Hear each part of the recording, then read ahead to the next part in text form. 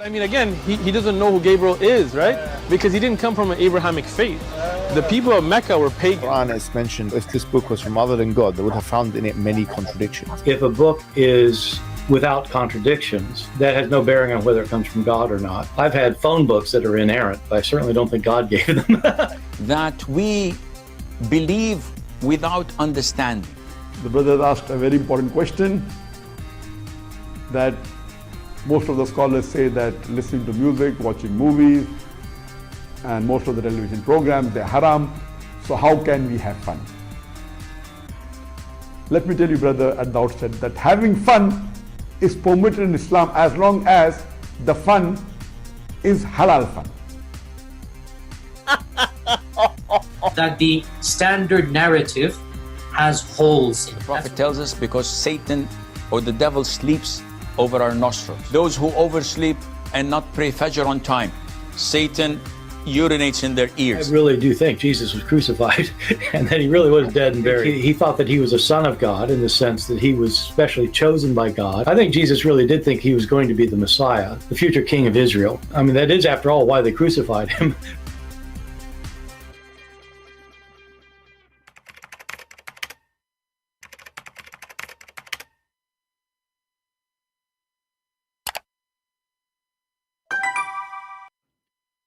Hello everyone, and peace of Christ all of you, peace of all your friends, and let us have some good time together. Today our topic, as you see on the screen, we are talking about gambling. Today YouTube recommended a video for me, and I found it very interesting. And the video was from a very well-known person. His name is Ahmed Deedat, who don't even speak Arabic. Yet they call him Sheikh. It's like Sheikh Uthman, he is right. You can be Sheikh without speaking Arabic. So here a Christian person, he says to him, well, what Quran can do? I mean, you are coming to debate the Christians, but what your Quran can do? So Deedat, you have an answer. He silenced all the Christians. And that. So look, Islam, through the Quran, through this one verse, it eliminated 4 major evils. One verse, I quote, Bismillahirrahmanirrahim, Ya ayyuhalladhina amanu, say, oh you who believe, innamal khamru, most certainly intoxicants, wal maisiru and gambling, wal ansabu and fortune telling, wal aslamu and idol worship, rizqun min amri shaitan, are an abomination of Satan's handiwork, fajtanibuhu la'allakum tuflihun. When this verse was revealed, wine barrels were emptied in the streets of Medina, never to be refilled. The most perfect, complete, and lasting revolution in the history of mankind. One verse, and the evil was abolished for good. If we go to the verse he is mentioning, we will see that even the Quran did not even forbid alcohol. And actually, Muhammad was copying Paul in 1 Corinthians chapter 6, and we will go there. But let us go here and see what the Quran really is saying. Remember, one verse eliminates all evil in this world. You will notice that the Quran even did not say that it is forbidden, neither gambling, neither alcohol, neither idolatry, neither any of those are forbidden. It says fajtanibu, which means avoid them. And there's a huge difference between avoid them and it's forbidden. Avoid them mean as try your best to avoid them. It's not a sin. It is not a sin. And I will open my Skype soon, and I will ask the Muslims, what is the punishment for gambling or for drinking? Now, for sure, they will say to me the hadith, right?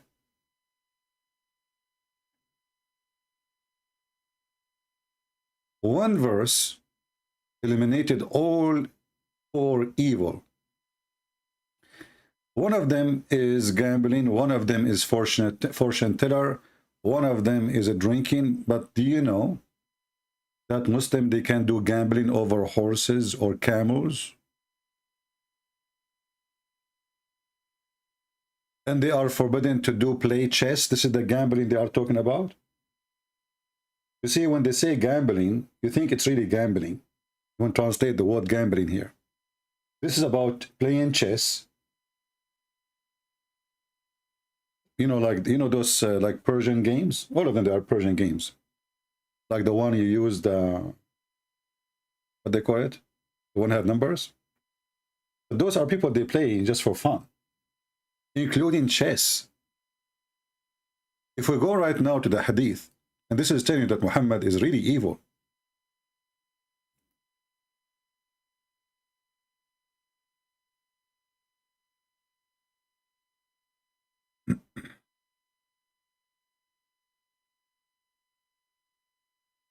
Ali used to say that the chess is a miser of the foreigners, okay? A miser of the foreigners. It's the gambling of the foreigners. But this is not gambling, you know? And then he continues saying here that nobody play chess except the sinner. Nobody play chess except a sinner.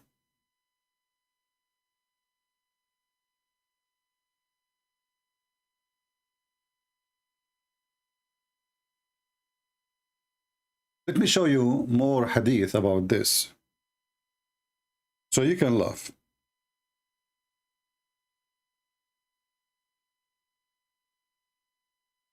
So we can gamble using money, real money, over horses, over camels.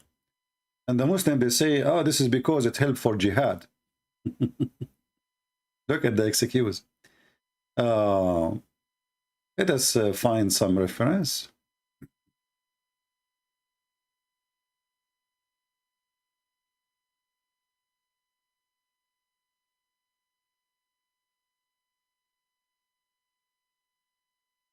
Let us read this one. This one is good and showing you how mental Muhammad is. And this is sahih, so they cannot say to you this is weak and, you know, this game. He who played Nardshir, which is actually, you know, like this table, you know, like they open it, they play it in Turkey and many other places. The one who do that, he is the same as somebody, his hands is in the swine meat and the blood of the swine. This is in the hadith. But this is not gambling. And this has nothing to do with gambling.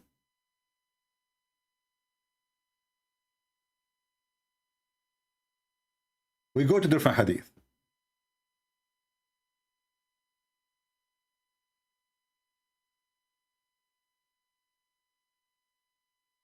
All of those actually, like this one is sahih. So the Muslim cannot say to us, this is accepted, this is rejected, and you know the game.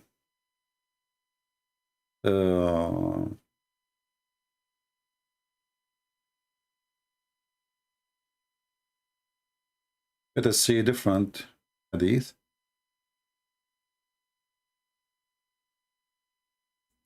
Just to show you how they try to fool people about what is forbidden in Islam.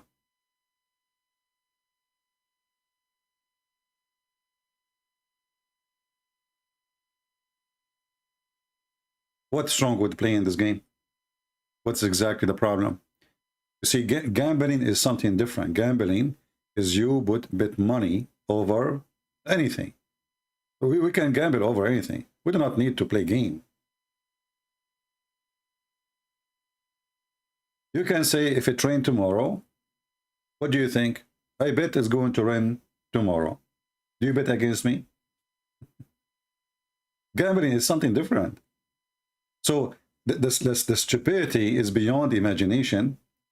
And Muslims, obviously, when they translate the Quran, they don't even know what they are translating. Nowhere even the word gambling is mentioned in the Quran. As you see, this is not gambling. What does this have to do with gambling? And how this can be gambling? And if we forbid gambling, then we forbid the act of gambling, not the game. The game itself is not a gambling. Chess is not a gambling.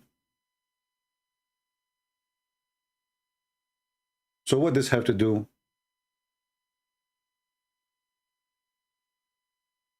With gambling? If we go to different reference, let's see.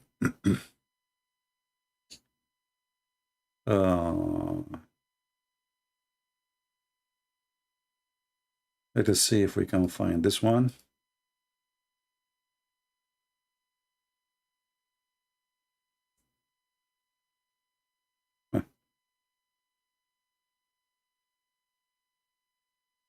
This is about chess.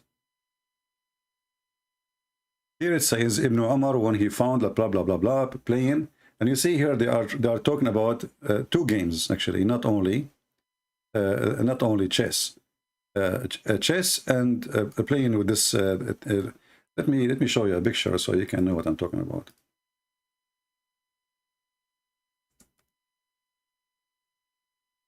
And actually, the funny is, this is the very popular game in all over Islamic countries.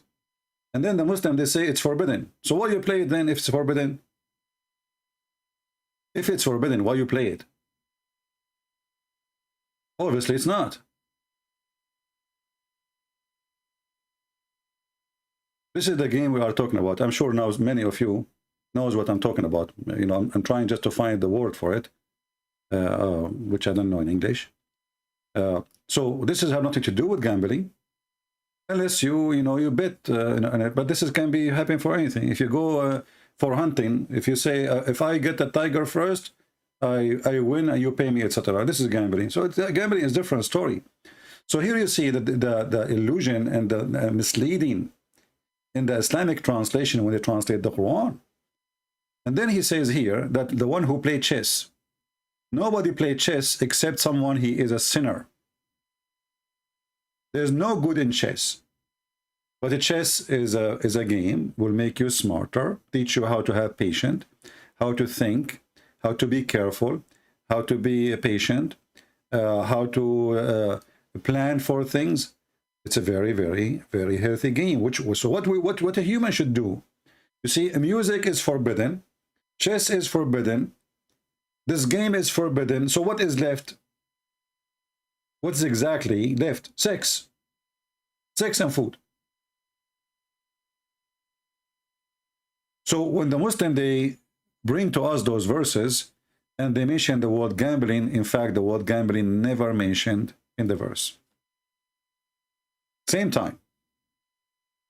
And actually, we can go and read the interpretation for the verse. You see, I can go right now and see the interpretation, and you will see that it's not what they are claiming. In the same time, many of you do not know that this verse came to Muhammad in chapter 5, verse number 90. But in fact, this is one of the last chapters Muhammad he received. If we check, you will find it came almost when Muhammad was dying. If we go here, we will find that chapter 5, let us go to chapter 5. According to Revelation, it came as 112. So the Muslim, they live their life playing, if this is gambling, playing gambling, drinking, and doing all those things which is bad. And now Muhammad, he have 2-3 years to live, and now he decided to forbid gambling. But look what happened. A group of Muslims, one of them, his name is Abdul Rahman ibn Auf. He invites some Muslim to his house, and they start drinking until they got drunk. And then they stood up to pray. And then instead of reading the chapter of Al-Kafirun correctly, they start skipping verses and skipping words. And then the verse came down saying, "O who you believe, don't drink when you are praying."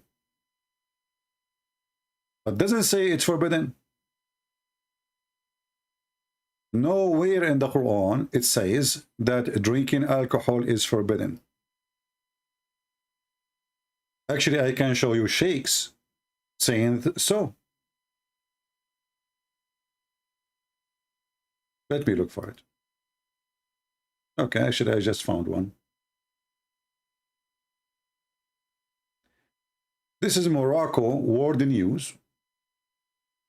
Nothing in Quran says alcohol is haram. And this is Al Arabiya TV, Saudi Arabia. This is what? Saudi Arabia TV. And this is in Saudi Arabia, in the heart of the Islamic countries. Nowhere in the Quran it says. And this is a newspaper publishing this from Morocco. Saudi writer Abdullah al-Bukhid, he has a claim on Monday that there's not a single verse in the Holy Quran forbid alcohol, adding that the Quran does not even mention the punishment over drinking alcohol. And he said, I find, you can read with me, I did not find anything in the Holy Quran that forbid alcohol, and there is no punishment too. Abdullah al-Bakhid, he wrote that in Twitter. This is the tweet. Now,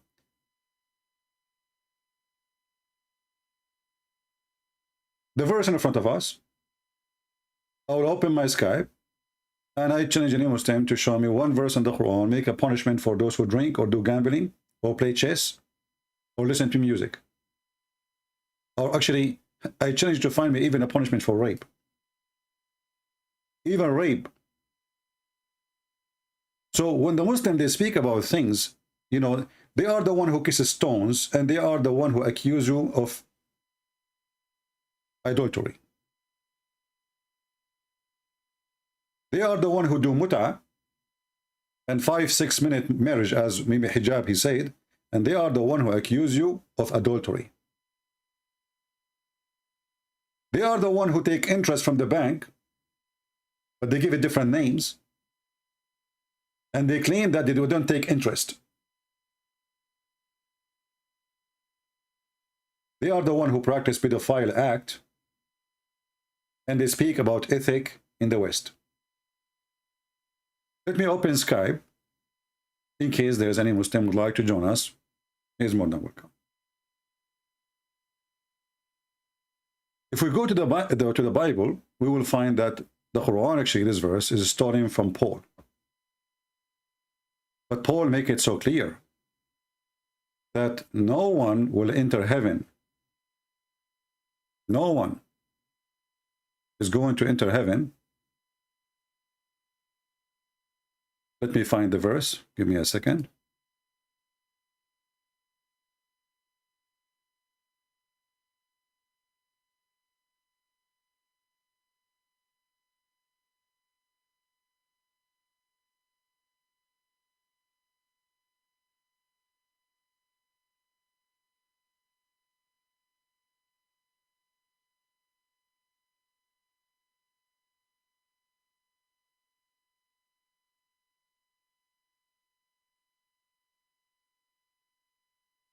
All right.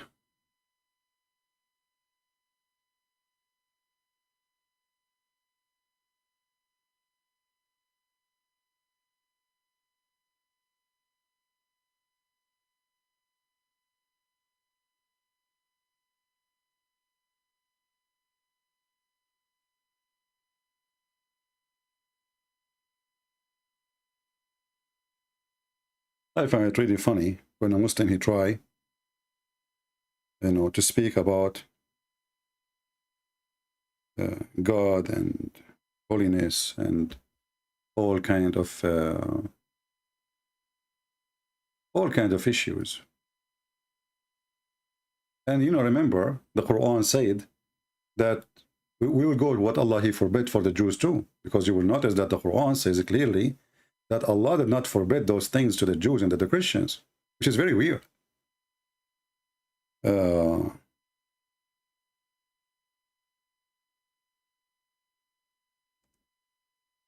I'm opening my Skype.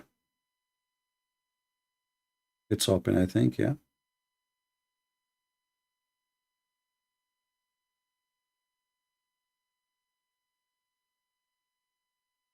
First Corinthian, yeah, First Corinthian.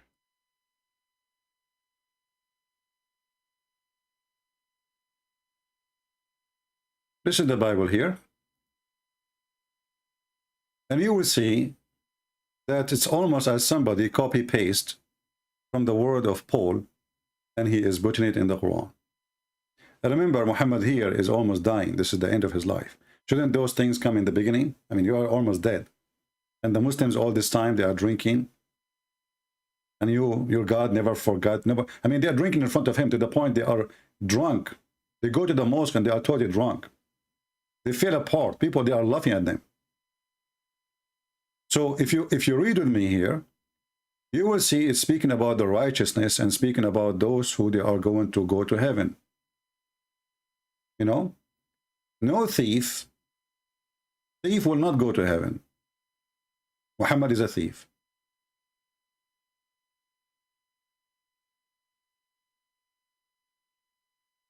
The people who drink and get drunk, they make it like a lifestyle. They don't go to heaven.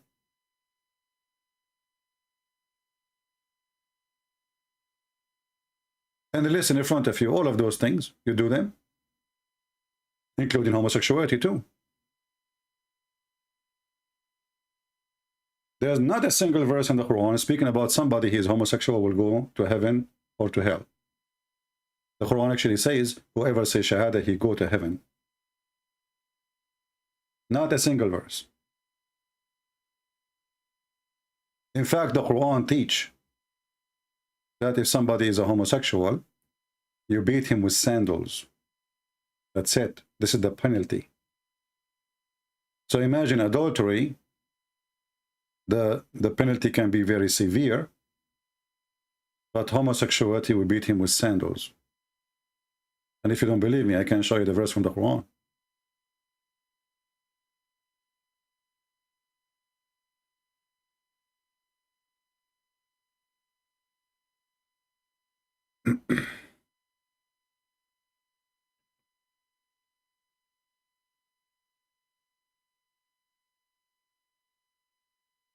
And here we notice that Islam is not really a religion. It's just a Muhammad trying to copy other people, trying to make a religion. And this religion is full of holes. Not only the narrative have holes, the Quran is full of holes. Because it doesn't make sense that there's a God, he make verses or he make a book, and then he forgot to tell us what is homosexuality in Islam is. Why? There's no homosexual. If you read my book, Sex and Allah, you will see that the whole town is homosexual. The family of Muhammad, if not Muhammad himself. Here it says, if two men among you are guilty of such an act, punish them, both of them. Okay, what is the punishment? In the Quran, there is no punishment. Nowhere it says what the punishment is. In fact, the word in Arabic, it doesn't say punish them. It says فَآذُوهُمَا. Adhuhuma, hurt them. It's in front of you. Hurt them. Not punish them. This is why if we go and read the interpretation, we will find it says, beat them with sandals. Beat them with sandals. So, Quran is not a book of God. Quran does not even forbid what it should be forbidden. No verse in the Quran is forbidding alcohol. Actually, alcohol, according to the Quran, in different verse, it's a miracle of Allah. If we go here, we will find the Quran saying the following.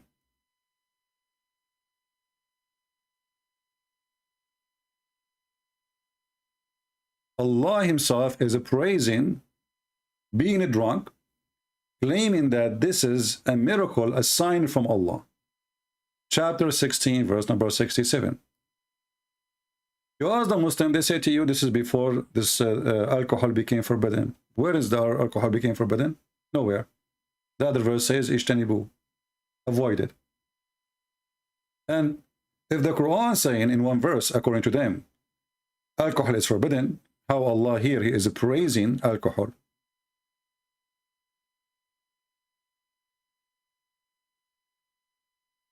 Change the translator, because most of the translation are very confusing and they lie a lot when they translate.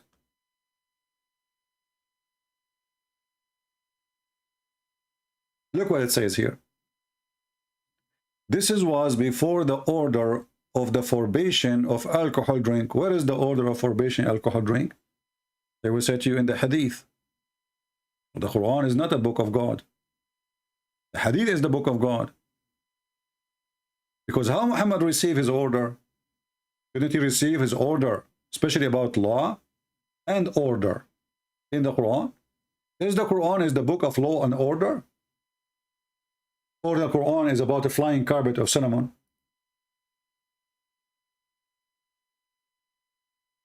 So when this fool did that, he says that for evil eliminated in the Quran, I challenge the Muslim to show me how those 4 evil eliminated in the Quran. Neither gambling is forbidden, neither drinking is forbidden. And as you see, the God of Islam, he is claiming that this is a sign from Allah. It is a sign from Allah. Remember when this fool Nadir Ahmad, he called me and he says he claimed that Quran, according to scientists study, those who drink alcohol, they will have a syndrome for their children. This is false. You know, those things can happen if you are addicted for anything. Addiction, this is a different story. Do we have any Muslim?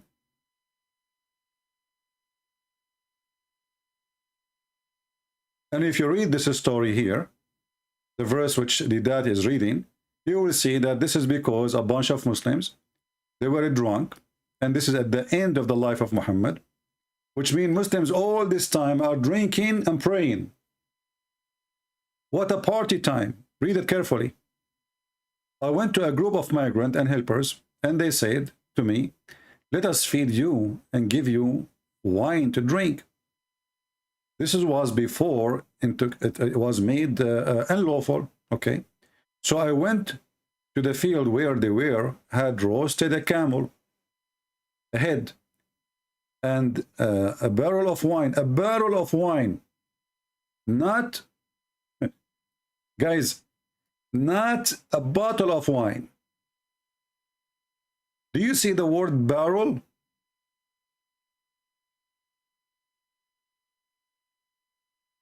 The Muslims don't drink in a barrel of wine, they drink in a barrel of wine. The whole barrel of wine. And this is at the end of the life of the time of Muhammad. He's almost dead. So all this time Muhammad did not notice that this is bad. So look what happened. They start drinking and eating as usual. And then when time for prayer, they stood up and they start falling apart.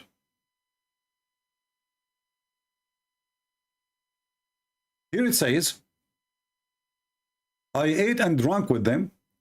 Then I mentioned the immigrant, the helpers. He said, the immigrants are better than the helpers. One of the men grabbed one of Joe Bones and of the head we ate. And he hit me with it. The Muslim now, the good believer, the companion of Muhammad. Those are the companion of Muhammad. The companion of Muhammad, they are drunk, fighting and hitting each other. So now they ate the head of the camel. One of the good companion of Muhammad, he grabbed a bone of the camel and he hit his brother in Allah. He hit me with it severe in my nose. In the process, I went to the Messenger of Allah and give him peace and informed him in what happened. And Allah exalted is he revealed about me and the matter of drinking. So if those guys did not fight, Allah will not send a verse. I mean, do you see the stupidity? So if those guys did not fight and hit each other, and nobody went to Muhammad, no verse, no Quran. They are drinking a barrel of wine. You see, when we speak about Jesus drinking some juice, some they say it's wine, some they say it's not. Doesn't matter really. But we don't see a bunch of drunk people. We see a very wise conversation. extremely wise, extremely beautiful, and we don't see people beating each other. So the Muslim, they accuse us of drinking, and they are the one who drink by barrels and they beat each other, and those are the companion of Muhammad. Do you see it? In the same time, we find that the Quran claiming that drinking alcohol is a miracle from Allah. And this verse here, nowhere it says that it's forbidden. Nowhere. It says ijtanibu, which means avoid it.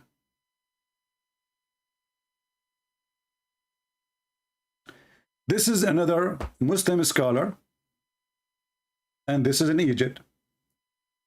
Egyptian cleric says alcohol is not haram in Islam. And he is challenging them to show them one verse that says it's haram. Nowhere. And the video in front of me, I can play it.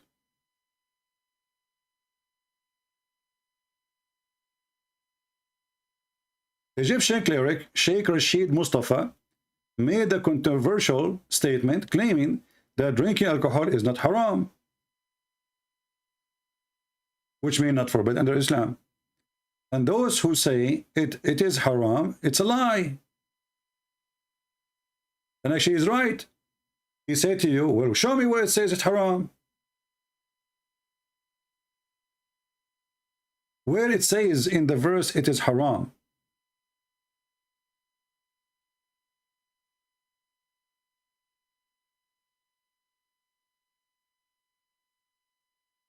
And he said here, well, if the alcohol even is forbidden, then God should give a punishment. So he's agreeing that his God is, this book is missing, this religion missing a big, major thing. How you forbid it? But there is all those things. Did you forbid it? Where is the punishment? And those are sheikhs. Those are not potatoes in YouTube. Like the ketchup boy who claimed to be a sheikh, but yet he cannot read 2 words in Arabic. Do we have any Muslim? Do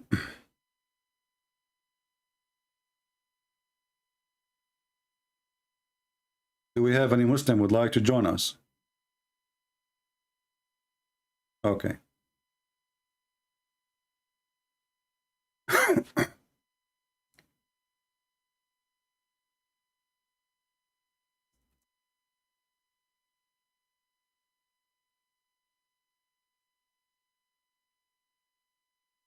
Let us see.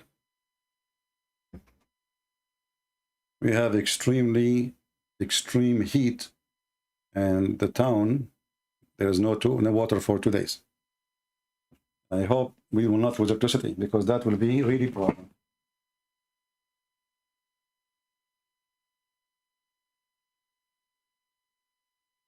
No water, no electricity. That means this town run by inshallah.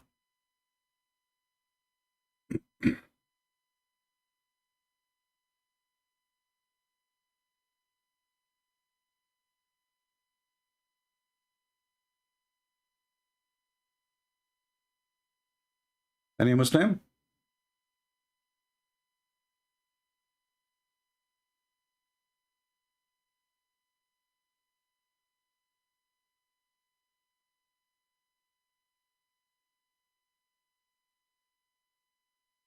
Okay. All right, we have somebody, have a Muslim friend. He's going to call me soon. Until then, we will see. Some of you send me a text message in Patreon, and they said you have a question for me. It's your time to ask, man. The one who said you have like maybe 2 of you or 3 of you send me emails. Remember always, you see, if you send me a question in Patreon, first, because my typing is not so fast and my English is not so good, so answering you by email, it's really horrible, take a lot of time, and it's a waste of time for me, because instead of answering the same question for 1,000 or 10,000 people, I'm going to give you answer only for you. So don't ask me in Patreon. Here, feel free. Can you give us the link about the barrel of wine? Sure. Do you want to get the barrel too?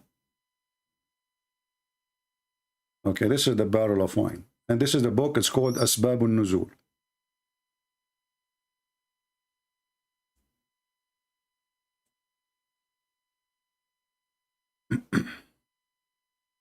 All right. As you see, this is the official Islamic website of the Kingdom of Jordan. This is not a Christian website, and this is not Christian books, and those are not our translation. I have a question about how to confront Shia Muslim about the age of Aisha, and if you cannot, what is the best way to confront Shia? First of all, my friend, Shia, they are people who practice taqiyya non-stop. Even when a Muslim Shia, he speak to his wife, he have to lie to her. Lying in Shia religion is a must. Otherwise, you are not a Shia. Actually, there's a statement that says, if you don't do taqiyya, you are not a Shia. It's a must. So when you say confront a Shia about the age of Aisha, will the Shia, they believe that they can have sexual relationship with an infant? If we go to the book of Tahrir al-Wasila,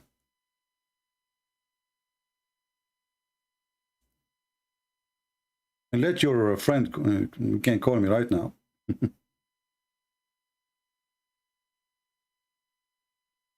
We go under the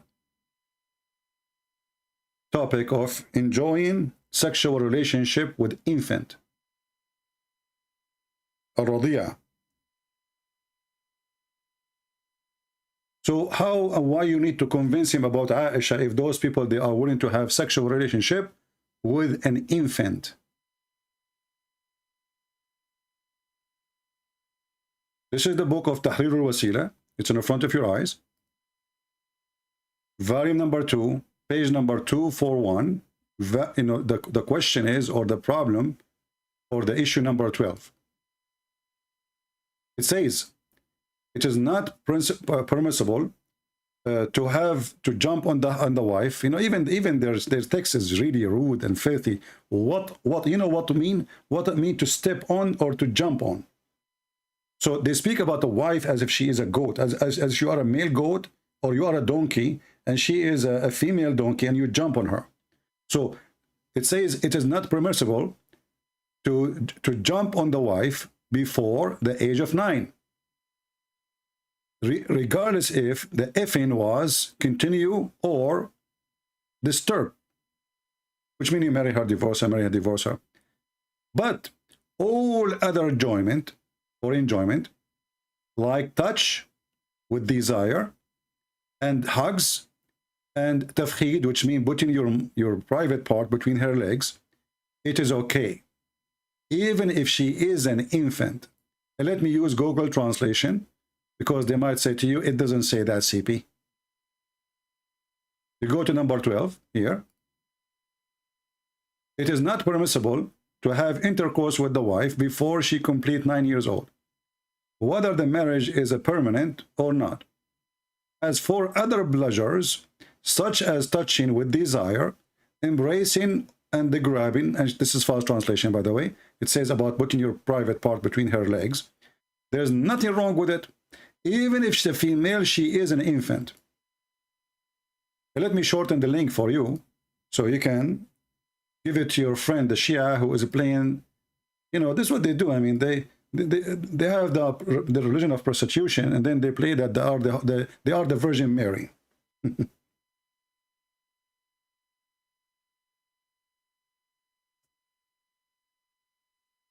And you can use Google translation even if you don't speak Arabic.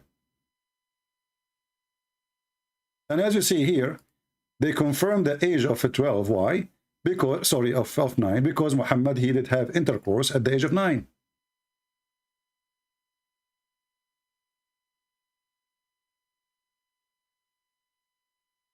Let me see.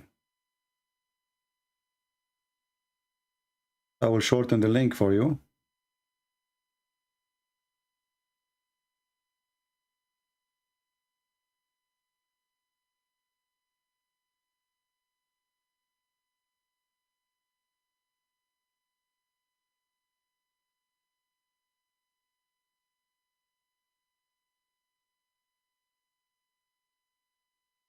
There's many websites, they claim they shorten links, but they are fraud.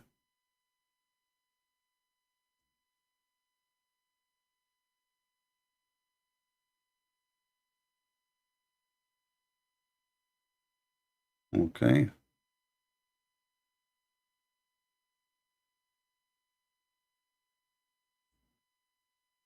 This is the link in front of you. Feel free to read. Any other question?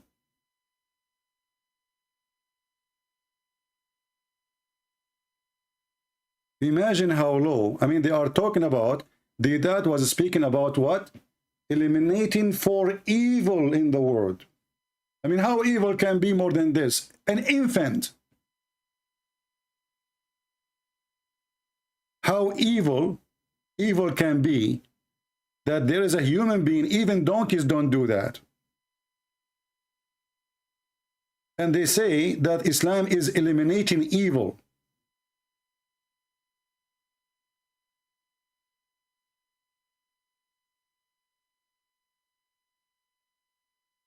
Is it true Sunni saying Shia are not Muslims? They do drink. Okay, that will take us to to the rest of our topic, because you remember, you see the title, it says Islam is a form of gambling. You know, when a Muslim, he says, like before I go live, one of the Muslims, he said that Islam like promise you eternal life. I laugh because this is absolutely false and this is against Islam teaching. Why? Because we know that Muhammad himself, he said that Islam will be 73 sect. 73 sect.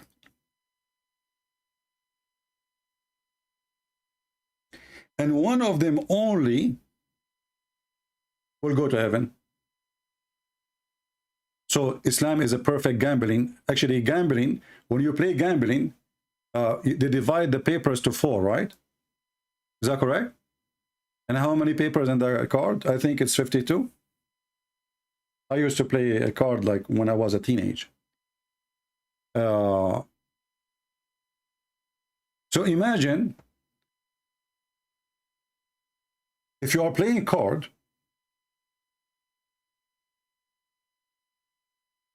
is it 52 or I'm wrong? Because I'm going to use my calculator. Is it correct, 52?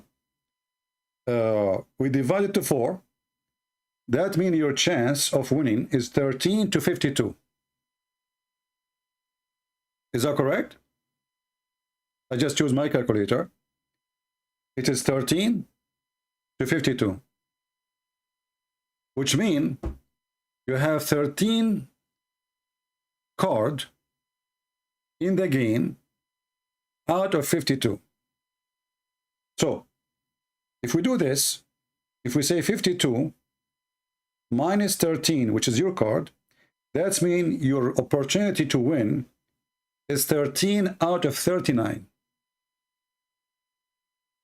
Now, if we do this, if we divide 39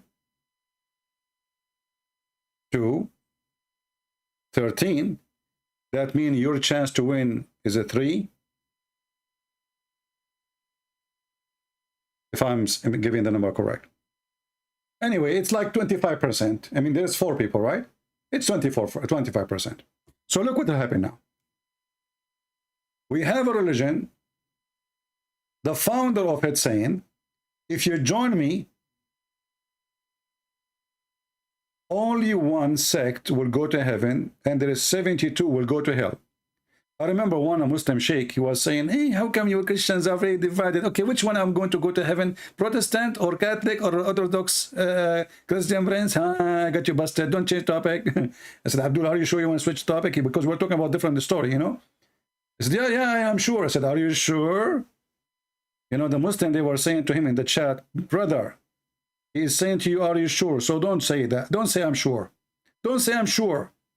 Abdul, he wasn't looking at the chat maybe to take the advice. So he said, I'm sure. So, okay, read this hadith for me. So he started reading. Okay. The Prophet SAW said that the Jews will split into 71 or 72 sect. The Christian will split into 71 or 72 sect. And the community, my community, the Muslims, will be 73 sects. So I said, the question you gave me, I will give it back to you. Look how stupid this religion. You know, if you ask any Muslim, they will say there's millions of Christian sects. What are you talking about? But if this is true, that means Muhammad is truly a false prophet. Because you're a prophet, and look, Muhammad is not sure, huh? You know, listen, 71, 72, but he's sure. It's one of, like 71 or 72. Because the Muslim will be 73 guaranteed. And now if we count how many Muslim sects, it's endless. Gambling. So when a Muslim, he lied to you and he says Islam promises you salvation, how you can receive salvation if you do not know which sect? He will say to you, a Jama'ah. Jama'ah I mean group. What Jama'ah? What's a stupid answer? They asked Muhammad, who are those sects? He said, a Jama'ah.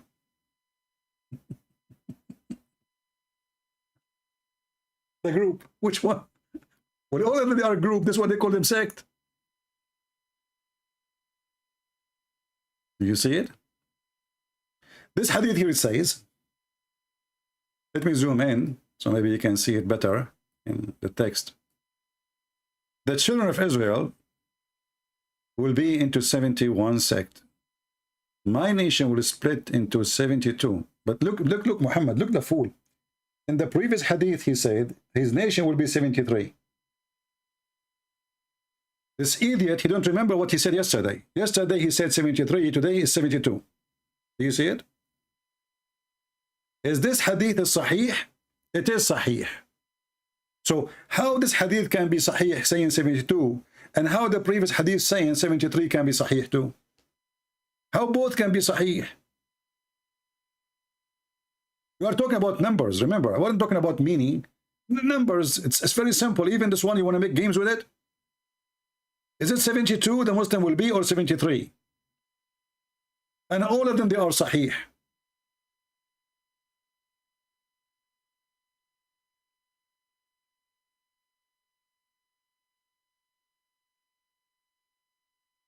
Sahih, brother. The religion of Sahih, brother.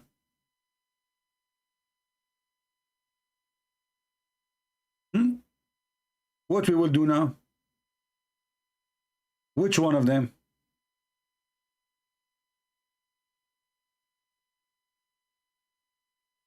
Which one? Sahih. Sahih. So Islam for true is a form of gambling. It is a gambling because when you join this cult, it's not only a sexual cult, it is a gambling. And you know you are a loser because there's no way there's God. He promised you if you go and hate the other neighbors, he will give you a lot of women for sex. You must be stupid. You must be certified idiot. I mean, what kind of God he promised me? I mean, this is what God he do? You open your door, you find a box full of women?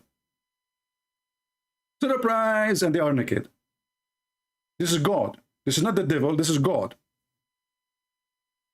And then what do you do after that? Allah, he promised you that your penis will never go limp.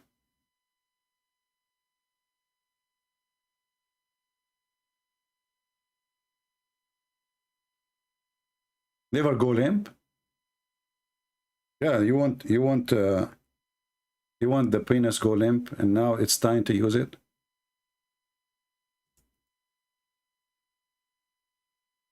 You want to be in the limbo?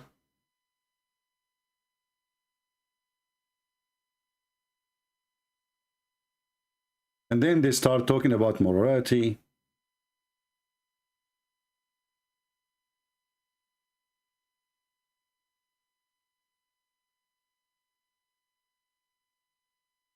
Morality. Look who is talking. Eliminating evil. Look who is talking.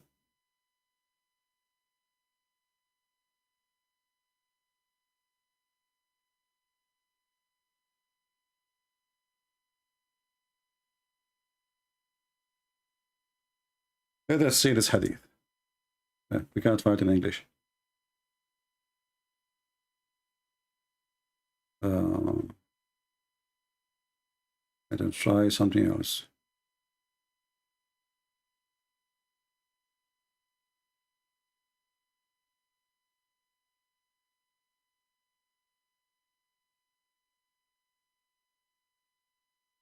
Yeah, let us show this one. This one will do.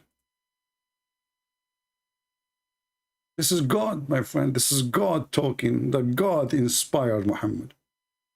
So the God of Islam is going to import women from hell. They are from hell. And why they are imported from hell? Because simply they are so good in boom boom. They have a skills, brother. They have a long resume.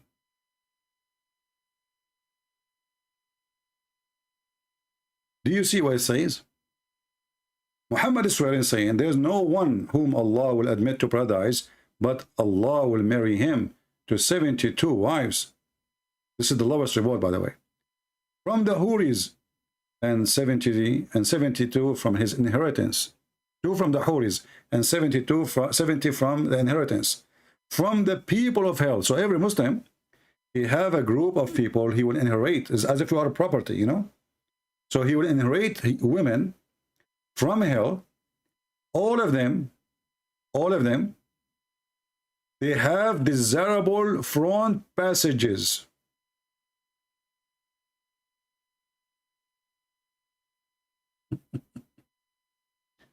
What is the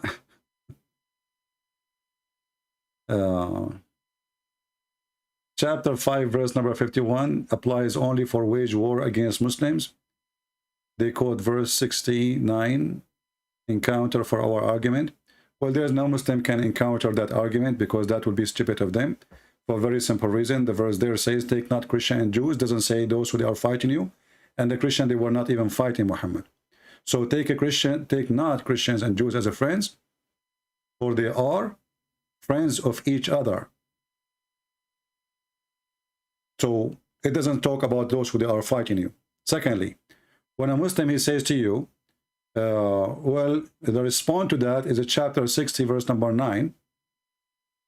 This verse.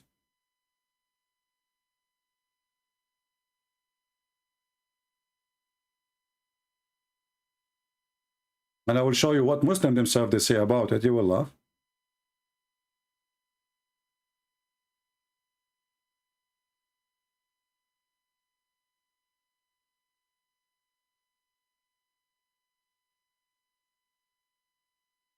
What this have to do first with the other verse? This one, it says, Allah did not forbid you regard those who did not wage war against you to be good to them. If you read the story, you will find this is a story about the mother of Aisha. She came and she brought a gift for her. The mother of Aisha, she refused to become a Muslim. So Muhammad, in order to accept the money, he said to her, it's okay, you know, they are not fighting us, it's okay, you know, she didn't accept Islam, so okay, you know. She is not even a Christian. She is not even a Jew. She is a pagan. So they fabricate and they lie, and this is not really what it's meant. This is why Muhammad, he says in chapter 9, verse number 29, fight those who don't believe in Allah, not the one who fight you. Muhammad, he sent the letter to the king of the Roman, saying to them in Jerusalem, the ruler, convert or die. Aslam taslam. So how that have to do with this? They are hypocrite liars. And then you should ask him, do the Christian and the Muslims, they have to pay jizya? He say yes. He said to them, everyone? He say yes, everyone. Okay, well, that's mean Islam in war with everybody. Islam, my friend, is in war with anyone. Anyone who don't accept Islam is in war. So when you go to chapter 5 or chapter 9, why we cannot take them as a friends? Simply because they are not believing in Prophet Muhammad. They are enemies. Actually, I will show you a better verse.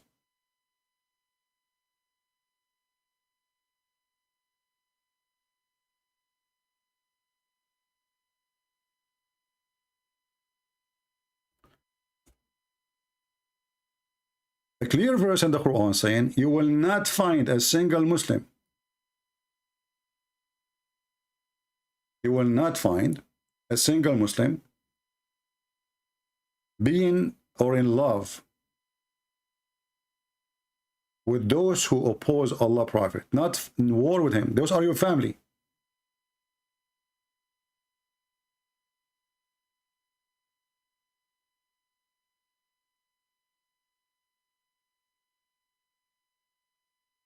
Let us see.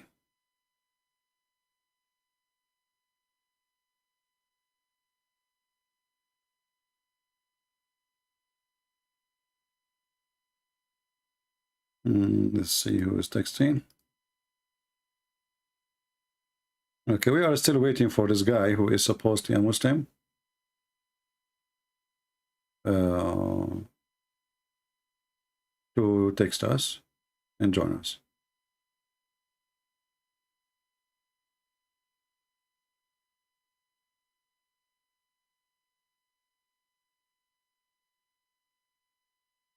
All right.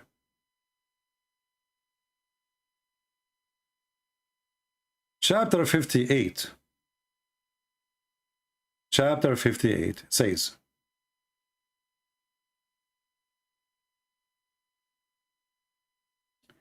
verse number 22. This is the last verse.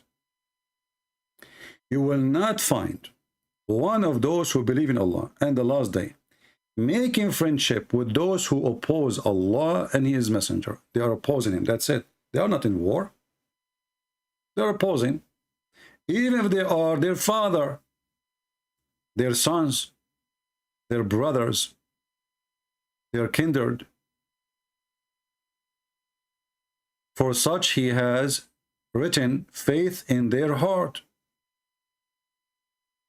See, even your family, you cannot be friend with them. So where is the war? Your son, your brother, your mother, your father, your sister.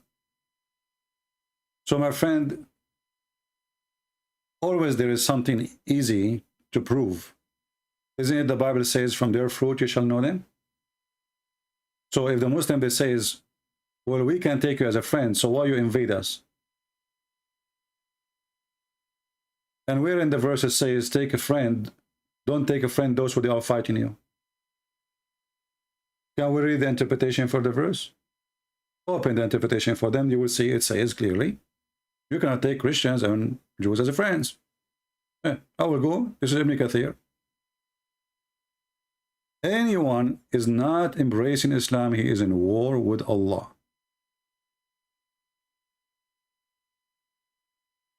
And if you are a fool, they can fool you. But you know, I always say, if a fool like Muhammad can fool you, well, how foolish are you? I mean, this is the most dumb idiot ever in history. The most obvious stupid prophet. Read carefully. Allah forbid His believing servant from having Jews and the Christians as a friend. Suddenly, you see, if somebody is saying to you they are in war with us, how they can be your friends anyway? I mean, do you see even this, how stupid the answer is? If the Quran is saying that don't take them as friends, that's mean take them as enemies. So who is the one forcing enmity? In chapter 5, verse 14, the Quran says, Allah will spread hatred and enmity between the Christian until the day of judgment. So the verse itself refuting them. Why you don't use your brain? I want to take you as a friend. The verse saying, take not Christian and Jews as friends. But if we are enemy, we will not take you as a friend. Do you know what I mean? How we are in war, and I want to take you as a friend. So this is not about people in war. This is about people who are in peace. A Christian, a Jew, he want to be a friend to you. You are forbidden. However, in chapter 3, verse number 28, it says, you can take them as a friends as long you don't mean to do so, which means you are lying, speaking to them in a friendly way, but your heart dislike that. Who said that? This is their books. Who said that? This is their scholars. Who said that? This is the cousin of Muhammad. It says here, the one who take the disbelievers, the Jews, for their friend, so as for the become might and honor, like if you make an honor, read friendship, in the preference to believers, The one who do take them as a friend, and he is sincere in that friendship, the one who do that, seeking might and honor by taking the non-believers, they call us hypocrites, imagine. And the disbelievers as a friends, he has no connection with Allah, he has no honor, mercy, or protection from Allah. But what happened? He just took a friend, he's a Christian. Yes, the second you take a Christian as a friend, you are not a Muslim. So what we see today, you know, Muslims, they joined the Congress in USA, they died. You see that congresswoman with her name from Somalia, she danced with a homosexual. All of this is to betray the system, taqiyya. This is the verse about taqiyya. It says here, إِن تَتَّقُوا مِنْهُمْ تُقَاتٍ. So you do taqiyya. Taqiyya mean, read carefully, guard yourself against them, save yourself from them, taking as it were security, taqiyya, saving yourself from them by speaking in a friendly way toward them while your heart is like this. You see it?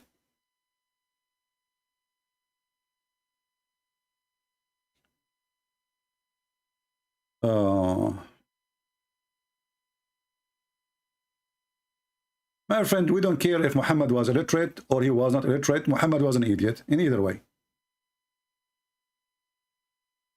Who care? All right, we have an ex-Muslim. You want to ask questions, so we'll take him.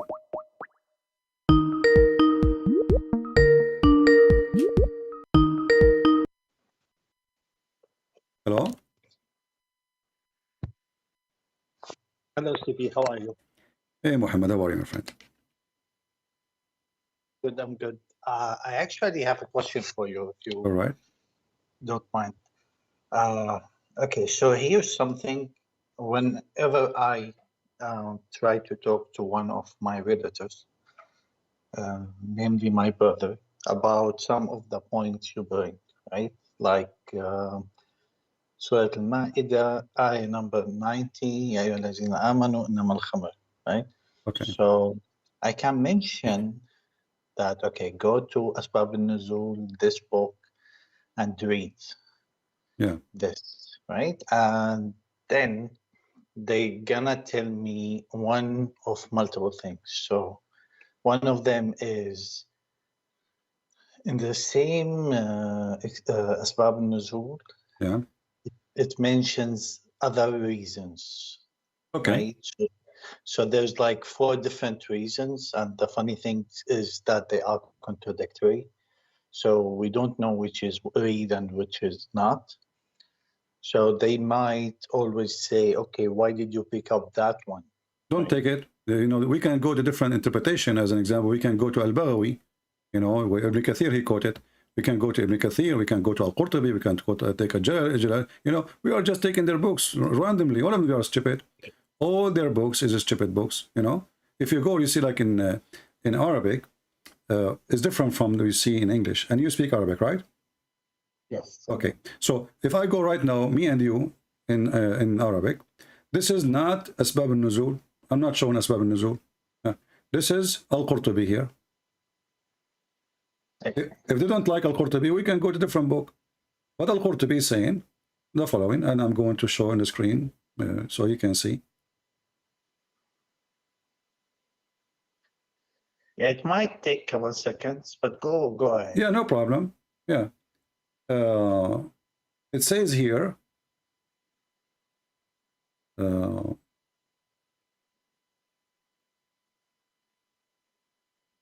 when a group of Muslims, they were praying, they got drunk, and you know, they messed up reading the verses, and they were falling apart.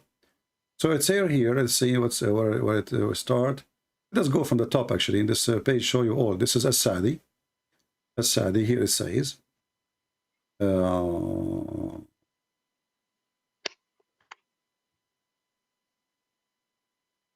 Actually, As-Sadi don't say anything. Just stupid explanation. Let us see other one. Al-Wasiyat al-Tantawi. Speaking about why khamr, what is bad with it, etc. See here.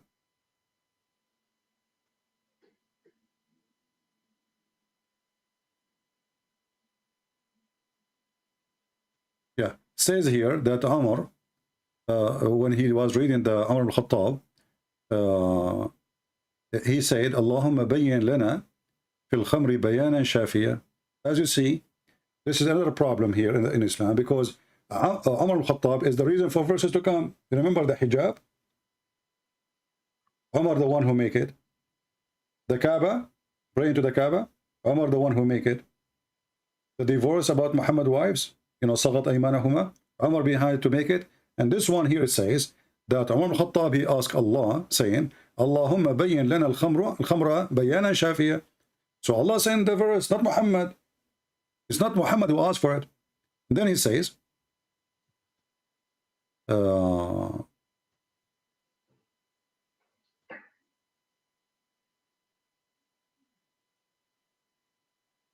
and this is the opinion of the Kashaf, and some of the scholars, they agree with him. And then he continues saying, it says here that a group of Muslims, Abdul Rahman ibn Auf, he invited some Muslims, and they start drinking and get drunk, and then some of them, they stood up to pray, and then when they start reading the prayer of Al-Kafirun, they, you know, like they messed up the chapter and they were reading it not right, and they were drunk. And then when they get drunk too, they were saying, like, you know, like what the Arab they do, when they proud about themselves, they make poetry, and they start accusing each other and they're fighting each other. And then here it says, one of them, he took the bones of the camel, as the other the one will show you. It says, and he hit him with it, and then he went to the Prophet of Allah, and he gave him the verse which Allah he sent to him. And this is when Umar, he says, Allahumma bayyin lana fil khamr bayanan shafiya. So after the guy, he hit the other guy, because all of them are drunk, Umar, he made a prayer saying, may Allah send us a verse about wine. And then the verse came. So if not the fight happened, if not Umar, he asked for it, no verse will come. And this is not Asbab al-Nuzul. This is you know, Muslim interpretation, sheikhs, they're scholars. This is Al-Qurtubi, same story, you know. So there's actually, and I like talking to you, but I also understand there's the other caller might call any moment. It's okay, you know, nobody's calling for now. But I mean, do you see? This is not our problem. And yeah, where the verse, my friend? Where the verse saying it's even forbidden? But notice something, and this is the point. Like I don't. It's not a hill I'm willing to die on. I'm just mentioning it. But if you think about it, there's so many different stories. Like I'm looking at the screen, and you keep going and going, and that's only one tafsir and one book. And every one mentioned the story a little bit different, right? Yeah. So this, like you know, the term Chinese whispers. It's basically when people in a circle, you whisper to your friend, you tell him like a sentence, it goes all around. And at the end, you listen to it, it's totally different story. You see, the same verse, there's a million, like now here, I'm reading a different story here. It says that this is about Mu'az ibn Jabal. He was reciting the Qur'an, and this is the one Muhammad, he said when he died, the throne of Allah was shaking, you know. So this guy was a drunk too, and they missed the chapter of Al-Kafirun, they missed it up. So you see, it doesn't matter what the reason. This is the end of Islam. Muhammad here is dying. This is the end of the life of Muhammad. Chapter 5 is chapter number 112. But CP, the thing is, and here's like whenever I press someone, I always get this thing. Well, it's weak hadith. You show it's hadith sahih. You tell it it's weak. But regardless, they always go back and tell you, we accept the following. We accept the Quran. We accept the... No problem. If you accept the Quran, there's not a single verse in the Quran saying it's forbidden to drink alcohol. Show me. This verse, it says, you speak Arabic, they speak Arabic, says, it says, ijtanibu. Actually, I argued exactly for that because, like, when they don't want, like, someone could argue that when you say it's too bad, it's something from the devil, don't even come clear to it. That means it's so bad. No, my friend. Okay, there's many things from the devil. Isn't it lying from the devil? But Muslim, there's no punishment for lying. Islam actually encourages you to lie. What you see? Like, there's million things. There's million things. Everything is bad. Muslim doesn't lie. Yeah, but what is the punishment? What is the punishment in the Quran? What is the punishment in the Quran? Yeah, but CP, they take, and I'm sure I was talking over you. They say we take the Quran and we take the Hadith in the 6 books. No right? problem. Okay, let's take the Quran. So how Allah, Allah the same God? Hold on, just wait with me. How Allah the same God is praising the alcohol in different verse in the chapter of An-Nahl?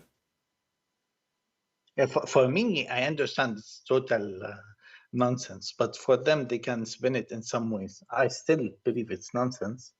But I'm saying if you go to the Hadith, they accept. They'll probably find that there's a Hadith that says anyone who touches, anyone who says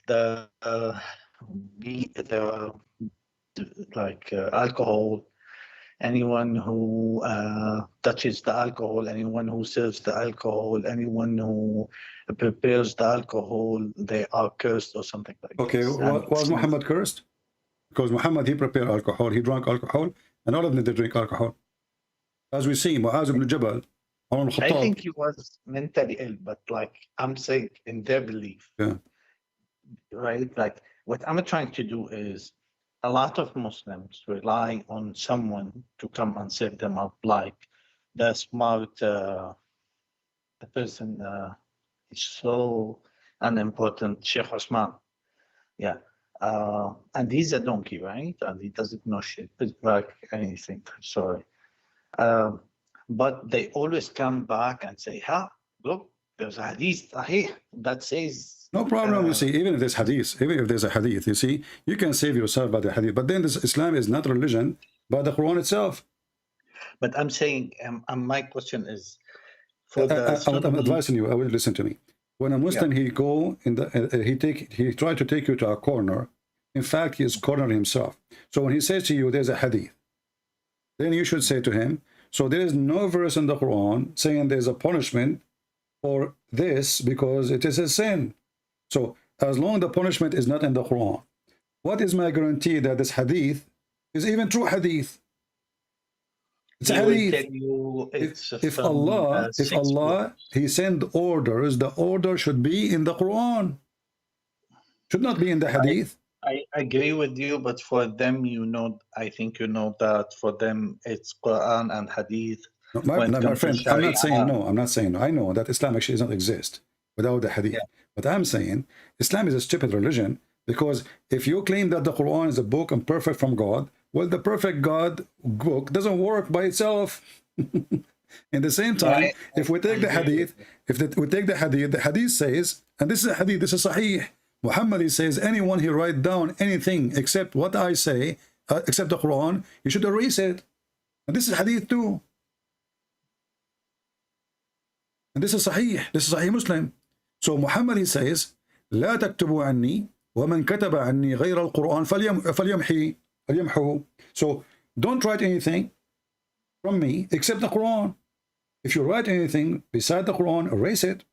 Okay. So now, if we follow what Muhammad said, they said to you, we follow the hadith, right? Well, this is the hadith saying we should erase the hadith.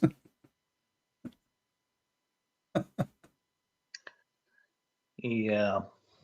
So here actually, this is a proof to us that Islam is not a religion, because if the book, I am a Christian, do I need to go and read a book written by somebody, about Jesus to understand what Jesus ordered me to do? No, I will go and see what Jesus said, But CP, but the truth, the unfortunate truth is, what usually they believe is that they are weak at religion, and if they read more, they would come with answers. And what I'm trying to do is I'm trying to corner them. So if they tell me, well, we accept the 6 books of hadith, I can show them stuff from there. And if they tell me, well, it's weak, I will force them to give me a clear method how they accept that. This is Sahih Muslim in front of us now. How this can be weak? Sahih Muslim is weak. But don't they say in Sahih Bukhari there are weak hadith? There's no weak hadith. This is a lie. You see, even like Sahih Bukhari, because there's they are a lot of embarrassment, they're trying to get rid of it, so they say it's weak, but it's called Sahih Bukhari for a reason. You see, Sahih Bukhari is not even named Sahih al-Bukhari by al-Bukhari. Al-Bukhari himself, he did not write a book. This is the Muslim Sunni project. They collected everything al-Bukhari he said, and they called the book Sahih al-Bukhari. There's no book it's called Sahih al-Bukhari. It does not exist. There's no book it's called Sahih Muslim. It's not even exist. They don't have a copy. I changed any Muslim to show me original copy of al-Bukhari. Even they themselves, they say, well, this is according to the student of al-Bukhari. He reported hadith, etc., etc. So they made a collection, they call it Sahih al-Bukhari. And it's called Sahih al-Bukhari because they study it very well. And every hadith inside it is Sahih. So this is a book. This is why it's called the highest books. Why? Because it's called in purpose Sahih. It was not a name. It was given the title of authentic because this is a collection of authentic only. Do you know what I'm saying? I understand, but what happens? I know what will happen, my friend. If somebody he will argue. If somebody wanted to listen, it's up to him. It's okay, no problem. You remember the two Arab? There is two Arab. They were hunting. One of them, the first one, he says to him, "Do you see that goat? I'm going to shoot the goat." He said, the other one, he says to him, "Well, this is not a goat, this is an eagle." The other one, the first one, he says, "No, this is a goat." The other one, he says, "Okay, let us shoot. And if it's a fly, then it's an eagle, it's a bird. If it doesn't fly, it's a goat." The guy, he took the gun and he shot. And it did fly. So the second guy said, "See, it is not a goat, it's a bird." The first guy, he said to him, "You know what? It's a goat even if it doesn't fly." And you must have grown up in the same time and don't waste your time. Don't waste your time. When somebody, you know, you are talking to somebody, he believed that the goat doesn't fly. Honestly, there are people who are honest. If they are honest, they will not play the game of the goat and the bird. You know, they are not. So, but for them, again, they have criteria. So they tell you, well, we believe in this, right? And we believe Qur'an and these books of hadith. Okay, no problem. But so just give me 1 minute. Okay. 1 minute, I promise. Okay. But then you go to Bab al-Nuzul al-Wahidi, we were using, and you show him, look, they were drinking by the barrel, and this happened. And they will tell you, okay, well, show me this in Sahih, in these 6 books, right? Is there a way to find it in these 6 books? You know, I don't know really if this hadith will be exist in the in those 6 books. I did not really search for it, but I can check it out. But it doesn't matter. You see, at the end of the day, why even this book exists, and why they put it in their library, and why they teach it in school if it's not valid? And you know, and why the interpretation? All of them, they agree with it. And if you 100 years ago you asked for the best Islamic books, they would give you these books, right? Exactly today. And actually even today, you know, the one who reject today is those who, you know, let us say they became more educated and they don't want to accept the reality that Islam is really stupid, you know. That's all. And actually even the verse itself is a contradiction, because if the alcohol is from the work of Shaitan, right?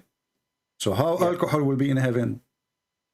And how alcohol in chapter 16 is a miracle of Allah. If they say the alcohol of this earth is from Shaitan, well, the same book praising the alcohol to be great as a sign from Allah in verse number 67, chapter 16. So if the alcohol is from the act of Shaitan, how in the world, chapter 16, this is Quran now, this is not Hadith, how in the Quran says that this is a sign from Allah? So what is ghawl when it says you have like alcohol without the ghawl? Without what? Ghawl. La ghawla No, fiha no. wala. Yeah, it's simply, it's like they will not even fight about it. They will not go crazy. But it doesn't matter. It's alcohol. It says khamr. Anharu khamr, not only khamr, anhar, rivers of wine. Wine is wine, doesn't matter. If you promise you won't get drunk, who care? Still, it's a wine. So if the wine is from the act of Shaitan, then Allah is importing wine to his heaven. Why?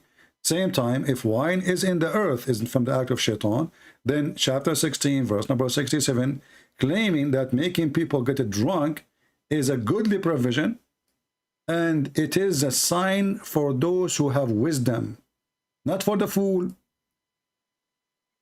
It's a sign, and it says here the word goodly, and goodly provision. So how the other verse says this is from Shaitan, and this verse saying this is goodly provision? Well, I think the Muslims, they say this is the third step. Doesn't matter. You see, it's a third step. That means Allah is deceiving them, because if Allah, he praise alcohol today, condemn alcohol tomorrow, that means Allah is a liar. Because alcohol is alcohol, nothing changed. So what step? You know, you do not need to praise it to go in a step. You should actually do the opposite. You should slowly tell them it's not good, it's not right. But as you see, it says goodly. I once heard someone, I don't want to say name, but he said that the goodly stuff, it's the stuff that is used in anesthesia, where like they give it to you before the surgery. So like you hear people come up with all different stuff to justify things. Yeah. Yeah, I don't know how to deal with these people. Well, bring them to me and let me deal with them. All right, my friend? Okay, my friend. All right, take care. I'll see to that. Thank you so much. Have a good day. Yeah, our friend here, by the way, those who do not know, he left Islam talking to us, right? Talking here in the program. Is that correct? No. Okay. Actually, it would I'm have sorry. made my journey faster, to be honest. Can you remind But us? no, Can you remind us about yourself a little bit before you go? I'm originally from Syria. I don't live there anymore. Okay. I was like really devoted when I was a kid, because originally I was born in Saudi Arabia. I lived first 10 years there. You know, there's a big impression on you. I was totally in it, you know, like totally. Yeah, because all the school is just Islam. You know, there's five books they teach you. You know, it's wicked. Yeah, it's even the class for mathematics is about Islam. Not a joke. It was like, for I don't know if they still do these things, but there was a prayer, a Dhuhr prayer. You do it inside the school. There's no school in Saudi Arabia anyway. It's a brainwash manufacturer. I don't know now, you know, how it is now, but what I know about it, it is a joke. It's not a school, because you have 5 out of 7 teaching a class about Islam. So where is the school? What you learn there? You know? Well, the 5 thing is, I think when you are at what do you call it, senior year in high school, and then you have 5 subjects about Islam. Yeah. Right. But I also remember that honestly, it was very easy. You could easily be like successful studying there. Anyhow, long story short, then when I became 10, my parents came back home. I was really religious. My father is like a religious person. So growing up, I always had like a lot of, what do you call it, doubts, so to speak, and contradicting stuff, you know, and I can't answer it. And it was really hard because now I know a lot of people gonna say, he's not really Muslim, Islam does this, but okay, if you grew up where I grew up, that's what they used to teach us. And what I would argue that that view is correct, because any view is correct when you have something this vague as religion. Anyhow, to keep it short, it was really like religious. I couldn't question my religion. That was the hardest thing, because I used to believe that the devil was communicating with me and trying to make me leave Islam. And think the most defining like point in my journey, which lasted for years, because I was mostly because I was afraid to tackle it. But what happened is when I reached the conclusion that I should seek a truth wherever it is, I was no longer afraid to question and ask these questions. Very good. Well, good for you. We are happy. Once that happens, you can't stop, you know. Yeah. All right. Well, glad to have you, my friend, and feel free to bring your friends if they like to call us and join us. So let us see how they can resist and they can convince us to be wrong. Thank you very much for calling. Thank you. Sure. Thank you. Thank you. Have a good day. Bye-bye. Yeah, actually in Saudi Arabia, this is why Saudi Arabia is the manufacturer of terrorism. If you go actually to the Islamic, the government official website of Saudi Arabia, this is there. This is for the first elementary. The first one here says Riyadiyat, which means mathematics. Here it says science. Then it says Arabic. And then here it says English. And this is new, by the way, but in the old, long time ago, English does not exist. There's no English but English, you know. And yeah, and now there's a computer. But look, this is tafsir. This is tafsir. The subject, tafsir. The second subject, hadith. The third subject, ijtimaiyat, which means society. It's about Islam too. The eighth subject is tawheed. The eighth subject too is tahfiz, which means reciting Qur'an. The sixth subject is Qur'an. The fifth subject is family. It's about Islam too. The fourth subject is fiqh, which means about the Islamic law, etc. Like what's right, what's wrong. The third subject is studying Islam. The first subject is Quran.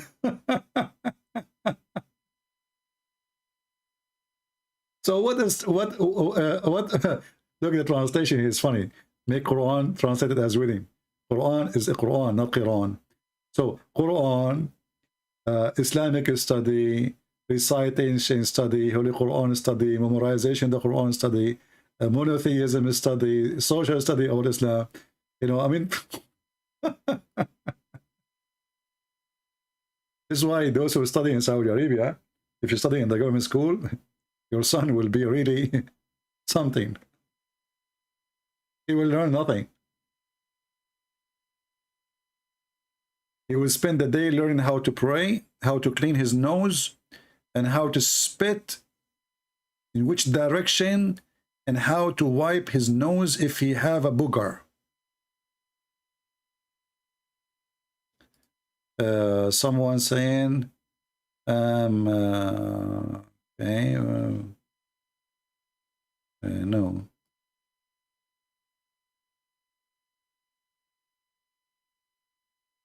Let us see this person.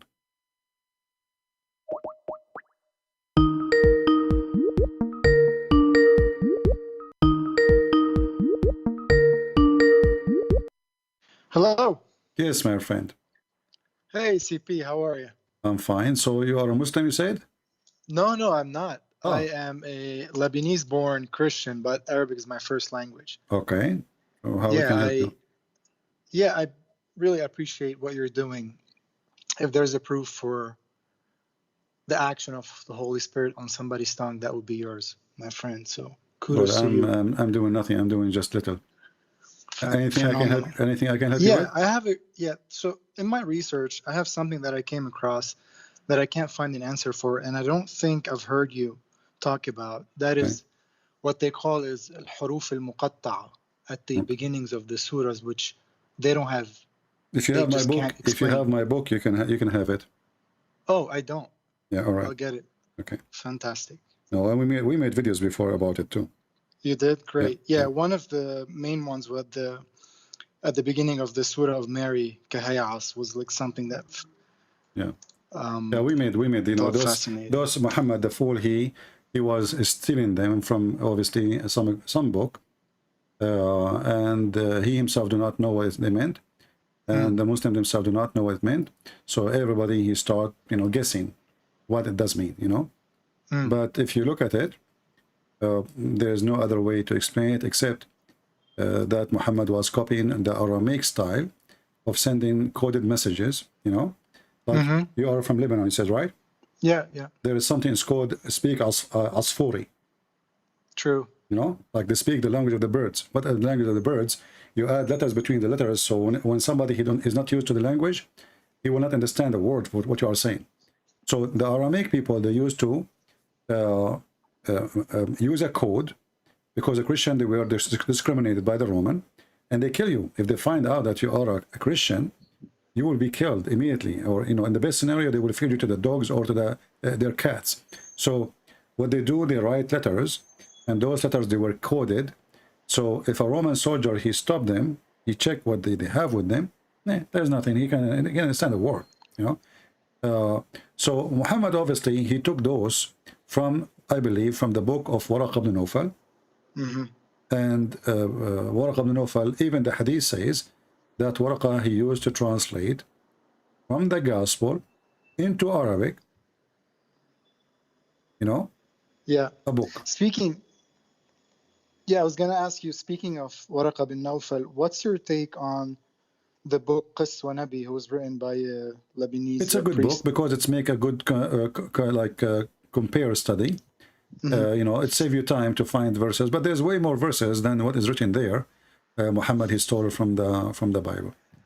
But the important for us, that's in your book? No, I mean, for me, I speak about certain verses. Like example, when the Qur'an speak about اقتربت الساعة وانشق القمر. This is a poetry from Amr al-Qais. Muhammad, he took it and he changed it, and he make it. It's coming from his God, but the poetry is there, and it's very well known, very famous. Yeah, that is different style of book. It's a good book. Anyway, my friend, thank you for calling. Thanks. Anything else? That's about it. Thanks. All right, thank you very much. Thank you. We are, as you know, we take calls from Muslims, and if you are an ex-Muslim, we can take as an exception. If not, please don't, you can ask us in the chat. Let's see here, we have a Muslim. He called himself Ali. Let's see.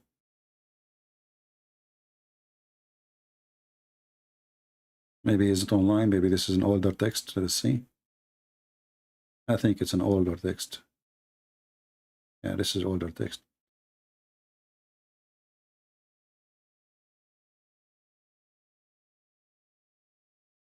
Do we have any Muhammadan? If you have a sheikh, if you are a sheikh, if you claim to have knowledge, and if you think you can refute us, please feel free. Call us. Anyone?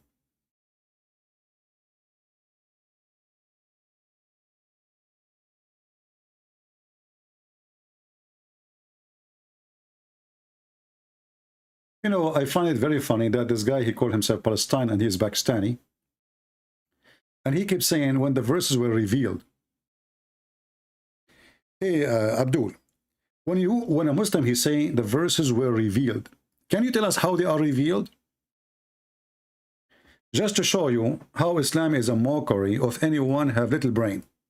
When the verses are revealed, when you see the word revealed, you say, wow, the word of Allah was revealed? How? How the Quran was revealed? Shall I show you? Palestine boy, you're a prophet. He used to receive a sound of a bell. Not jungle bells, different one.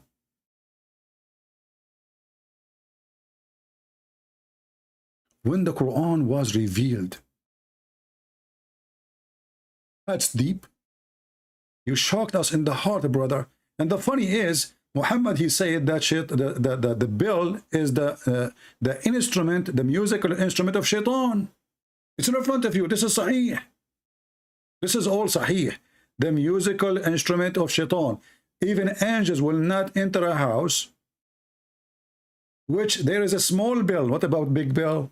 Do you see how big bell in the church? Big, not small bell. The one you use for your cat, this one will scare the hell of a... Have you ever heard of an angels? They cannot enter a house because of a bell. Why? Are you there? So, you know, those Muslim kids, they come and they say, the verse was revealed, and you think like you are swimming now in a clear water and the ocean is so beautiful. It's a verse. It was revealed. There's angels, there's God, there's a prophet. And then we find that it was revealed to him in the sound of a bell. In the top of that, angels will not even accompany any people who have a bell with them. That's why, you know, Billy Clinton never have angels with him. I mean, his name is Bill. Just imagine it. Think about it for a second.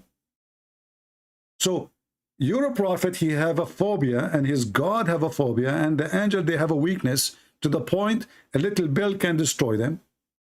And then we find that Muhammad himself, he received his inspiration in a sound of a bell. Read it. And this is Sahih al-Bukhari. Sahih. Abu al-Harith, he said, Ibn Hashim, he asked the prophet, how does the divine inspiration come to you, prophet of Allah? When you see the beginning, divine, look at the word divine. Divine what? Inspiration. That's deep. I mean, we have to admit, all of us, it's a divine, and it is inspiration. What do you want more? Huh? What's wrong with you? You want more proof that the prophet is a prophet? It's a divine. It is inspiration. Okay, how he receive it?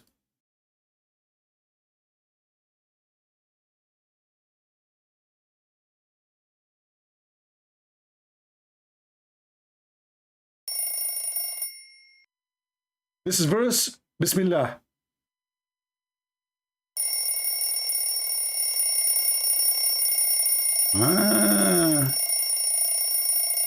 Okay, this one is Alhamdulillah Ar-Rahman Ar-Rahim.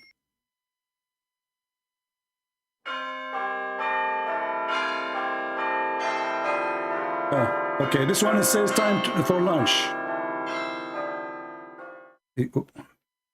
Verse revealed, revelation. But you're a prophet, obviously mentally ill.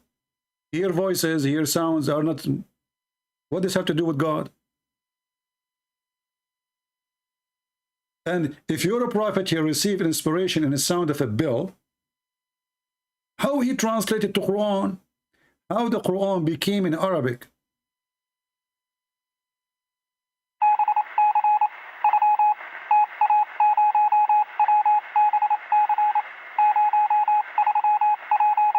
The German are listening. What a stupid religion. This is a religion. This is, you know, and they say to you, you make a mockery. It's a mockery. This is a mockery. So, shaitan musical instrument is the bell. Angels will not accompany.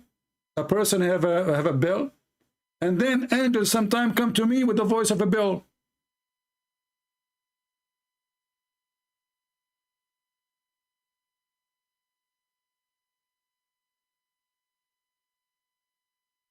Do we have any brave Muslim?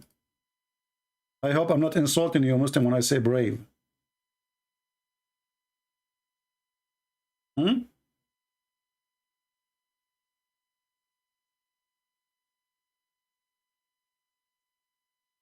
Somebody offered Shabir Ali $1,000 per hour to debate me.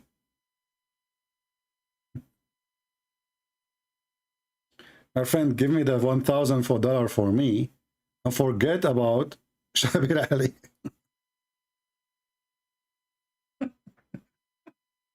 You offer him $1,000 and he is sending me the WhatsApp, the WhatsApp of Shabir Ali. I had offered Shabir $1,000 per hour for a debate. He accepted. After he realized what I have say, he got disappeared. Oh, so he accept, but then he noticed that it's a Christian prince. Okay. All right. They are sending me the text, the chat, and with Shabir. I don't know if this is clear for you to read. I don't know.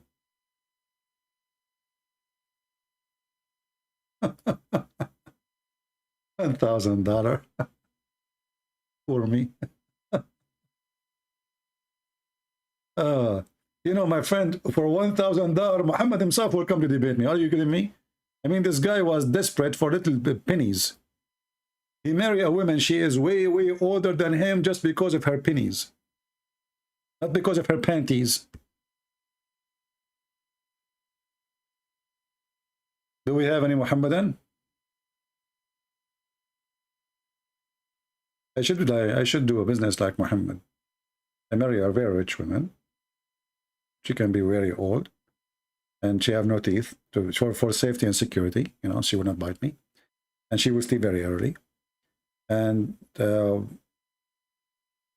know, I take her flight jet, and I claim that I was meeting with Jibril, and I invite, like, I will hire some beautiful girls to work in the jet, you know, to serve, you know, the jet, not me, you know. Take a note, please. A'udhu billah, a'udhu billah, a'udhu billah. Oh boy. Any Abdul? Do you think Shabir will accept the cry? Accept? I don't know. I cannot predict who accept, who don't accept. People's heart can change. People, they can switch from worshiping the true God to worship the devil, or vice versa. But this is not, you know, this is not really my concern. You can make your decision. If you are stupid to convert to Islam, you can be. I believe it's a stupid decision to convert to Islam. For a Muslim, I believe it's a smart decision. No problem. But anyone have little brain, he should ask himself a very little question. This God Allah, which Muslim never saw, never met, they never heard his voice. He promised us if we go to heaven, we will have a tree of banana. Tree of banana. We will have a banana, actually. He did not say even the tree. When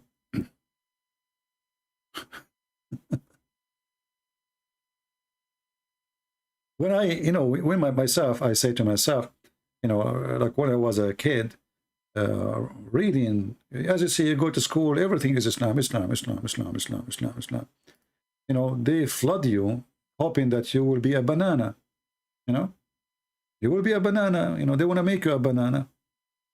And then, you know, you ask yourself, why does God is mentioning banana? What exactly the reason? The reason very simple. Anything.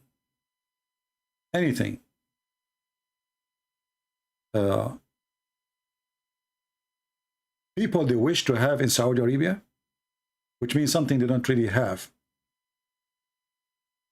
or let us say they consider it as a must to have.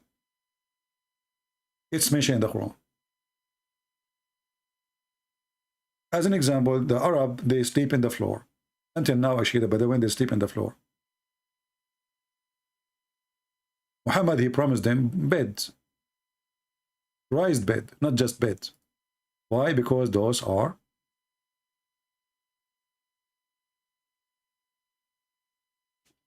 something they don't have. Beds, we will have beds, a lot of water, a lot of greenery. Why? Because they are people of the desert. The God, he promised them shade in heaven. There's no heat, there's no cold, because they suffer from both. They suffer from extreme cold at night, and I don't know if you've been in the desert before or in Saudi Arabia, and extreme heat in the daytime. And then we find this God, he promised even by fruits, like the fig or olive. You ask yourself, why the God, he swear by a fruit? When I say swear, I mean swear. He swear. He take an oath.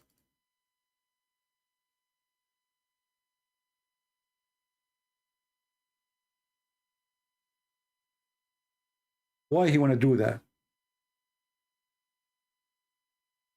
Isn't it the most silly act of God to swear by fig?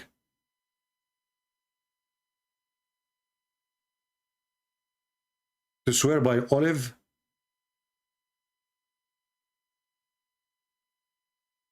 And then he swear by the Mount of Sinai.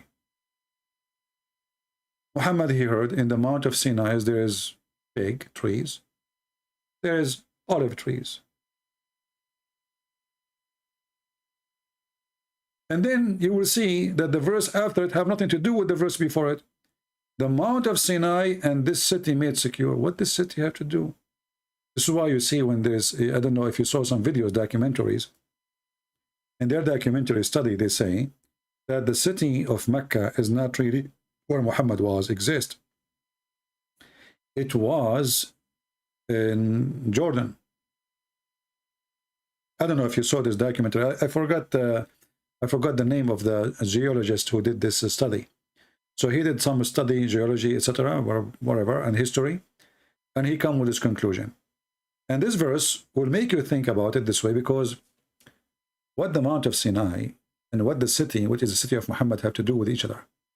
And what is the connection and how we jump from here to there. And then he speak about how he created the man. What does this have to do with the previous verse? What the fig and the olive have to do with God anyway? You swear by them. Swear. You know, always you swear by something higher than you. Like I swear by God. Or you swear by something so dear to you, like you swear by your son. We as a Christian, by the way, we should not swear at all. So you can swear, I swear by, like for me, I don't know, I have nothing dear to me. Let us see. What is dear to me? I swear by Muhammad, this is the most dear person to me.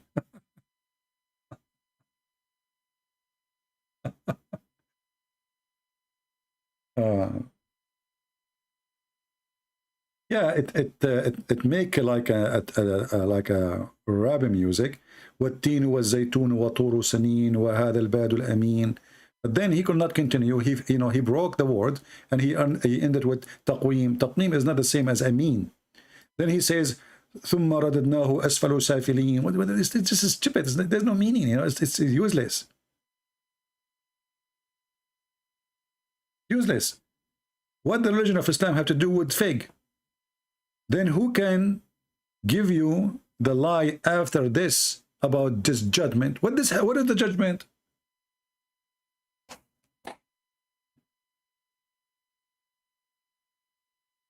Garbage and garbage. Banana. The banana religion. Your penis will be a banana. Endless banana. The God who promised you banana. Have you ever heard of a God he promised you a bracelet? And he forget one verse he says breast from gold, and the other verse says breast from silver. And why we are going to wear bracelet in heaven? What you see,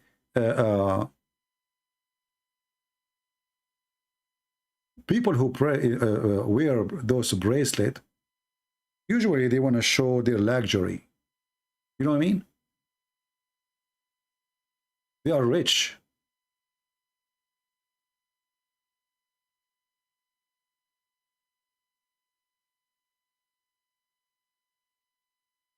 But we are in heaven.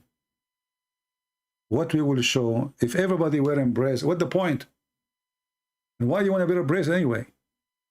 So here it says that you will be wearing, will be given to them therein a bracelet of gold, and they shall wear green robes of fine silk. The fact, it doesn't say just silk. It says silk made in Iran, stabrak. The stabrak is like Gucci at that time, like the most expensive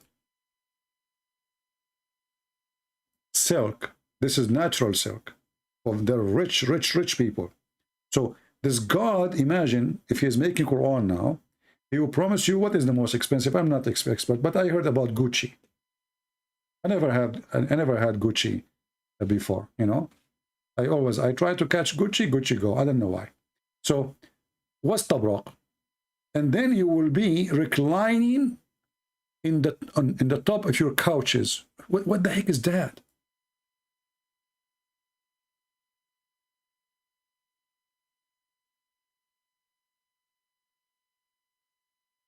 This is heaven?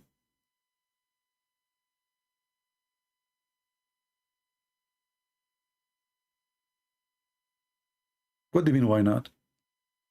Why you want to buy those expensive clothes? Go to Walmart, get the jeans for $14 and that's it. Do you think anyone care really what you are wearing? And if there's somebody care really what are you wearing, that's mean he don't care for you. Why? I'm the last one who to spend money over, you know, expensive clothes. It's a silly act. Actually, they are fooling you.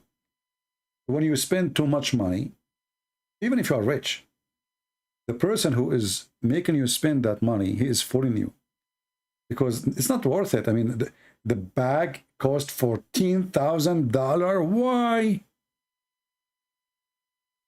$14,000 for a bag, for a purse? If I'm married and my wife should buy one, I will send her free shipping and hand it into Allah with the bag.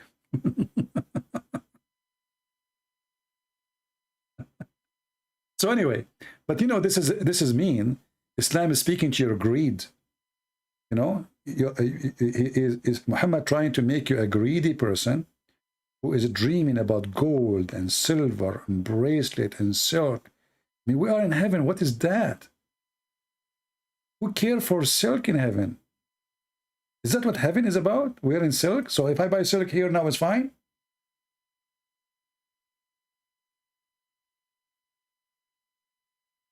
Can you believe how stupid this religion is?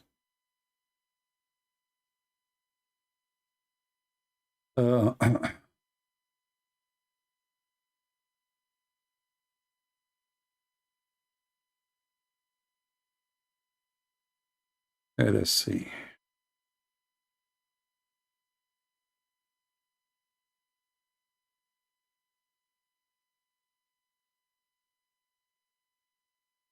Until now, we did not get any Muslim to text us. Do you see how brave they are?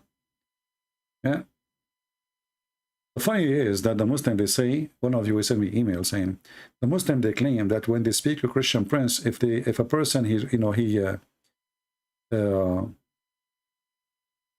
got Christian prince busted, he hang up on him. That's it. You know, listen, if this is true, even that will work for your benefit. You can record it and you can show people how run away from you. So this is a false excuse. I hang up on people. They are kids. They are stupid. They are insulting. They are just wasting our time. I have to repeat the question 1,000 times to make them answer the question. And at the end, they don't answer. So I hang up on them. Do you remember what happened last time with this guy, Ultimate Fart? I have to hang up on him. He's stupid. He's very insulting. He's very rude. I challenge you to show me where that says in the Quran, obey the Prophet, you are a liar. I got you. I said, Abdul, it's in front of you. It's in front of your eyes. Where in the Quran it says, no, in the Quran it says, obey Allah and the Messenger. That doesn't make any difference. So what if I show it to you? It says, obey the Messenger and obey Allah. So if we put them first or second, it will make a difference. Okay, we can show it to you.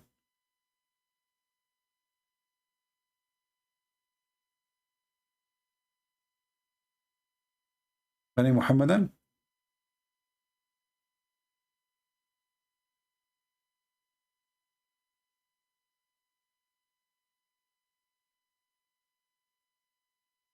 Any Muslim?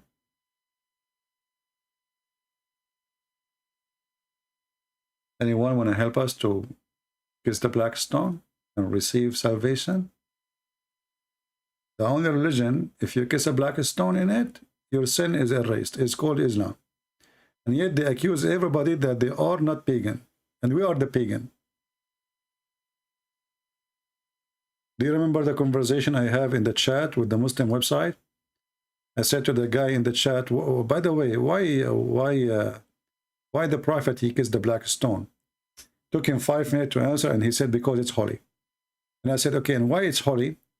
Took him 5 minutes to answer, and he said because the prophet kissed it. I mean, look at the genius answers. Why the prophet kissed the black stone? Because it's holy. Okay, why it's holy? Because the prophet kissed it.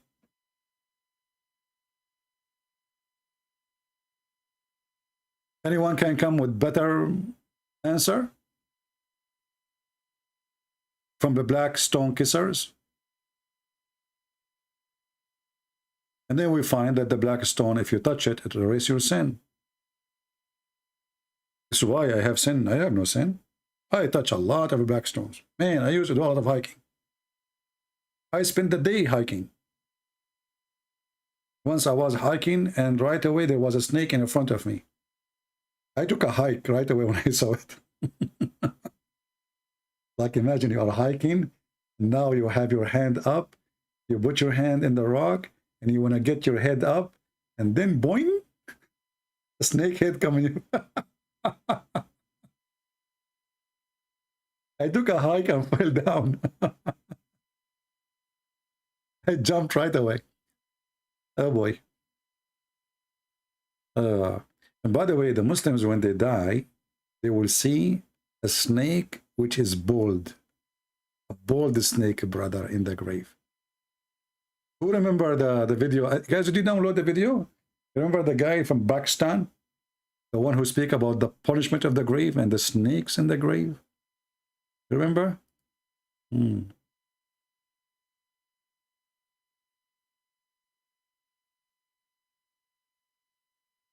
You should watch this video. You will die laughing.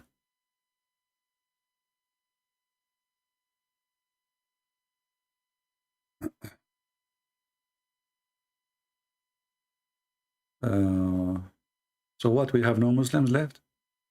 What happened to the Muslims?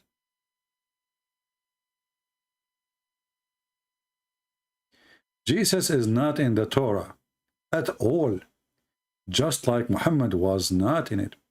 Abdul, I don't know, you are looking for a smart idiot. Well, isn't it the Torah speak about, or let's say the David? Isn't it David? And let me show you here the conversation. The Messiah, he said to the Jews, you are saying Jesus is not right? Okay. The Messiah, he said to the Jews, what do you say of Christ? Christ, he said, what are you saying about the Messiah? Whose son is he? They were saying to him, he is son of David. He said to them, and how did David by the Spirit call him the Lord Jehovah? For he said, the Lord Jehovah said to my Lord, sit at my right hand until I place your enemy under your feet. If therefore David called him the Lord Jehovah, how is he his son? And no man could give him an answer. So when this guy, he says Jesus does not exist in the Torah, bad news to you. The Jews until now, they are waiting for the Messiah. So if the Messiah does not exist in the Torah, because the Messiah is Jesus, if you say no, he's not, well, this is your problem. Don't get married, okay? Your wife, she will exchange you for Gucci. Anything from Gucci. She will go to Gucci, she said, give me a shoe, I will give you my husband. They will say, we don't take, you know, we don't take useless stuff. You have to take us something valuable.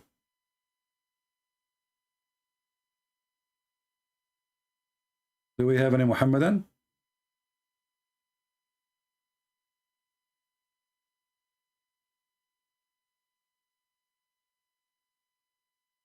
Anyone? I don't want you to love me, my friend. Love yourself first. Save yourself. You will go to hell if you don't believe in Christ. And if you say that in the Torah or in the Old Testament there is nothing about Christ, this is because you are deceiving yourself. All the books is about the coming of Christ.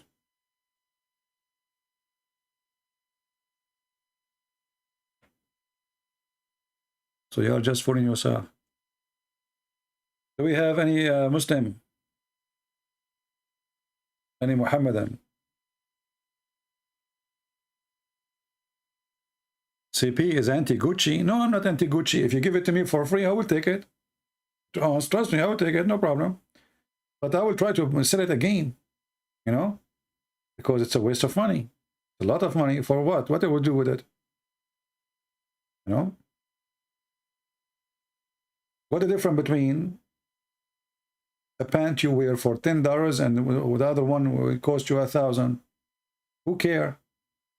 See, people who they see themselves with the clothing, they have nothing except the clothing or the money. So if I see myself only exist if I'm wearing expensive clothing, nice perfume, jewels, jewelries, driving expensive car, that's mean I have no life. Actually, I don't have you know, I like to have a nice house, like in front of a view of a mountain. I will love that. That is worth it. A nice balcony in the beach, that's wonderful. Save your money for something useful. So one day you grow old and you enjoy your life, reading books, enjoying the view, something useful, a piece of a cloth. What you would do with it? You wear it once, twice. You are throwing money in the garbage. Sadhguru, he don't like Gucci. Yeah, but he spent his summer in USA. You know, he's very humble.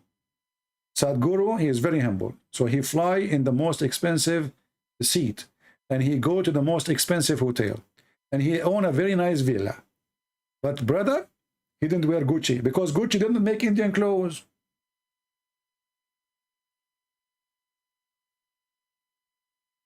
I mean, all those who speak about how humble they are, they live in the most expensive houses, they have the most fancy life, and they claim that they are humble. For me, I don't mind to have a big villa. Give me a big villa, I will take it. Why not? Nice garden. I don't like swimming pool, by the way.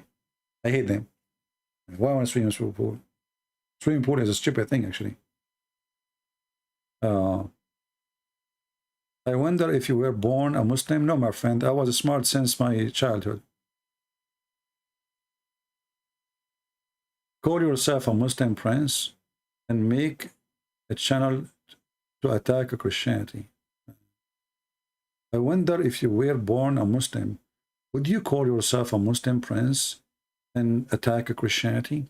Anwar, that's very deep, my friend. You know what, Anwar? I think I'm going to make you admin from now on when I am not live on air. So from now on, you are admin when there's no chat. That's it. I hired you. Look, guys, look what Anwar, he was thinking, sitting in his chair. You know, there's some people, they are deep thinkers. You cannot deny that. I mean, they think really deep. So Anwar, he was squeezing it. I mean, don't take me wrong. He squeezed something good. So I wonder how, I wonder why, if you were born a Muslim, you are going to attack the fly? What the heck is that? Brother, you know, in Christianity, they don't promise you endless penis, my friend. If a Christianity promised endless penis, I would do. They don't promise me a woman, her ass is 1 mile. That's scary, scaring the hell of me. I mean, women with a small ass scare the hell of you. Imagine 1 mile. What if she fought in your face? And you are smoking a cigarette. Don't you know that farting is a flammable? Man.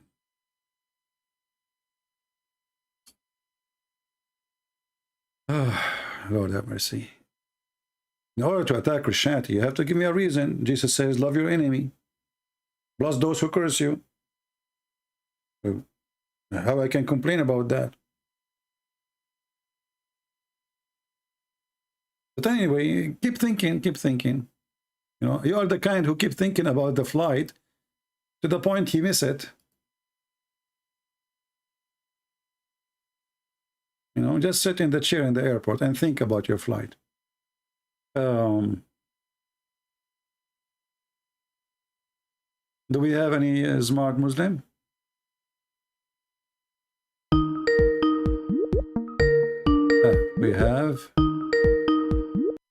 We have somebody. Hello? Hello? Hello? Yes, my friend. Are you a Muslim? Do you have any smart Muslim? Yes, you remember me? We spoke before. Well, I hard to remember. I did not check your chat. Did we chat too? Yeah, I see you called me before. Okay. Yeah, okay. You called me last time in May 27, Friday 2022, correct? Yes. Okay. So how I can help you, my friend?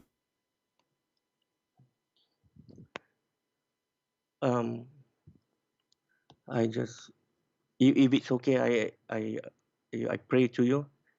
You want to pray to me? No, I mean I pray for you. You pray for me, but you are a Muslim. Yes, I believe. But isn't it the Quran? Isn't it the Quran forbid you from praying to the Christians? No, in the Quran it says in Surah Al-Ma'idah 69. So indeed, the believers, the Jews, Sabians, and Christians, whoever truly believes in Allah and the last day does good, there will be no fear for them, nor they will grieve. That means those Christians who truly follow their prophet. I mean, at the time of the prophet, that means the Christians who follow Jesus truly. Then they'll okay. What? So you can pray for the one who follows Jesus truly, right? Sorry, what's that? The one who followed Jesus truly. Yes, correct. Okay. Well, according to the Islam, I don't follow Jesus truly. According to... Oh, yes, correct. So you are fooling yourself. Then you cannot pray for me. And you know, my friend, instead of saying I will pray for you, are you going to heaven yourself? Inshallah. You just said inshallah. Yes, inshallah. What does that mean? I mean, we strive for the best to enter paradise. You pray for the best to enter. So Islam, it doesn't guarantee you that you will go to heaven?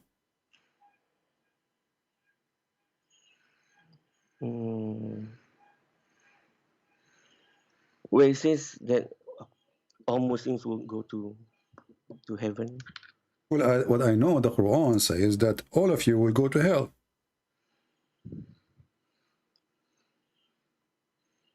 What do you think? You mean for Muslims? Yeah, Muslims. Chapter 19, verse number 71.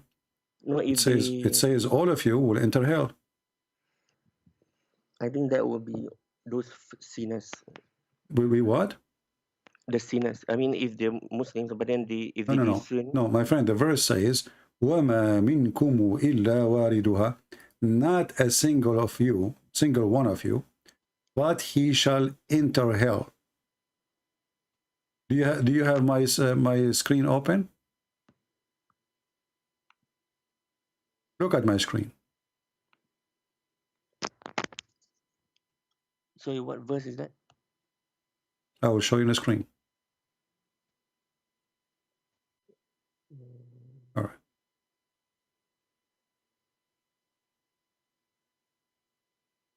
Can you read? I will zoom out for you so you can read it. Chapter 19, verse number 71. And this is the interpretation of your prophet cousin. not a single you, but he will enter hell, in the exclusion of the messengers. And this is the Muslim interpretation, but the Quran doesn't say that, by the way. It says, وَأَنِ مِنْكُمْ وَإِلَّا وَرِدُهَا, not a single one of you, but he shall enter hell.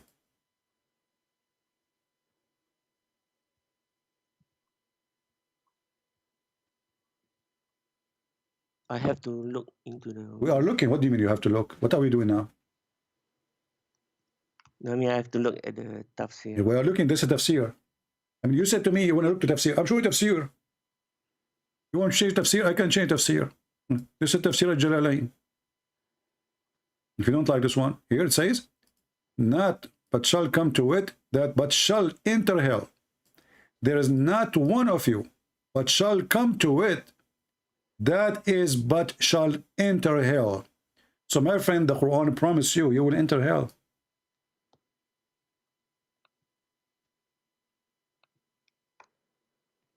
I have to research it. I haven't. My friend, what's wrong with you? I have to. I'm just showing you. This is the official Islamic website of the Kingdom of Jordan. It says 2021 Royal Ahlul Bayt Institute of Islamic Thought, Amman, Jordan. This is official government website. This is the book of Jalalain. This is the Quran. This is chapter 19, verse number 71. And you keep saying to me, I have to search it. Search what? I just show it to you on the screen.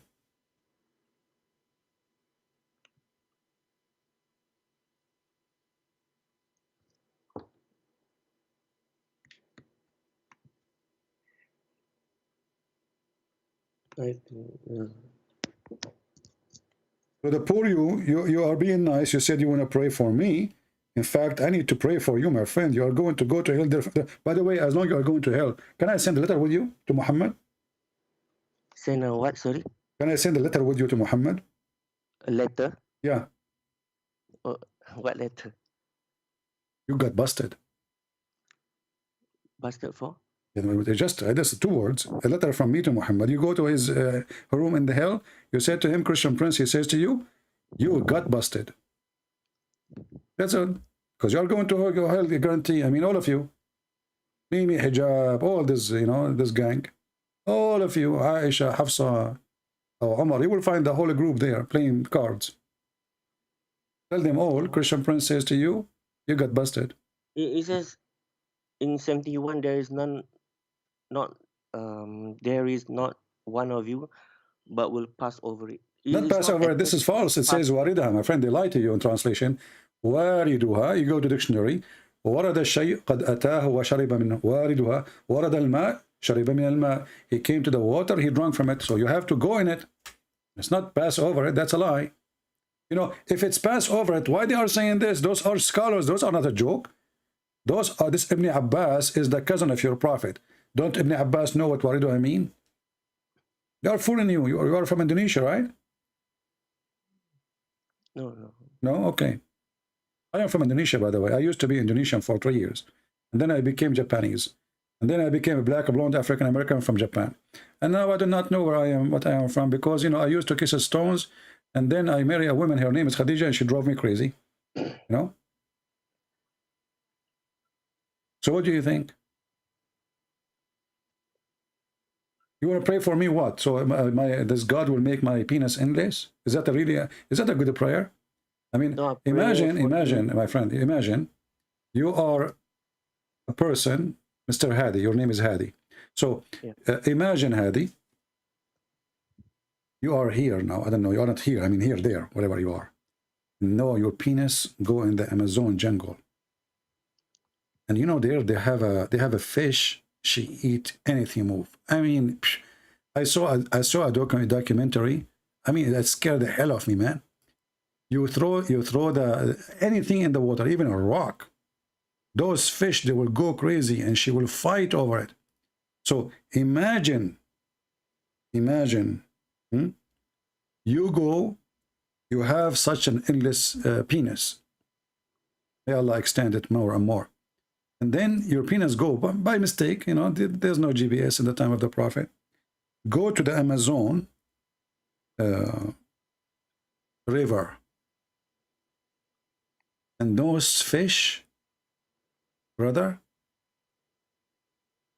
They are waiting for you. Your penis will go in the water, and bingo. What? Can you imagine what will happen to you? No. What do you mean you don't know? I mean, this is your penis, not mine. Just close your eyes and imagine.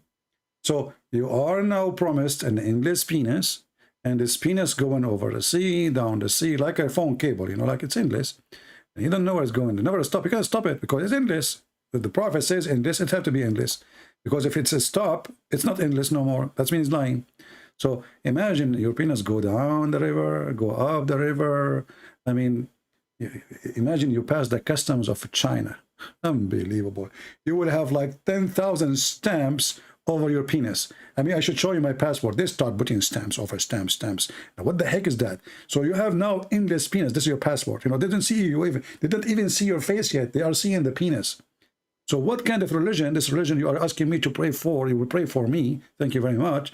But all of it is about penis, vagina, asses. What the heck is that? Don't you want to use your brain, my friend? Yeah, of course. Okay, use it. Do you think really God will promise you this? No, okay. It's regards the just now the verse 71. Yeah, what about it? Yeah, and Ibn Kathir said regarding there is none one of you but will pass over it. The messenger of Allah said, then we shall save those who had taqwa. Allah said. And then the two Sahih, no one of the Muslims who had 3 children who are all died will be touched by the hellfire, except for an oath that must be fulfilled. Okay. So, you said you are reading Ibn Kathir, right? Yeah. Okay. Let me go to Ibn Kathir and see what Ibn Kathir is saying. Okay. You see, just to show you that Ibn Kathir, when Muslims they say Ibn Kathir, well, there is somebody lying here. I'm not saying you are lying. Which website you are using? This website? The one in front of me on the screen? No, not this one. Which one? The Q Tafsir. Okay. But Ibn Kathir should be the same, right? I mean, it's, they are. Yeah. This is in the translation. Okay. But this is because what you said is not really true.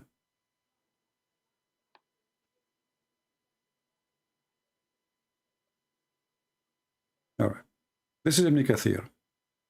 If this is what it says there, that means they are lying to you, because I will show you Ibn Kathir in Arabic. It says here, Ibn Jarir reported that Abdullah, he said, concerning Allah's statement, but this is not your prophet, this is Ibn Jarir. We'll continue. Okay. The bridge over the hill, is like a sharp edge of a sword. First group to cross, it will pass like flash of light. Second group will be like wind. Third group will pass like fast horse. Fourth group will pass like fast as cow. Then the rest will pass while the angels will be saying, "Oh Allah, save them. Save them." The narration has supporting narration similar from the Prophet. It says the following. It's not repeating, it's saying the same. But look,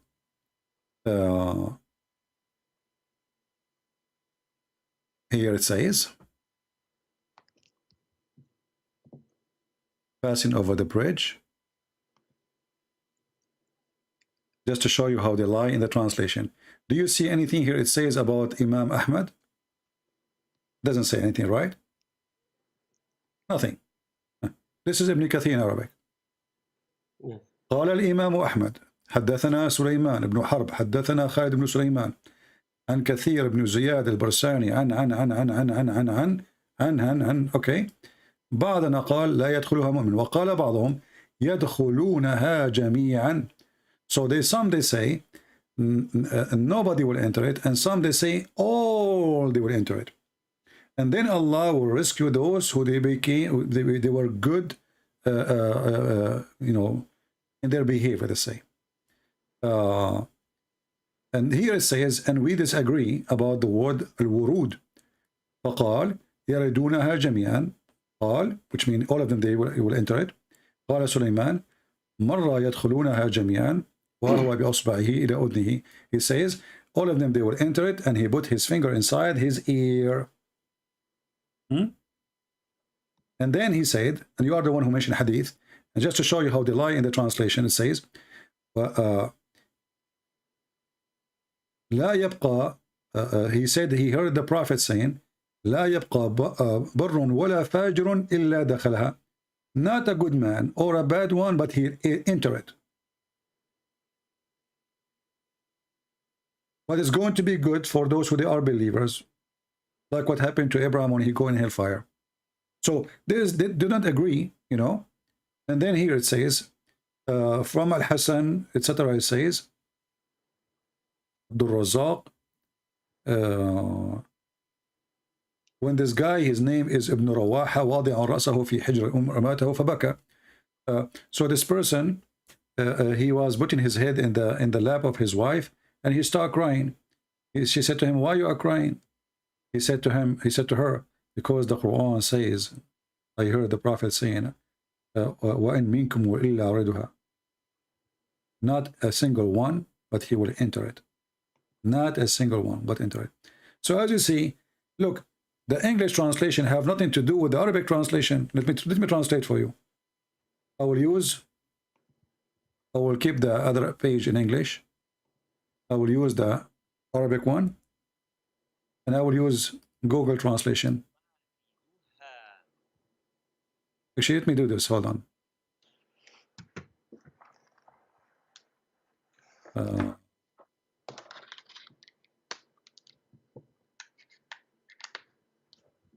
They lie. They love to lie. They love to lie. But look, all the translation. Okay, my friend, here we go. No, just wait. It's a false translation. It's a lie translation. Here we go.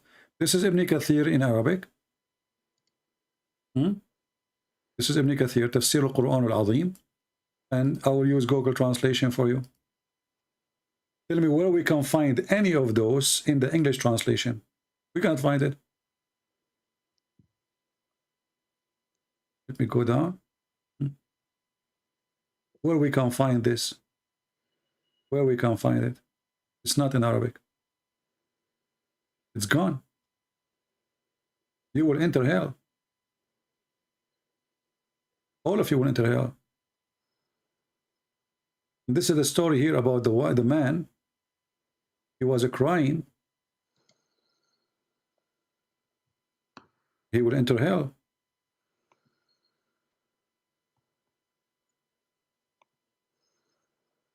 God said to the Pharaoh, you know, people will, you know, enter hell. Okay? But you will see all of this is not even in English one. Where is the English translation we see in front of us? Look how small the page in English. Let me look for the English page. And look how endless this Arabic page. Look, I'm just flipping the same page. I'm just one verse. Now, finally, we reach the end of the page.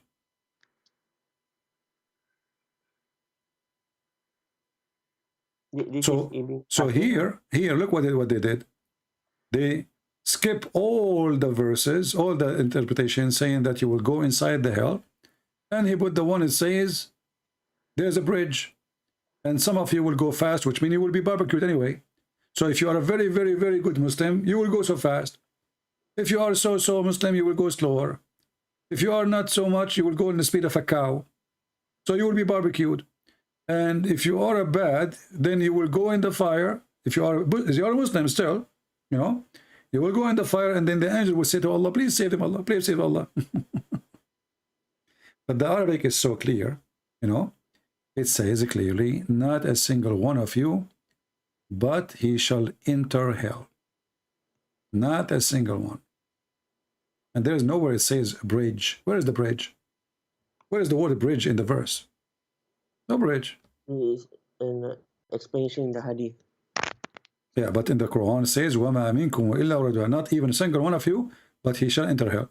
And as you see, the Arabic one does not match with the English one. The Arabic one is totally different. And the Arabic one confirmed that many, they will go to hell. Actually, all of you will go to hell. But some will get hurt badly, some will hurt less. As simple as that. You know, and at the end of the day, this is the promise of your prophet, right? About you going to hell. But I can promise you will go to hell because simply you don't believe in Jesus. I do not need Muhammad to confirm that. No, you don't. No, you don't. You don't even have the name of Christ in your book. Where is the name of Christ? Isa. Who's Isa? Jesus. No, we never. We are Arab Christians. We never heard of Isa before. Never. Not a single once. Even in the Christian Bible, there's no. Not even in the Christian Bible. There's nothing called Isa. Who's Isa? We have no idea. Where he got his name, we don't know. We don't have Isa. We still believe in Jesus. Our friend. You see, if your God is God, he should do what God do. How many times you watch my videos? Many. Okay. Did your God, Allah, says women have a sperm? Woman has a sperm. Yeah. And you are the one who like the Ibn Kathir in English, right? Yes. Okay. Open with the Ibn Kathir. Go to chapter 86. 86.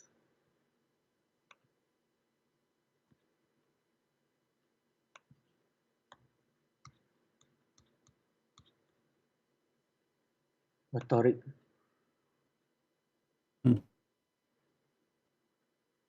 Go down, it says, so let man see what he is created from.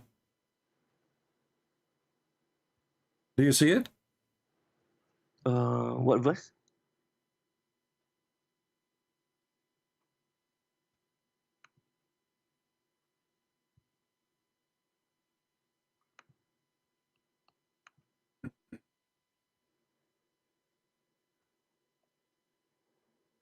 You can open from your side if you want.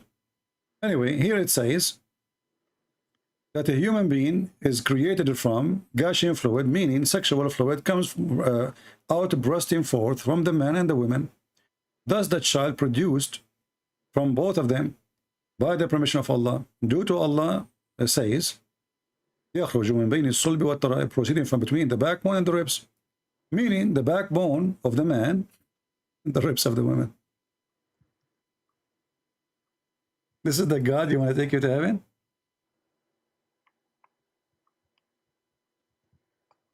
Sorry. Verse 6 and 7. Yeah?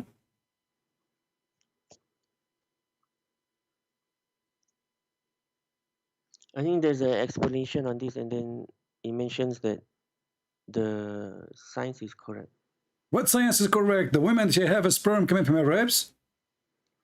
Science says women have a sperm?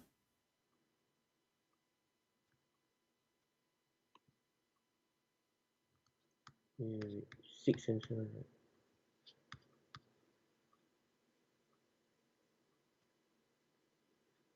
This is what science says. Women have a sperm. Since when? I thought the women, she have an egg. No, verse 6 is he, right? Huh? It doesn't mention woman, it's mention he. It says, aren't you the one who says to me, Ibn Kathir? Yes. Okay, this is Ibn Kathir. Do you accept Ibn Kathir or not now? Yes. Okay, it says, gushing forth, meaning gushing forth from the backbone of the man and the ribs of the women. It's a sexual fluid. That sexual fluid coming from the ribs of the women is the women's semen, which is referring to her chest. So, if there is anything in science says that women, they have a sexual fluid coming from her chest, and not only her chest, by the way, this is a false translation. The word taraib is the location of the top bone of the ribs, not just the ribs, all of it. The last top bone next to your neck. So you want to pray to me to go to heaven? Your God, if you will go, your God need to go to school. What go to heaven? What kind of God do you think women, she have a breast testicles?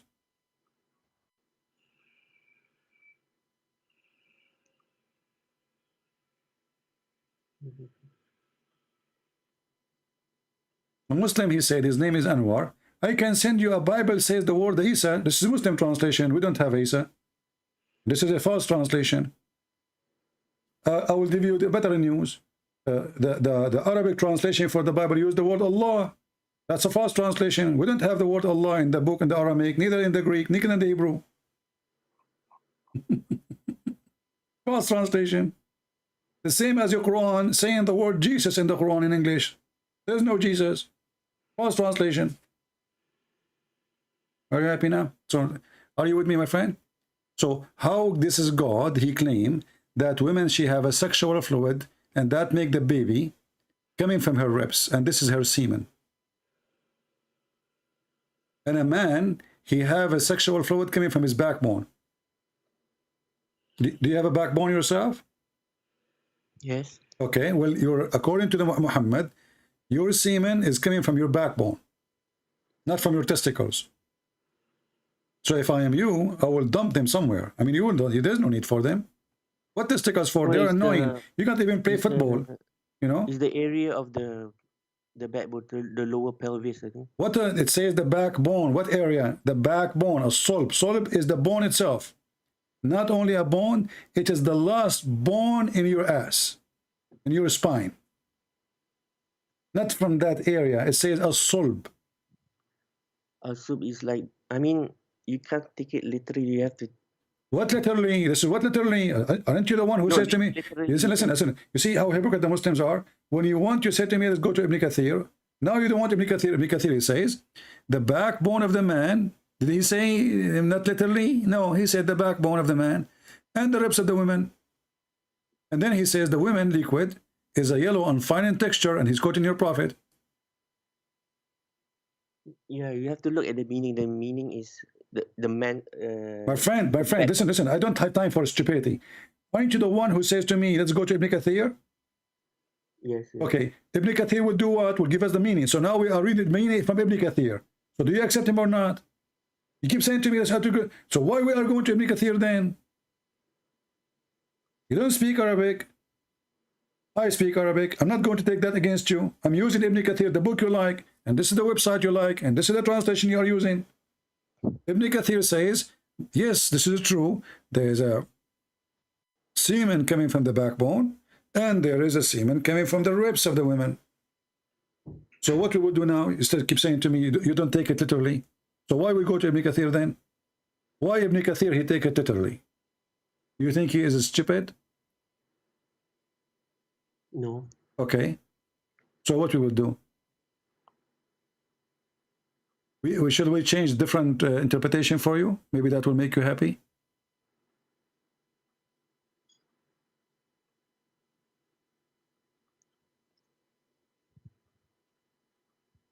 They haven't read the explanation, but read carefully with me. Read carefully with me. This is Tafsir Ibn Abbas that is issued from the this is a false translation. It says loin. It says the backbone of the man and the ribs of the women. This is Tafsir Ibn Abbas. So now all the Muslim scholars do not speak good Arabic, and you are the guy who God knows from where. You are the one to tell me you should not take it literally. So why they take it literally? The meaning is the area. Where it says the area, where, okay, and let us go with the area. Women, first of all, don't have sperm. They don't. Secondly, it doesn't say area. It says coming from the backbone. Can you show me the word area? I will show you another stupid thing, just to show you how you Muslim you play games. The Quran says the sun set in murky water. What your sheikh will say to you?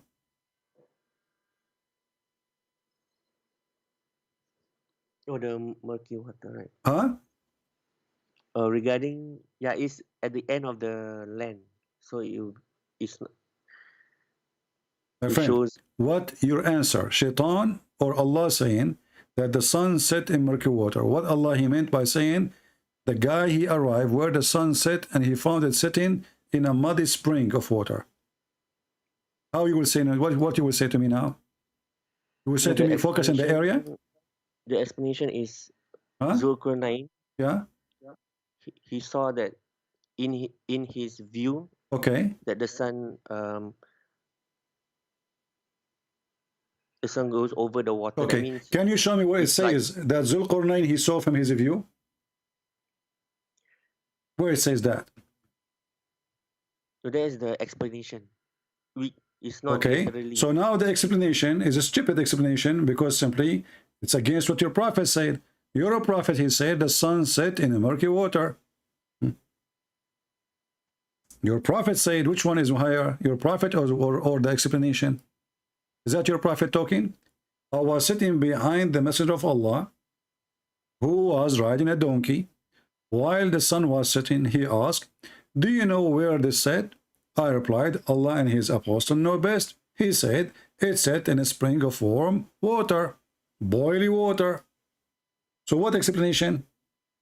Who explained the Quran better, you, Ibn Kathir, Potato, Tomato, or Muhammad? No, even Muhammad didn't know that because he's just following. So Muhammad was stupid. So Muhammad, he claimed now that the sun set in murky water. He didn't understand what Allah is saying to him, but you understand better, right? No, he's Muhammad just was just following what Allah said. Okay, so But that's me. Look what happened. He is following what Allah said. So what Allah said is what he is saying here. He did not say from the perspective of Zulqarnain. This is a Muslim lies trying to cover up the stupidity of the Quran. Thank you very much. Take care, my friend. Next time, let your dad call me. And don't pray for me. Pray for yourself. Or go into hell. And pray for me. What a joke. Even your prophet, he asks you to pray for him because he's not sure he will go to heaven. If he is going to go to heaven, he do not need your prayer to go. Pray for me.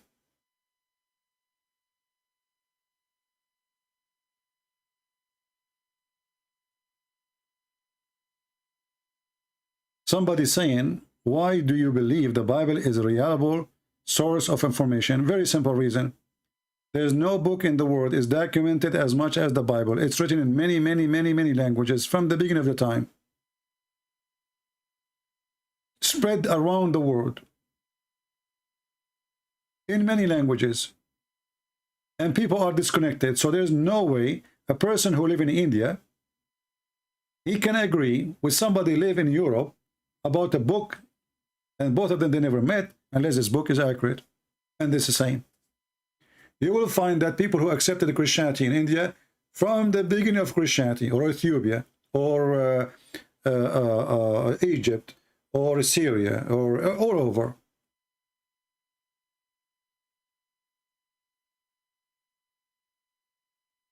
At the same time, the book match the ethic of Jesus. Love your enemy, bless them. And the Christian, they were very careful about what to accept, what not to accept. Like, you know, some Anwar saying, not a good argument. Well, Anwar, you know, I don't know what argument is good for you. You are a person who believes in endless penis, and you are talking about argument? How we can argue about penises now?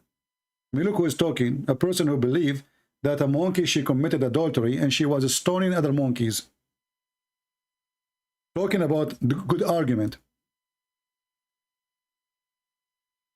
During the pre-Islamic period of ignorance, I saw a she-monkey surrounded by a number of monkeys. They were all stoning it because it had committed adultery. And you are talking about argument? So now the Muslim, they believe that monkeys are Muslim Sunni and they are practicing Shari'a law. Actually, if you read the story behind it, you will die laughing. According to Muhammad, this monkey, female monkey, she was sleeping over the hand of her husband, Mr. Chimpanzee. And then another monkey, he came from behind a tree, and he blinked for her. She came behind the tree, and then boom, boom. Then she came back, and her husband is still asleep. She tried to insert her hand under his head again, but then he woke up, and he started sniffing her. And then he found out that she wasn't doing adultery. And he starts saying, Takbir, Takbir. And then the Muslim monkeys, they come and they stone her. And you are talking about good argument? What dagging the question? I'm not dagging the question. And let me answer you about the Bible. If my Bible is not a good, trustworthy, so how you stupid Muhammad? He take an oath of it, and he says, I believe in it. Is that a good argument? No, it's not a good argument. Is it? This is your stupid book says agreeing with the book we have between our hands, verifying which they have. If you don't like this translation, we can change it. This is Shakir. Yeah, let's go to Yusuf Ali. That's a good argument. And when they come to them a book from Allah confirming what is with them, not a good argument.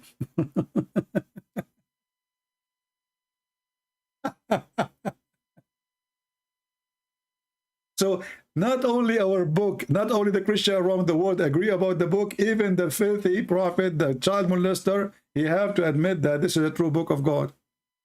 Satan, he cannot deny it.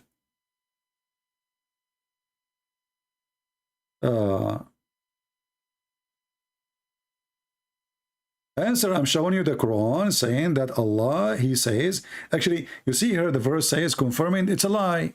In Arabic, it doesn't say confirming, it says musaddiqun, which means believing in what is with them. And what is with us? Jesus is God. Hallelujah. This is why I told your friend here, when you go to hell, don't forget to deliver my message to Muhammad. You got busted. And this is all over the Quran. Some verses saying what is between their hands, and some verses saying confirming what is with them. Either one, it doesn't make any difference.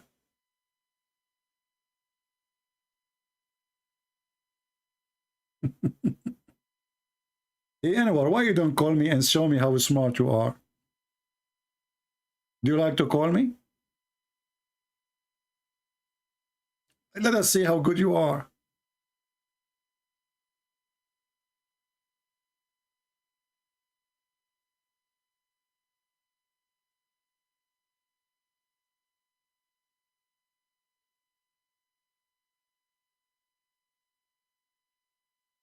Palestine, get out of here. Either you call me, I don't want to see you here. You know, Jacob and Israel refer to a man. You know what? Just to show you how stupid this religion is. I challenge any Muslim to tell me who is Israel. I have a book in front of me. It's called the Quran. I'm reading this book. How in the world I will know who is this guy? His name is Israel.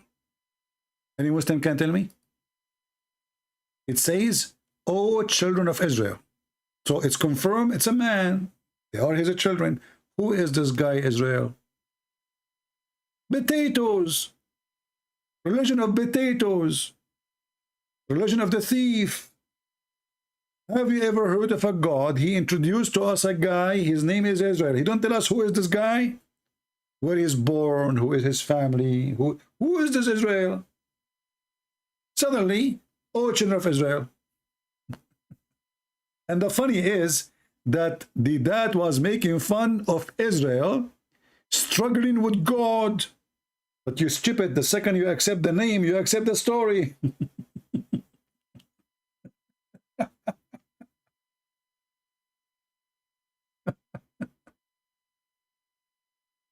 Oh boy.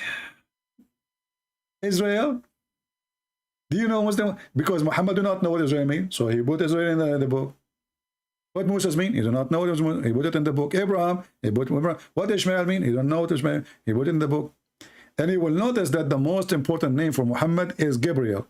Do you know that not a single Muslim knows what Gabriel means? A thief. A thief who claimed that he is a professor in mathematics, but he do not know 2x2 is what? A thief who claimed to be a professor in biology, but he claimed that the sperm became a blood, dead blood. A thief who claimed to be expert, a professor in geography, and then in geology he claimed that the sun set in a muddy water, a spring of water, not ocean. He's expert in everything. As an example, Muhammad is the only one who was able to find out why you are a male and why she is a female. Why, Prophet? Why? Listen, if your wife have orgasm before you, the baby will be a female. What the heck? If the guy he have orgasm before the female, the boy will be a male. So now you can go to your dad and you can tell him what happened in the bedroom the day you have you. If you are a female, you say to your mom, Mom, I know you came first at that night. Your mom, she might kick you out of the room or maybe from the house if you say that. Don't do that. So, Dr. Muhammad, this is Dr. Muhammad. Who told him? Allah told him. The Messenger of Allah said the man water is thick and white and the women water is thin and yellow. Which of them comes first? The child resembles the parents. Like, what the heck? This is why I promise myself, if I ever have a wife, I will never come first, my friend. I don't want my son to look like me. That's scary. I will marry a beautiful woman, and I will let her all the time come first. All the time. That doesn't matter. I will never even, that's it. Prophet of Allah, Dr. Muhammad.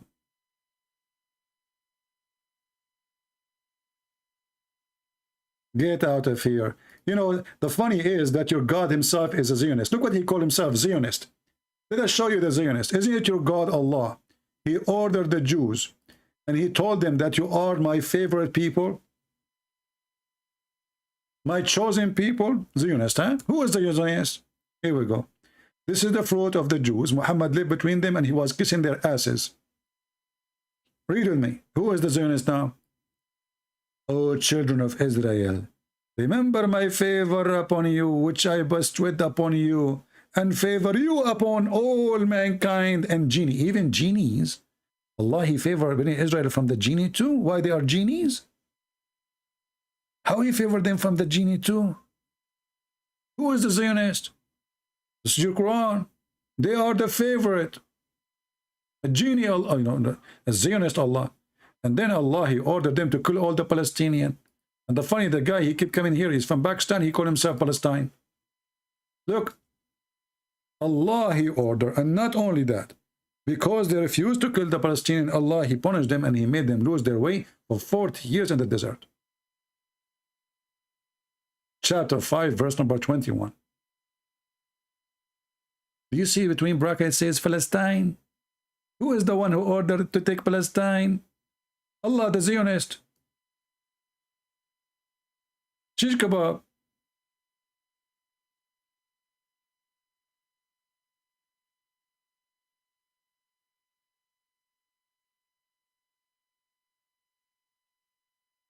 Any Abdul? And then they said to Musa, oh Musa, you know what? Those people there, they are strong. We will not go with you. You go and fight them. Only two men of the all Jewish, they agree to fight with Musa. One of them is, and look here, they add names. It's not in the Quran. Those aren't in the Quran, by the way. Muslims do not know what Joshua and Caleb, those names don't exist in the Quran. This is fabrication. They said to him, let us go and assault them. Imagine 3 men, they want to go and assault a nation. I mean, how stupid is the story here? This is really what story happened? Only 2 men? Only 2 men, or maybe 2 men, and they are leaders of army. Just 2 men, they will go. So mean Moses and 2 men only, they will agree. This is not what the story says in the Bible. Only 2 men. They will go and fight. So they say to you, why you attacking the Palestinian? First, those Arab there are not Palestinian. There's no more Palestinian exist. Secondly, as you see, Allah ordered the Jews to take the land. This is the land assigned to you. This is a land assigned to the Jews. Who is assigned it? Allah himself. The Zionist Allah.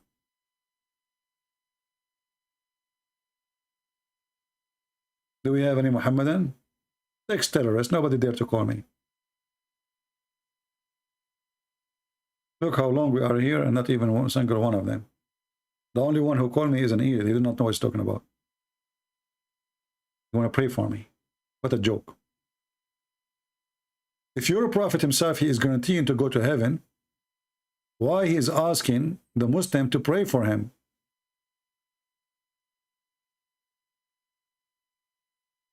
And the funny is, always the word salah in Arabic mean prayer.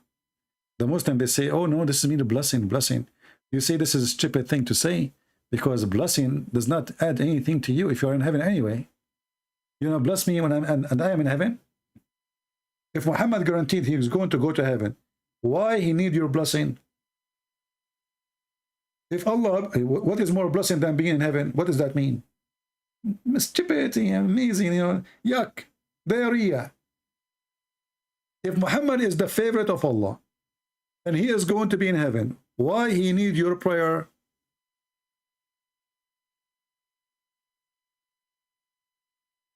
Why you call people coward? You don't show my face. What my face have to debate in you?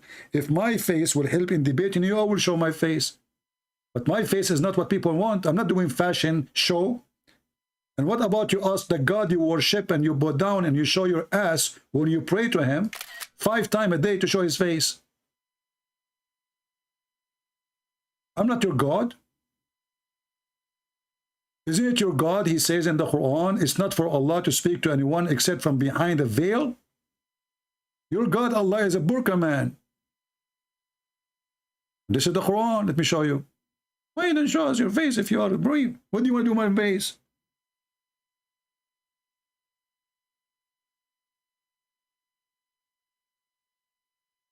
This is your God, chapter 43, verse number 52. It says, Allah never speaks to anyone except from behind a veil, a female God.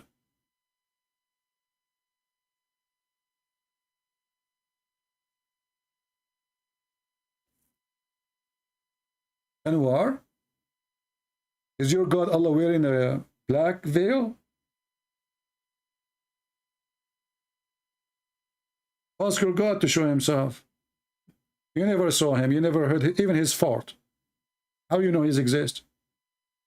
For the Christian, their God came to them. Their God came to Abraham. Where's your God?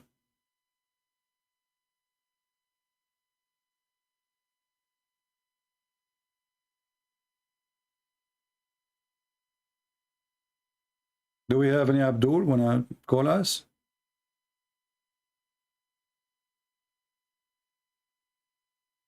Who was here first time? If you are here first time, I feel sorry for you. You will get addicted and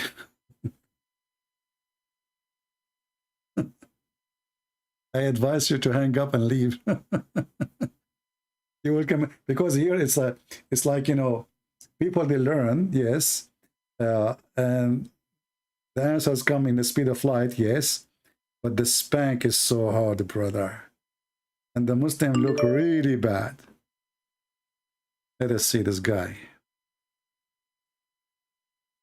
Is he a Muslim? I don't know what he is. Let us see what's the guy.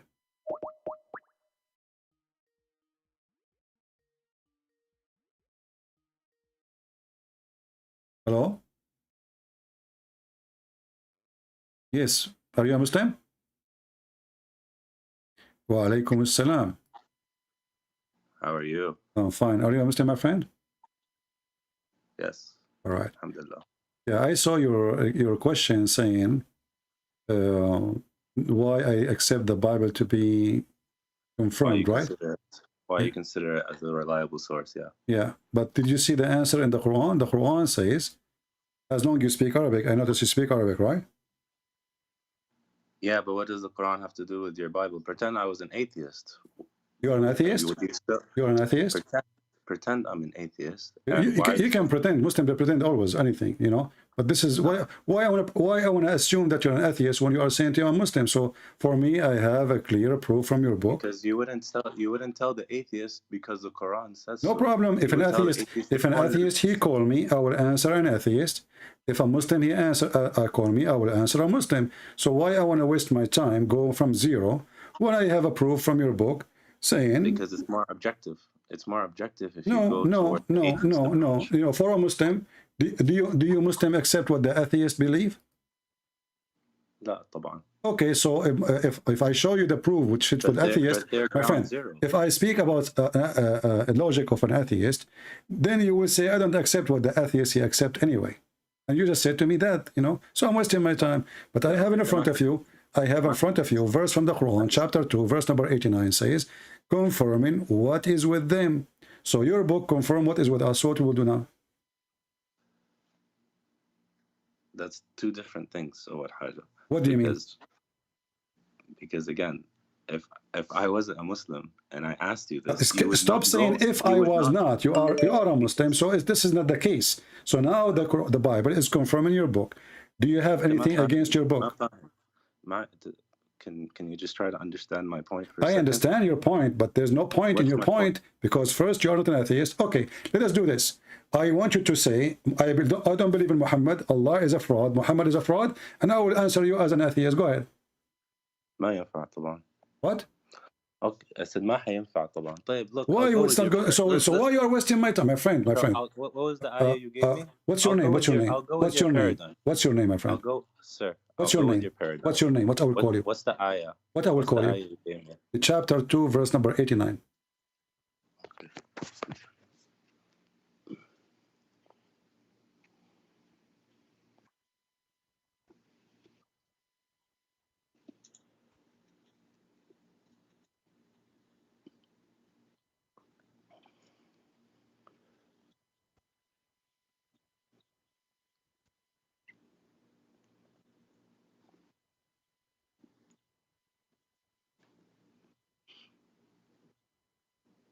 I'm showing it you on the screen. You can read it on the screen.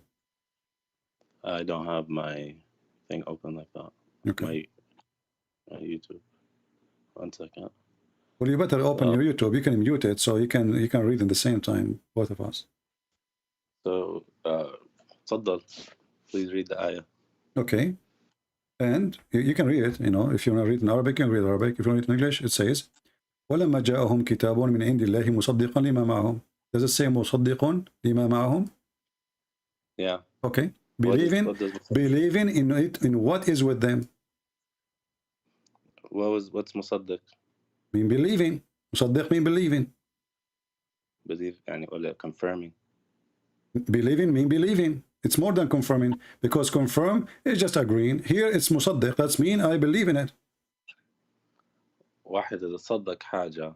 صدق حاجة is to give. Huh? صدق. When you say the word صدق coming from the word صدقة, which means he said the truth. So مصدقا لما معهم mean he agreeing and believing in what is with them. Abu Bakr al-Siddiq is called Abu Bakr al-Siddiq because he believed in what Muhammad he brought to him, correct? Okay. So Musaddiq is the one who believe. Musaddiq is the one who believe in what is with them. So now, even the Muslim translation, my friend, don't waste my time. First of all, your Arabic is not good. Secondly, it says here, even your translation says, confirming what is with them. Do you have a problem with that? And now let me explain the confirming. The confirming is it confirms the truthful part in their books. First of all, you are adding things. Does it say in the verse confirming only the truth, some of the truth, some of it? It says confirming what is with them. Are you saying to me that somebody took the verse, play with it, and he took those words off? First of all, we need to read the ayahs in context. Read the ayah, no problem. Go read. When you read the ayahs in context, you start. Read the ayah in context, no problem. Go ahead. Yeah, when you start from 87. Read and from any. You can read it from verse number 1. I don't care. No, I'll start from 87. It says, "We gave Moses the scripture, and we sent messengers after him in succession. We gave Jesus, son of Mary, clear signs and strengthened him with the Holy Spirit."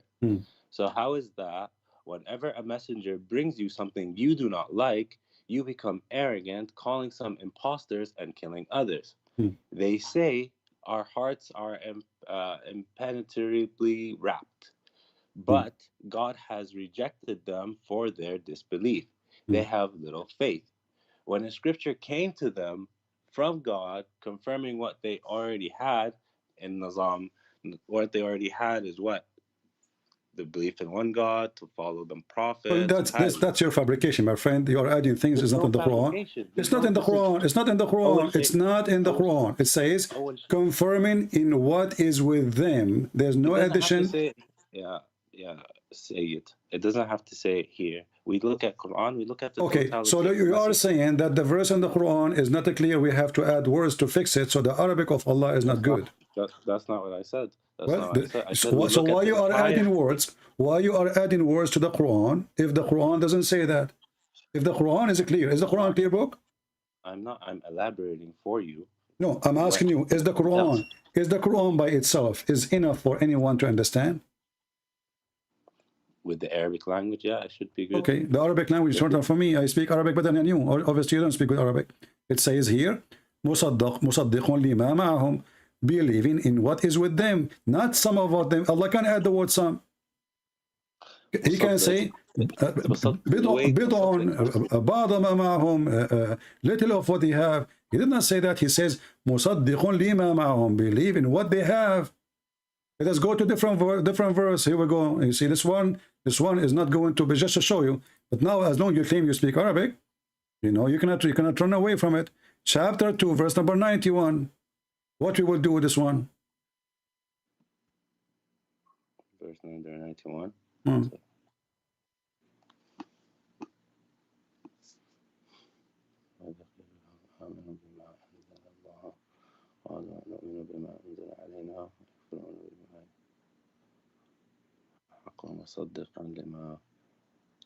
Same thing. No, it's adding here. It's even adding the word truth. Even if it be the truth, confirming what is with them, not some of what is with them. So the truth is what is with them. Let us go to different verse. We will keep jumping, no problem. Chapter 2, chapter 2, verse number 101. Read carefully, read again. You just said confirming. Yes, confirm. Actually, confirm is not a good translation. Musaddiqan, more than confirm, believing. Continue. Here it says, and when they come to them, a messenger from Allah, confirming what is with them, not what was. Here translation is false. Musaddiqan lima ma'ahum. I'm going to send you a link on our message. I don't open links, my friend. You can read from me. You can tell me whatever you want. Oh, okay. Go to a website called corpus.Qur'an. Give me the answer. La, you can see that musaddaq is coming from confirming. It's confirmation. No problem. So how you can confirm something is not true? It confirms the truthful parts, of course. Okay, hold on. So guys, does the verse says confirming the truthful part only? هو الحق مصدقا لما معه. The truth, yes, مصدقا لما معهم. Okay. So it's confirming what is with them. Does it say in the verse, my friend? Does it say in the verse? Any of those verses I gave you, confirming some of what they have with them, or it says confirming what is with them. يا أخوي على مهلك. I'll tell you an example. الحين today عندنا ناس they say إنه Ibrahim doesn't exist كمثل. Right? Speak in English. You have some people that say that Abraham does not exist. Okay. صح? Okay. Right? Now, the fact that Muhammad ﷺ says this and we believe him, any Muslim that ends up believing him, by default, we believe anything that came before that he speaks about. Therefore, Abraham is real despite there not being any historical evidence for him. Makes sense? Okay. So now when it comes to the Bible, the actual Bible or the Old Testament, New Testament, it talks about the truthful parts that مثلا الأشياء في البيبل that we as Muslims cannot agree to. Okay. I want to ask you. I want to make simple for you. Sure. Do Muhammad have the Bible in his time or he don't? Do he have the Old Testament in his time? The Old Testament. Yeah. So Old Testament, not New Testament. The Old Testament. I'm talking about the Old Testament. Let us go one by one. Do Muhammad have the Old Testament, the correct one, in his time? I don't know if it's an. What do you know? You just said to me about Abraham. So how he's confirmed some of it? If you do not know anything about it, do Muhammad know anything about the Torah? Yeah, he does. Okay, how he knows? We believe he got information from Allah. Okay, if he got the information from Allah, then he got the Torah. Do your prophet knows how to read Arabic or Hebrew? No. If I give you now the Torah and I say I want you to swear on the book of the Torah, are you willing to swear, or you swear in the Quran only? Are you talking about the situation where those Jews came to him? And I'm not asking about situation. I'm asking you, if I give you the Torah and the Quran, which one you are going to swear on, the Torah or the Quran, or both? No, I swear on the Quran, of course. Why you don't swear in the Torah? Because I follow the Quran. I don't follow the Torah. But isn't it supposedly Musa is a Muslim prophet? What does Muslim mean? This is another question now. So you see, you Muslims, you play games. So is the Torah is the book of Allah too, or the book of shish kebab? No, we believe it's a divine. Okay, so I'm asking you, why you don't want to swear in the Torah if the Torah is the book of Allah? If there was absolutely no Quran around, no nothing, and there was only the Torah, and I had the New Testament and the Old Testament, I would swear on the Old Testament over the New Testament. Okay, why you want to swear in the Old Testament if you do not know even how to read the Old Testament? No, there's translations. They do just fine. And then Let us say you exist in the time of Muhammad, you don't have translation. How you can swear in a book you never read? Excuse me, say that again. How you say it, you will swear there's a translation, that's why you will swear. So now I'm asking you, in the time of Muhammad, there was no translation for the Torah. Should you swear in the Hebrew Torah? No. Why? Well, at the time of Muhammad, I wouldn't probably be a Jew either. I would probably be a Muslim. There's another question. There's another question. You said you are willing to pray. There's no Quran. So in the time of Muhammad, are you willing to swear in the Torah, in the Hebrew? Why would I swear on the Hebrew? Why not? I don't understand. This is the only book. This is the only book. The book Allah He sent to them in Hebrew. Allah did not send in English. Allah did not send in Arabic. He sent in Hebrew. So if you are saying that, if you are saying the Torah is the book of Allah, why you don't want to swear in the book which Allah gave them, which is in Hebrew? I'm trying to understand your question. Is it before Islam? Doesn't matter. Doesn't matter. Let us say. Let us say after Islam. Let us say after Islam. Muhammad is there, and they give you the Torah, and they say to you, swear in the Torah. Are you willing to swear in the Torah in Hebrew? The Prophet told me to do it. I'll do it. This is not a question. If the Prophet told me to do it, I'll do it. Let us say you were there after 10 years of Muhammad died. Are you going to do it or not? No. Why not? Because by then the Quran has been compiled. I swear on the Quran. So you are saying to me, Muhammad, before he have the Quran complete, he have to believe in the Torah. No. So you just said that to me. You said to me because by then the Quran was going. And now let us. You see. Okay. So if the Quran is not compiled together, you will swear in the Torah. That's mean the Torah is a correct book. If the Prophet tells me to do it, I'll do it. There's another question. There's another question. You see, you are escaping the. Trying to skip. Do you swear by the Torah? Is the Torah? Is the Torah and a good book for you to swear in? Yes or no? Over the New Testament, yes. This is another question. I don't talk about over the New Testament. I'm asking you about the Torah. Is the Torah a good book for you to swear on? Yeah, probably. Probably. If I had to choose life or death, yes, I'd swear on it. Okay. Well, the Old Testament, the book of Moses says that God has a spirit, and God, he came to Abraham as a man. What you would do with that? Do you accept? It's not. It doesn't actually mean a man. Even no, it came to him as they came to him as a man. No, he came to him. He came to him. It's not up to you. He came to him as a man. What are you going? It's up to Jewish rabbis. Exactly. It's up to the. Okay, no problem. It's not. First of all, my friend, listen. It's not up to the Jewish rabbi. It's not up to the Christian priest. It's up to the book what it says. Do I agree? Okay. Okay. The book says as a man, but it's an angel, and it's a form, and it's a message that he came as a revelation. That's how it came. That's how it means. What do you mean? What do you mean? What do you mean? Hold on, my friend. Hold on. What? So you are saying to me, God, he came as an angel now? No. Okay. So let me repeat the question again. Did God came to Abraham as a man? And actually, all the one who came to him, they came as men. If you go to Genesis chapter 18, verse number 2, and verse number 1, you can read it says, and Abraham looked down, he saw 3 men standing nearby. Is that correct? Yeah. Okay. One of them is God. Is that correct?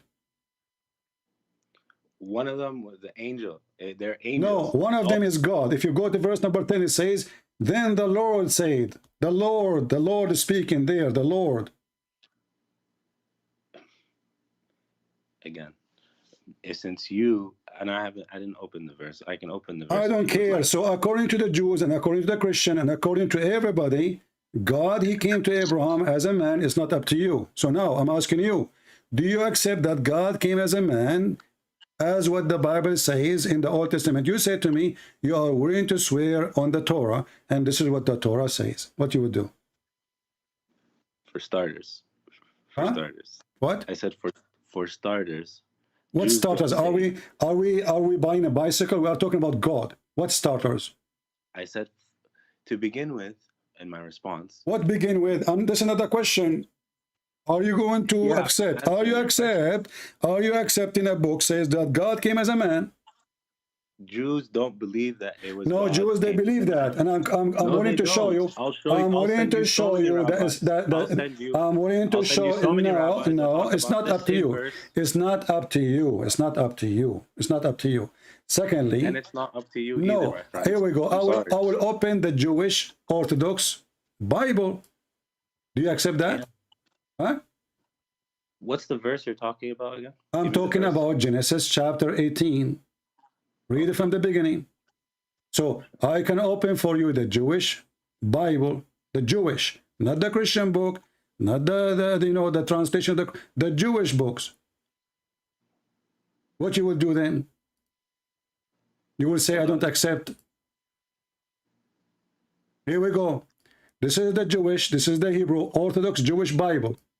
Orthodox Jewish Bible. And Hashem appeared unto him. Do you see the word Hashem? I can't open the page. I don't care. You see, you are playing games. You are playing games. So now I'm asking you.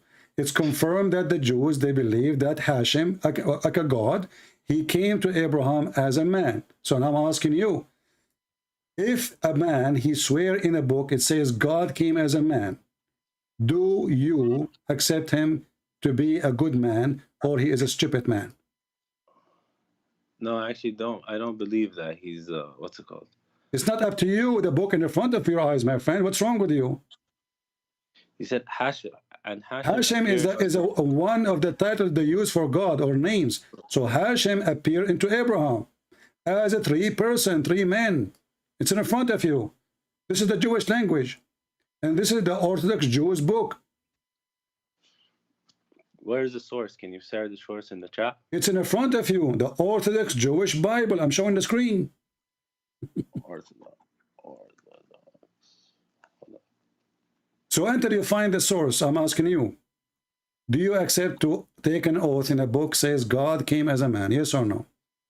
No, I would not. So why you're a prophet then? Why you're a prophet then? You see, you got your prophet busted. So why you're a prophet then accept to swear in the Torah, the book which says that God came as a man?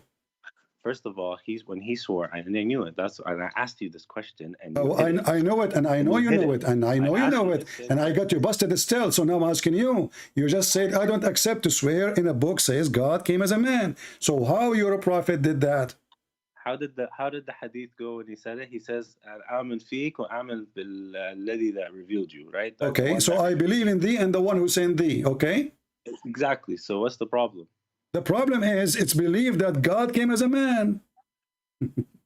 That's not how they actually see it, though. Today, if you what do you mean how they see it today? What do you mean that they see it? This is the Torah. This is the same Torah.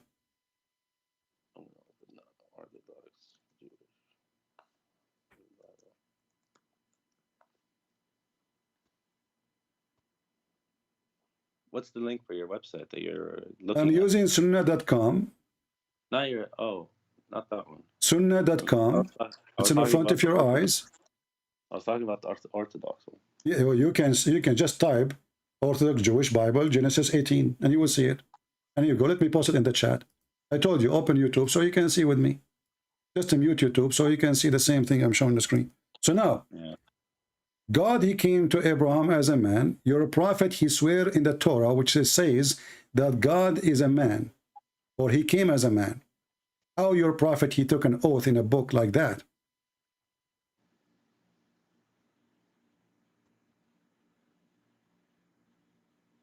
What you just what you just showed me was just a different translation of that verse. You didn't My show friend, me I any showed you the Jewish. you didn't show I me showed any you. Jewish I explanation. showed you the Jewish. That's. I showed you the Jewish. Listen, listen. Don't waste my time. Don't waste my time. You know. I'm not wasting your time. I'm trying to have a decent conversation. Okay. Not a single Jew will not accept, because you see, the Jews have to go by what the book is saying. Literally, they cannot make it their own. It says Hashem. Hashem, he came. He came as what? As a 3 men. Can I send you some things by there? Don't send me things, my friend, wasting my time. So now you're a prophet. Do your prophet know Hebrew? No. So how he swear in a book he do not know how it is inside it? Because he believes in the one that revealed it. اللي هو ربنا. Oh, okay, guys, he believed, but maybe they gave him Yellow Pages book. How he knew that this is the Torah? That they handed to him? Yeah. Why would they? It was a serious matter. Something was going on. What serious matter? The guy, he do not know Hebrew. He do not know what he's reading. He cannot read even a word. So if I give a book to your prophet about Mickey Mouse and I say to him this is the Torah, how he will know that this is not the Torah? إذا أنت عايز تخدعه, then that's your call. But these men didn't want that. They came to him for a ruling. They were sincere, and they came to him for a ruling. My friend, this is false. First of all, he is in their house. He is in their house. You know, he is in his house. He's not. They are not coming to him. He is in their house. They invited him. Exactly. So now I'm asking you. They gave him a book, and then he took the book, he put it in the top of the cushion, and he swear by it, saying, "I believe in thee and the one who sent thee." How he knew what is in thee, and how he knew that this is the book is sent by thee? So when we say that Allah sent the Torah and the Injil, we believe in the original. This is not the question. They gave him a physical book. They gave him a physical book, my friend. We are not talking about the word Torah now. We are not talking about the word Torah. We are talking about a book, have pages made of papers or leather, and they gave it to him, put it in front of him, and he took it physically. He didn't say, "I believe in the Torah." He's saying about what is in front of him. He took it, he put it in the cushion, showing a lot of respect, and then he said, "I believe in thee and the one who sent thee." My question to you, Muhammad do not know Arabic, Muhammad do not know Hebrew, so he cannot even read his name. How he can confirm that this is the book of God, and how he swear by a book he cannot read, he cannot see what it contains, he cannot see anything about it. Maybe it's not even a Torah, maybe it's a shaitanic book, maybe it's a book about magic. How he can confirm that this is the book of God? How he swear by that? Hey, that's a very big possibility. There's a big possibility that these people came and tricked him, and they gave him a completely different book that has said nothing in it, and he said, "Hey, I believe in thee and believe in the one that sent thee," with the full intention that this was the Torah. Okay, so your prophet is not inspired by God then, because he is swearing by a book without knowing what is inside the book. This is your premise, by the way. This is not the premise. No, listen. I am not a fool to swear by a book. Maybe this book is written against my Messiah. Why I want to swear by it? A prophet of God, he have to be careful. He have to swear in a book. He knew what it says. He should know very well what it says word by word. Otherwise, taking a book saying, "I believe in thee and the one who sent thee," is a hypocrisy. Isn't it the Quran says that the Jews, they believe that Allah have a son, his name is Uzair? In the Torah, it doesn't say that, and it doesn't say in the Quran that it does say that. It says that the Jews, they say, listen. The Jews, they say Uzair is the son of Allah. How Muhammad knew that in the book they gave him, it doesn't say that Uzair is the son of Allah? Wahi. Huh? I said Wahi. What Wahi? I said revelation. He probably knows from Allah told him. Allah told him that Uzair is the son of Allah, but there is not a single Jew believe in Uzair. There's nobody, his name is Uzair. Who's Uzair? Ezra. Ezra is not Uzair, and there's no Jews believe in the guy. His name is Ezra, and he's God. There might have been some factions once upon a time. We don't know that. If this is the case, that's mean the Quran is a false, because the Quran says the Jews, which mean all the Jews, not some, maybe. Where is this ayah again? Chapter 9, verse number 30. Okay.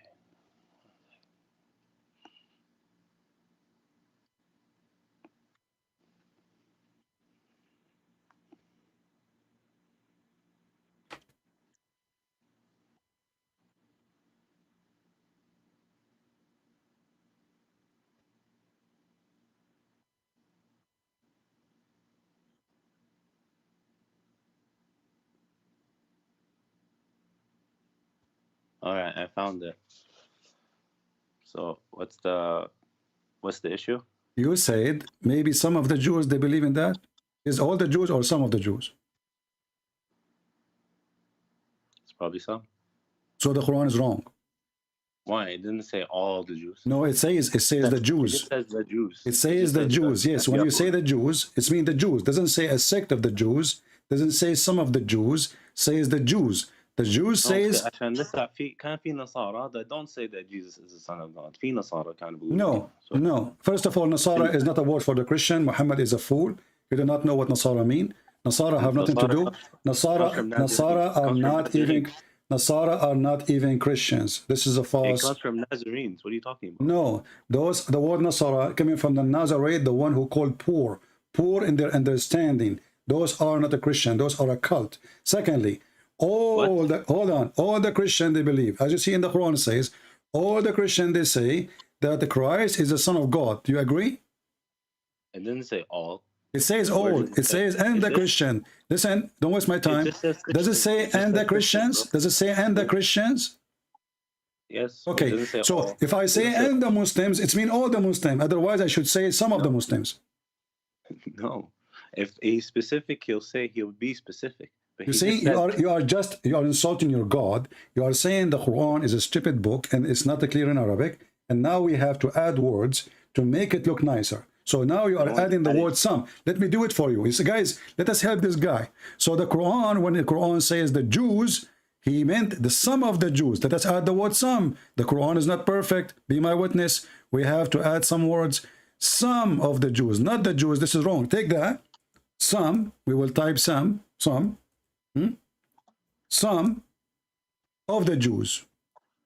Okay, now the Quran look better, because obviously the Quran is a confusing book, and the one who said that, the Jews, is not God. This is maybe Muhammad. And then when it says and the Christian, the Quran is wrong. We need to fix it. So we need to say some of the Christians.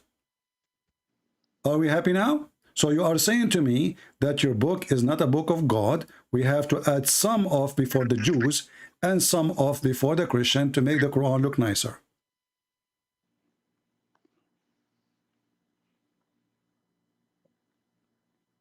So just because the word Christians believe, because it's an exact same comparison. Exactly, same comparison. All the Christians didn't believe.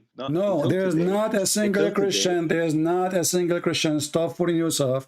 Not a single. You cannot be called a Christian. You cannot be called a Christian if you don't believe that Jesus is the Son of God. Stop lying. Secondly, the Quran is against you. The Quran is against you. The Quran is not saying some of the Christian, saying the Christians. I didn't say it said some. I never said it said some. No, you said that. You said some. You said some of the Jews believe in Uzair, maybe. You said some of the Jews believe in Uzair, maybe. Correct? Did you say that? There's a possibility some of them had that kind of understanding. Yes, okay, so now the Quran is wrong then, because if some of them, why Allah? Okay, are they okay? When you say some, my friend, when you say some, are they the majority or the minority? Some. Minority. Exactly. So you cannot judge the majority by the minority. That is the most stupid thing ever. So No, if a few of them listen, you just expose your God. If some of them believe, you don't say the Jews believe, you say some of the Jews because they are the minority. Then what is the majority believe? So now Allah, he made a mistake. If some of the Jews believe, then this verse is wrong. If some of the Christians believe, that means this is wrong because they are the minority, not the majority. لو سمحت, he gives you the point in 31. If you go just another ayah after, he'll give you the point. The verse number 31 is more horrible. Read in Arabic and laugh. It says, اتخذوا أحبارهم ورهبانهم أربابا من دون الله والمسيح ابن مريم. They took their monks, their rabbi and their monks as God instead of Allah and the Messiah. So the verse after it making the Messiah God. Because it says instead min duni Allahi wal Masih, and you claim you speak Arabic. Read it. Yeah, I'll open it now.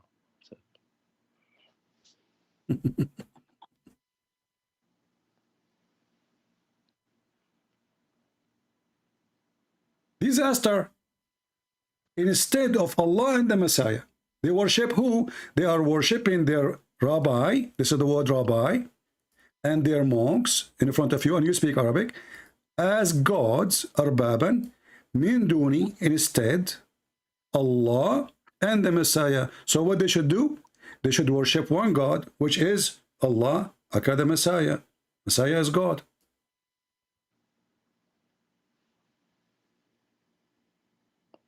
So here, it's actually اتخذوا. What happened to your tongue? Your tongue is gone. Speak in Arabic. Read in Arabic. Let us laugh. Read in Arabic and let us laugh. And read in Arabic and translate. I challenge you. I challenge you to read one word by word and translate yourself. اتخذوا أحبارهم ورهبانيهم أربابا من دون الله والمسيح ابن مريم. Translate now. Translate. So they took their rabbis and their monks as their lords. Min dunillah. What min dun mean? And they took. Don't stop. What min dun mean? Without. No, instead, right? And besides, without, bidun. Min dun is instead. Okay. Without. Okay. Instead of Allah and the Messiah, correct? No, and they're saying no. It says wal Masih ibn Maryam. Okay, no, translate. Why you jump? Why you skip? They took their rabbis and their monks as God. Min dun. What min dun mean? Instead, not beside. Min dun. Min dun Allah wal Masih. Instead of Allah and the Messiah. Wa al Masih. Exactly. Allah and the Messiah. Wa is harf out of. شوف دقيقة. I wanted you to go to the corpus.Qur'an as well so that you can see, you can also see the grammar. My friend, I know what the Muslim they say. I see it here. I see they're trying to fix the problem. They say, oh, the word Messiah is coming after, but they meant they took their monks and their rabbis as God and the Messiah instead of Allah. But the Arabic doesn't say that. However, look what happened now. Look what happened. Look what happened. Just to show you that your prophet. Listen. Let me show you that your prophet is a fraud. Can you name for me one Jew and one Christian? He took his monk or rabbi as God. كثير. Who? Show me one. There's so many people that pray to saints. What are you talking about?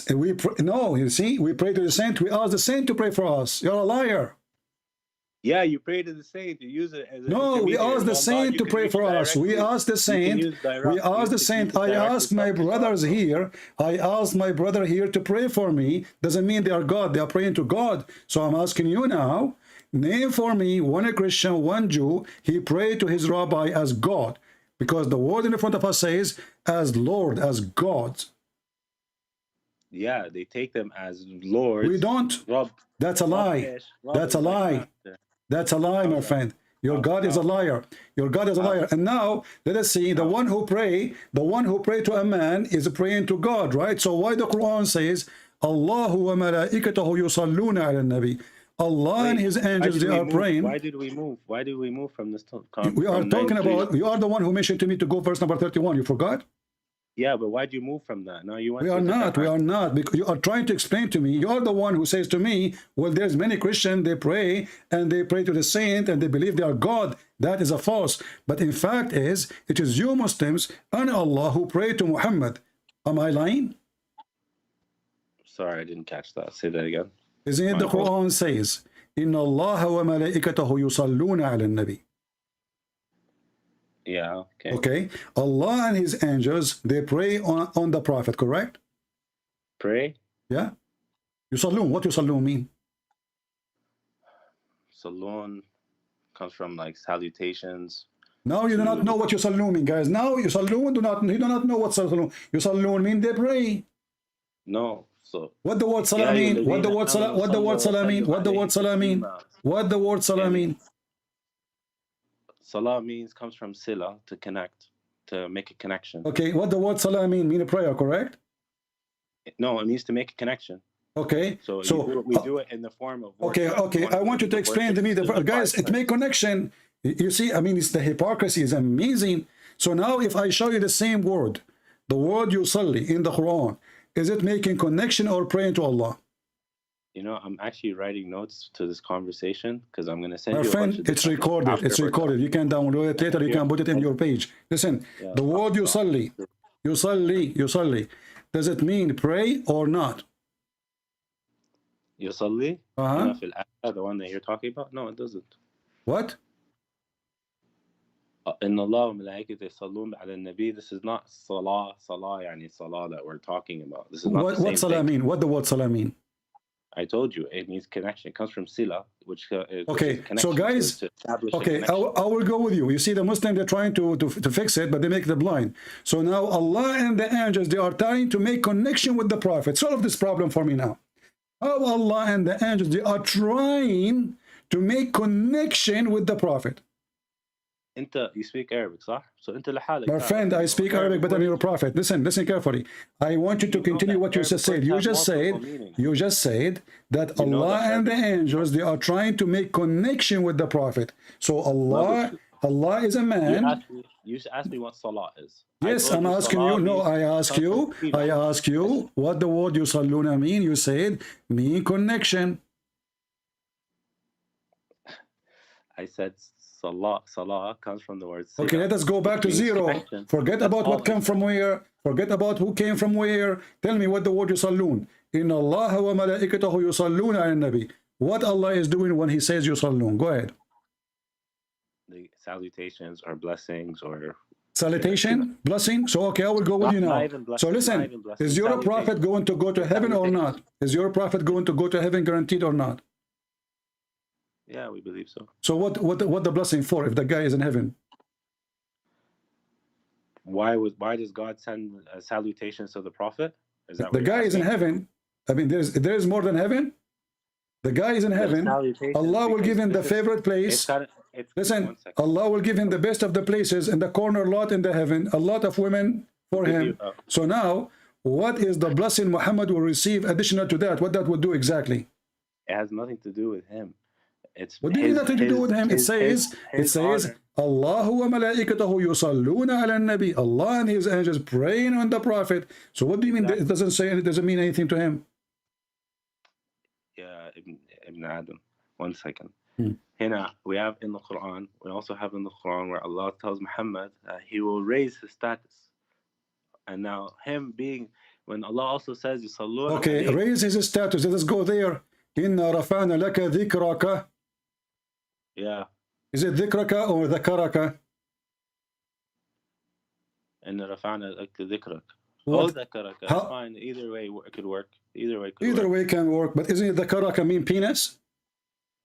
No. What do you mean? No, it's the remembrance. Remembrance? Dhikr, what remembrance? Dhikr, it comes from the word dhikr. Dhikr means to constantly remind you. Remember. Comes from remembering. Okay, let me ask you. So let me ask you. Is it true? Is it true that your prophet he used to suffer from his penis?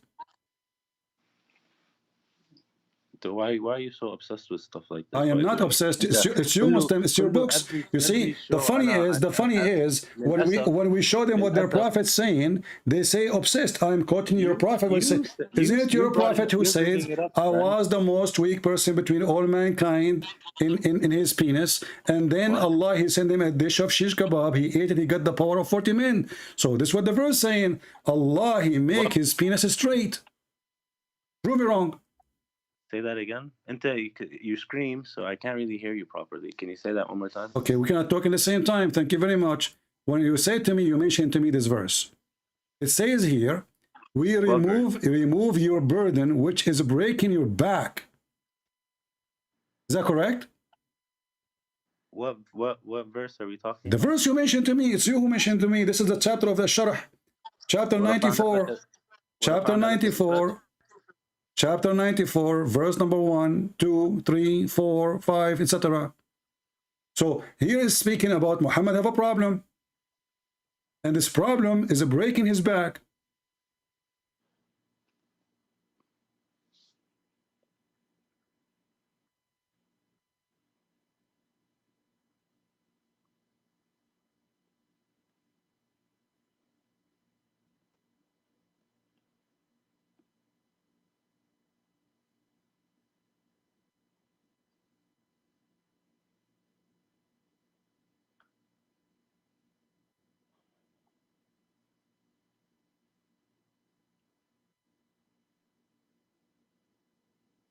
So where's the breaking your back? Yeah, what is breaking the back of Muhammad? الذي أنقذ ظهرك. And he had his weight was heavy on him, and he lifted the weight. Okay, according to Islam, isn't it the Quran says, "Min bayni as-sulbi wat-tara'ib," that the sperm of the man is coming from his backbone and the ribs of the women? What? Isn't it the Quran says that Allah? I'm just showing you what is the weight on his back. So Muhammad, he think that because he cannot have sex, he have a problem in his back, the backbone. الذي أنقذ ظهرك. This is how you interpret it? I am not the one who interpreted it. Okay, listen. There's another verse in the Quran that says the following.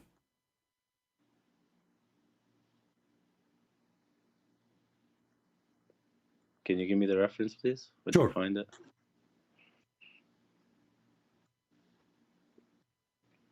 Chapter 113, verse number, you can read, it's just a few verses anyway, you can read it all.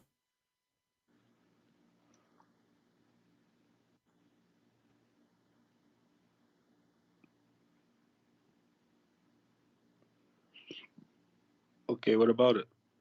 Isn't it this is chapter 2 is about the penis of Muhammad? Excuse me? Isn't it this is chapter, all of it is about the penis of Muhammad? 113? Yeah. How are you coming to that conclusion? It says here that Muhammad praying to Allah, somebody he did mischievement, right? And somebody he did, he blow in the knot. He blow in the knot. Do you agree? What? What are you talking He blow in the knot. He blow in the knot. Min sharri nafathati fil uqad. Do you not know? You don't understand? This is what sorcerers do. Okay, so what the sorcerer did to Muhammad, his penis doesn't work no more. What? So the ayah of the surah, let's read it together. قُلْ أَعُوذُ بِرَبِّ الْفَلَقِ. It's say, I seek refuge by the Lord of the dawn. Right? من شر ما خلق. From the evil, like I seeking refuge from the evils of what he created, stuff like a lion or I don't know, natural disaster. No, this is talking about witchcraft. What? Talking about witchcraft. Can you no, this part here, من شر ما خلق, this part specifically is talking about الشر الحاجات الخلق الله. الحاجات تجي منها شر, but it's not, it's just part of nature. Like a lion. Read the verse number 4. You will see it is about what? The giga. And then the next ayah, ومن شر غاسق إذا وقب. Right, so evil, the harm in the night. So what happens at night? Usually evil comes at night, robbers, thieves, kida. So we're seeking refuge from so those what witchcraft have to do with thieves? This is witchcraft. And then ومن شر. Don't tell me daqiqa. I'm asking you. Don't tell me a second. Listen. What witchcraft have to do with thieves? Now, this is the third kind of protection we're asking for. No. This is talking specifically about witchcraft. This is talking specifically about somebody blowing in the knot, doing witchcraft. There's no thief. There's no criminals. So don't add things. Now I'm asking you. No one's adding anything. You're the one that's adding. You are saying thieves. You are the one saying the thieves. Illa, because this what happens in the night. No, it says witchcraft. Do the thief use witchcraft to steal your property? It says what? What? The word what means and. No. وَمِن شَرِّ غَاسِقٍ إِذَا وَقَبَ. Okay, listen. وَمِن شَرِّ حَاسِدٍ إِذَا حَسَدَ. Okay. So it's also a new wa. وَمِن شَرِّ. So wa. Listen. The first. My friend. أنت أسمع. أنت الأسمع. Do you accept Muslim interpretation for the verse? ليش أنا وأنت we talk Arabic. Why do we want to go look at interpretation? Why not? Because you will say to me, it doesn't say that. You know why I want to waste your time and my time? لا أنت أول شيء you're not even listening to what I'm saying to begin with. No, I'm listening. I'm listening. So I'm asking you. Why want to waste our time? Shall we go and see the interpretation for the verse? You and I speak Arabic. Why do you want to look at interpretation? So you don't want to see the interpretation because the interpretation is saying that this is about the penis. Yeah, right here. What does the letter wa? My friend, don't tell me akhui. Tell the Muslims, your scholars. The scholars, they say that this is the penis. You're not my brother in Adam. You're my brother in Adam. My friend, I'm not asking about you saying your brother. This is not my question. I'm saying to you, if your scholars, they say it's about penis, then it's about penis. What we would do? أنا مالي ومال What do you mean that's not your business? What do you mean not your business? Those are your scholars. Listen, man. I don't know what to call you. That's why I keep. My friend, what is that? Your scholar saying this is about the penis of the prophet? Yes or no? The scholar, that's his interpretation and his. Thank you very much. So now we agree that the scholars agree that your prophet penis have a problem, and he claimed that somebody he used witchcraft over his penis. Which scholars?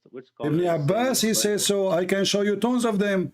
As an example, go to Tafsir al-Bayan, Bayan al-Sa'ada, go to Tafsir, listen, كلام العرب, وقف في كلام العرب, قال ابن عباس في كتاب النقاش الغاسق إذا وقب ذكر الرجل. عن ابن عباس في قوله تعالى من شر غاسق إذا وقب قال هو قيام الذكر.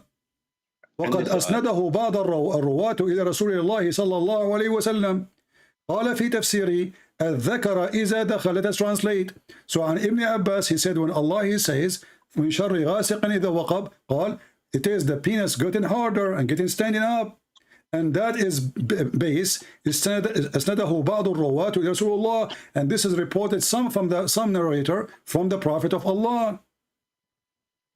The book إحياء علوم الدين, volume number 3. I'm giving you a reference. No. You're showing me what other people thought. It doesn't matter. Yes, exactly. So why you Muslim you say why you Muslim will say that this is about the penis of the prophet when it's not about the penis of the prophet? Let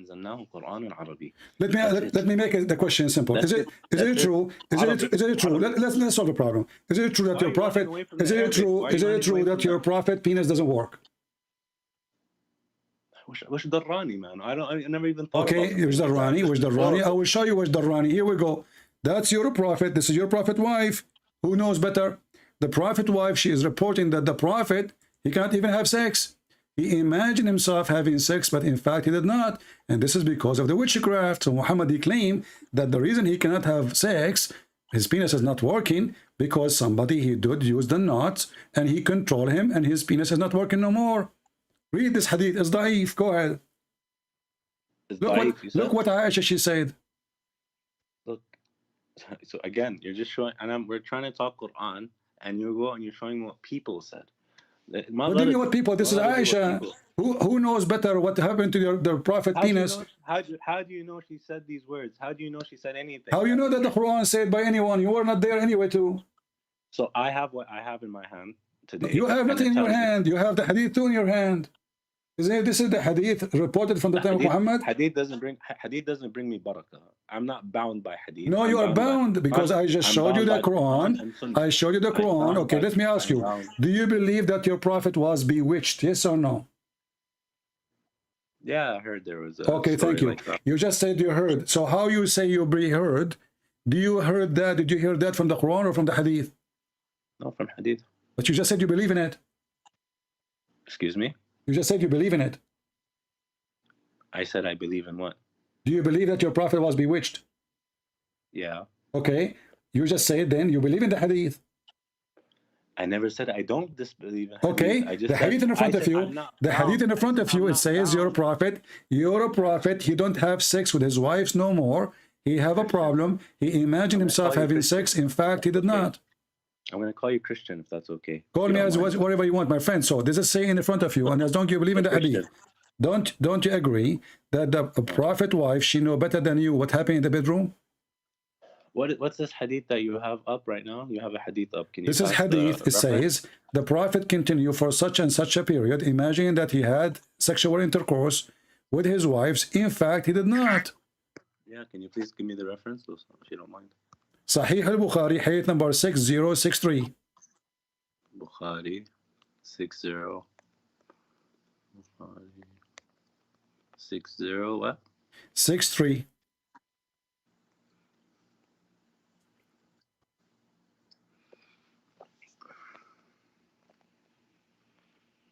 He slept with his wife, and in fact, he did not. One day, he said to me,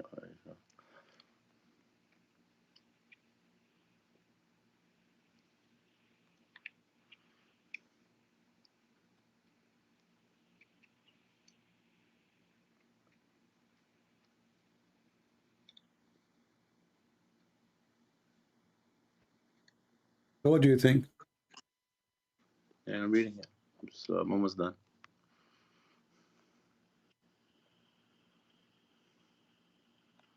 Okay, so how does this have to do with the ayah we were talking about? Listen carefully. Listen carefully. The ayah speaking about Muhammad suffering from witchcraft. The interpretation we showed you. It doesn't talk about witchcraft. Him suffering from witchcraft. It doesn't say anything about Muhammad. It says about Muhammad. You see, we mentioned 2 chapters. You are the one who mentioned them to me. You forgot the chapter of Al-Sharh, chapter 94. It says there's weighted your back. The back of Muhammad is not functioning. وَرَفَعْنَا لَكَ ذِكْرَكَ. And you said, you agree, it can be dhikraka, it can be dhakaraka. It's the same. Dhakaraka mean penis. Dhikraka, it's mean remembrance. But the problem here is obviously there's a problem. You know, there's a hardship. He's suffering from something. What he's suffering from? We go to the other verse. The other verse says that Muhammad, he was under witchcraft, and a Jewish guy, he controlled him by magic. Is that correct? But this ayah, قُلْ أَعُوذُ مِنْ شَرِّ النَّفَّاثَاتِ فِي الْعُقَدِ, have nothing to do with this, him being inspired by. Listen, okay, let us take it in a simple way. For us Muslims. No problem. No, my friend. Okay. The hadith I showed you, do you agree with it or not? Which hadith? The one just now? The one I showed you, Sahih Bukhari. Yeah. Yeah, whatever. Yeah, it could possibly happen. True. Okay. So now, me and you agree now that Muhammad is under witchcraft and he have a problem with sex. Do we agree? And here in do you mind? Let's just read it. Let me read it in Arabic. I read it in English.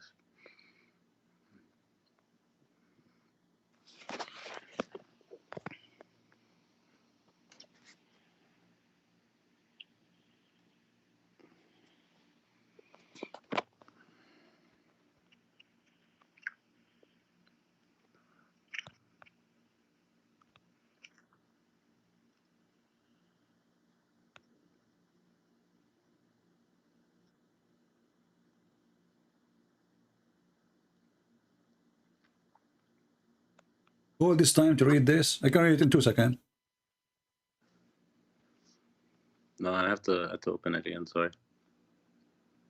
Just found it now. It says that the prophet, he imagined himself having sexual intercourse with his wife. In fact, he did not. It doesn't. See, in Arabic, it doesn't actually say sex, like having. No, sex. it says that. Just yati ahlahu. Yes, yati ahlahu. It means he cannot have sex. Yati ata ahlahu mean he could not have sex. It could easily. It says here, my friend. Listen, don't waste my time. You see, the second I notice that the person is being a kid, don't force me to hang up on you, please. Even the Muslim translation saying he could not. Okay, listen. Why the Muslim they will say sexual intercourse if it's not sexual intercourse? Why you Muslim in the translation? Why you Muslim in translation say so? That's their problem. Okay, my friend, anything I show you, it's their problem. Get lost. And they said to you, you hang up on people. I showed you the interpretation. This is their problem. You are showing me what people are saying. Aren't you people too? Maybe you're an angel. Maybe you are God.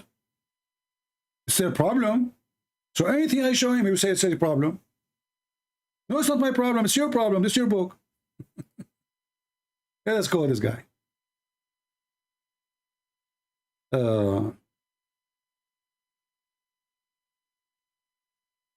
It's my problem, imagine. It's their problem.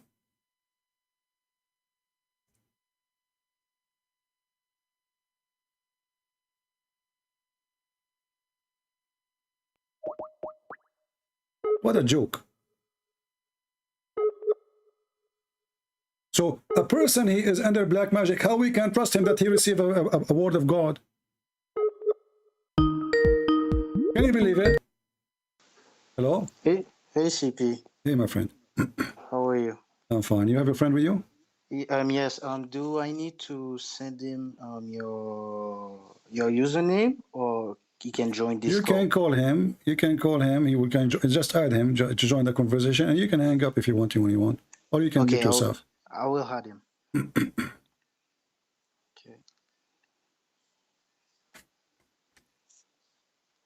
So you know, if somebody he is proven and he agreed that he's a prophet and is under witchcraft. So now how we can trust him receiving Quran from God? The guy is under the control of the Jews, and the one who did the witchcraft is a Jew. So he swear in the book of the Jew. He do not know how to what is written in the book of the Jews, and he is under the control of the Jews. That's what the Muslims believe. Madness. And when we show them the proof in front of their eyes, it says here, yati ahlahu. It doesn't mean he is having. What do you mean? This is what it says in Arabic. And that's why you Muslim says he has slept. So why the translation says that if it's not? It's your Muslim website. Do you see how they play games? If you want to call me and play games, don't waste your time. I'm looking for people who they are serious, adult, mature, not kids. So how we can accept a person, even his sex was fake. Imagine, look, he imagined himself having sex. But man, he imagined himself seeing an angel too. Even different hadith says he imagined himself doing things, not only sex, everything. He imagined himself doing things. In fact, he did not do it. So he imagined see angel. He imagined he heard voices. He imagined. It's a person who was an illusion. Nobody can trust him. When I finished my service in the army, there was a guy. He was doing his paper. He looked fine. He looked like everybody. He don't look like crazy or anything. So I said to him, "Good, you finish your service safe, you know." He said, "No, I did not really. I was kicked out because I hear voices." He hear voices. He see things is not there. So they have to release him because he might start shooting. I mean, the guy hear voices. He hear sounds. He might see an enemy there, but he's not there. He's a nice guy, but he have a mental illness. God bless him. You know?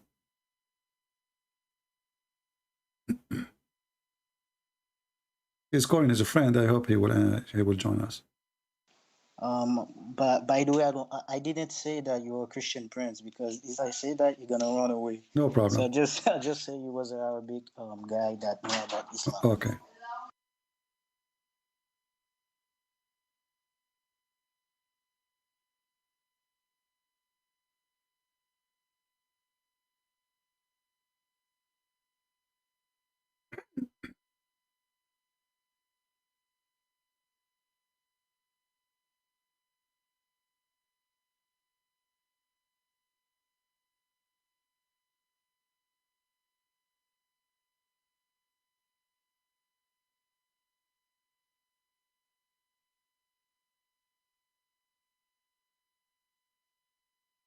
We are waiting for him to join. I lost my voice actually. I don't know if I should take this call, but we promise him, so we will see.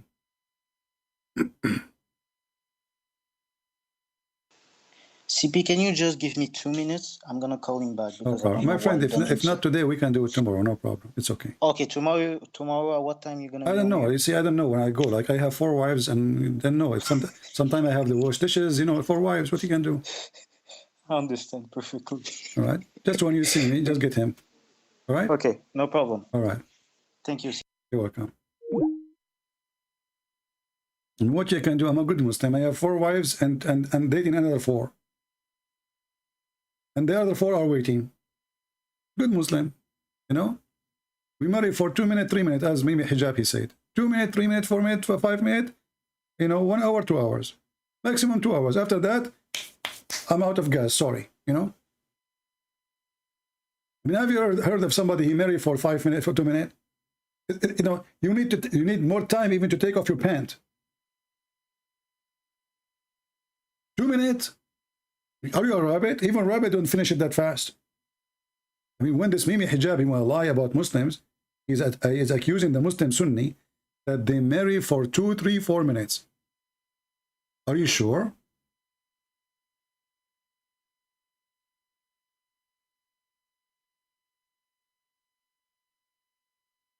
I mean, when they lie, they exaggerate with their lies.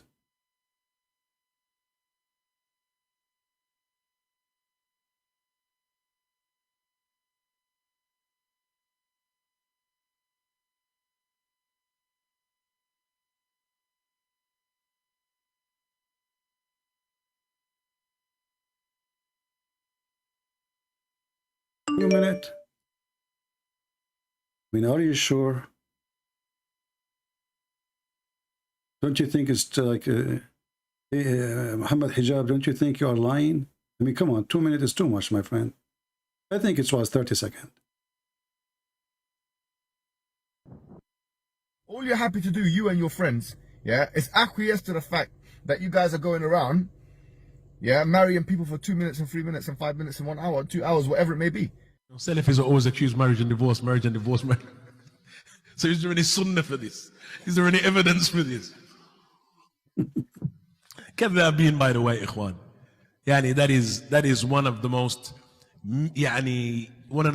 evil statements that is made against the people of Sunnah. Anyone who's familiar with the other communities will know that the affair of divorce among them is far, far more disproportionate than among the people of Sunnah. But it is us who are highlighted, that is it. And that is the manner of those who fight against the people of Sunnah, da'iman wa abadan. They will look for any excuse to highlight the people of Sunnah as evildoers. Apparently, our brothers at SP, there is someone among them has married 60 times apparently. Brother, 60 times. There's no way 60 times. It was 59.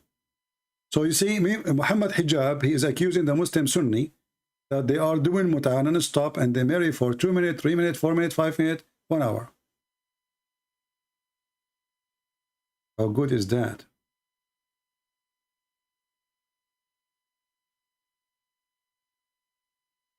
Call me coward. This must be ultimate fault. Didn't this guy have enough?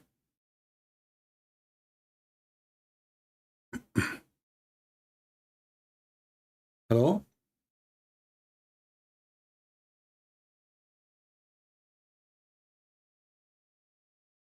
He's playing Qur'an for me. Play Qur'an.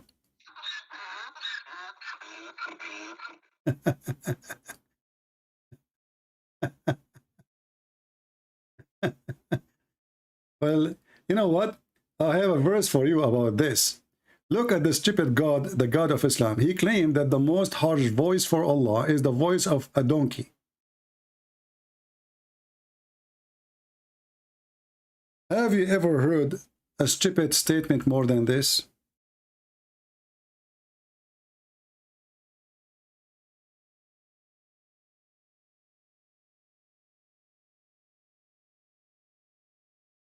And moderate with your walk and lower voice. Verily, the harshest voice of all voices is the bearing of an ass. God, This is God. He wrote that in his book, in his office in heaven. This is God wisdom.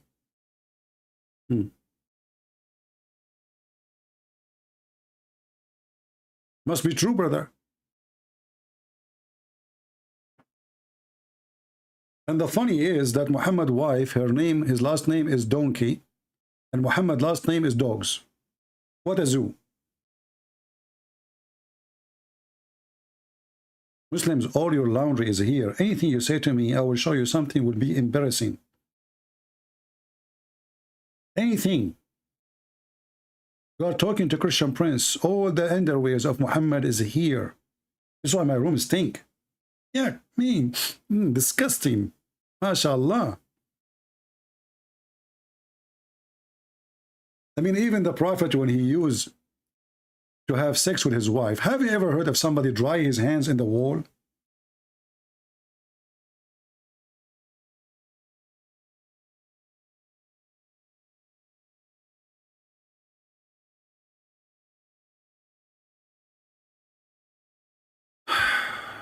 Let us see.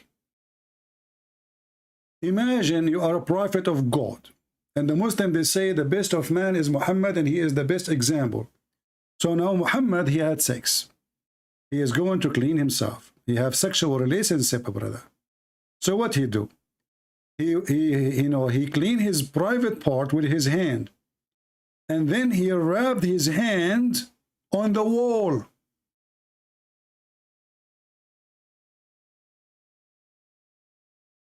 Do you see it?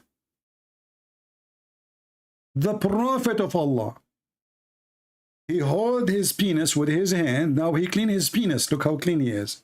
And then whatever he have in his hand, you know what I'm talking about, he dry his hand on the wall.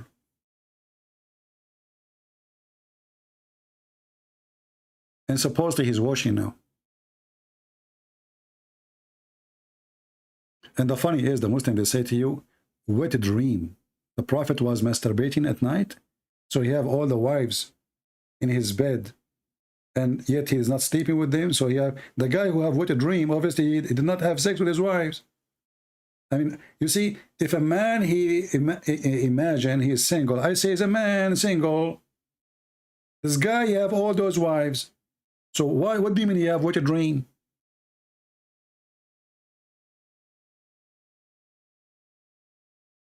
What does that mean exactly?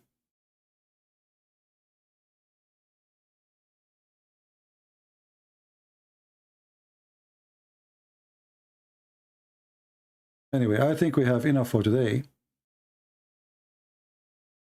Did we have a good time, guys?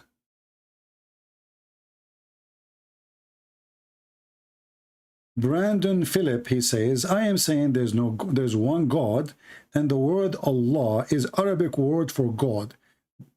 Brandon, you are really, let us go, Brandon.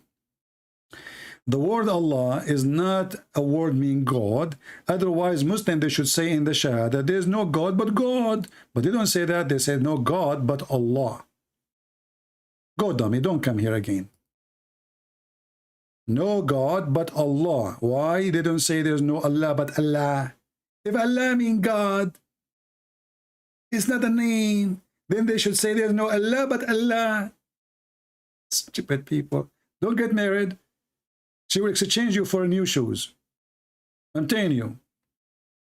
She will go to Walmart. She will see the guy in the cashier. She said to him, if you buy me a new shoe, please just take me and just let me. I don't want to see Philip again.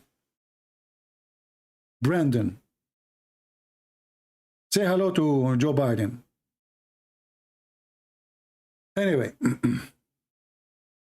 I'm not using the bad word, by the way. I mean, we just remember Joe Biden, the idiot of the village. What a stupid people. What a stupid religion.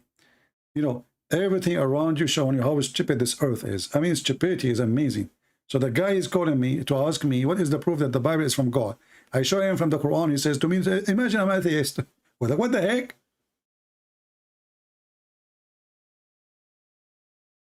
And why I need even to prove to the atheist that the Bible is from God? He's an atheist. He don't believe in God. We have to believe in God first before we can prove that this is a book from God or not. Otherwise, I'm wasting my time. Imagine I say to you, I'm speaking to a guy, he don't believe there's no God. And then I say to him, I will prove to you that this is coming from God. But he said, I don't believe in God. So first we have to debate about if God exists or not.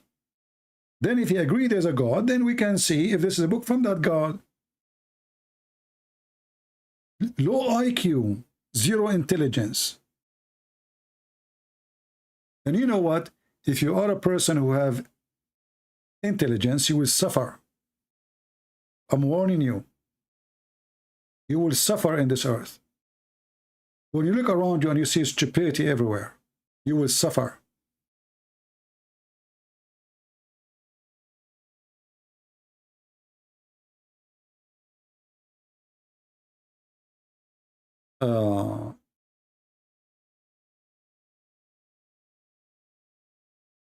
Anyway, did we have a good time? Did we have a good time?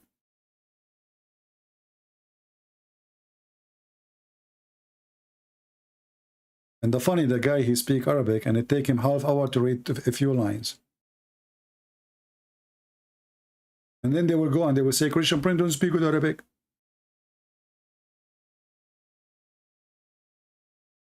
And they will find that their sheikhs is the one who don't speak Arabic.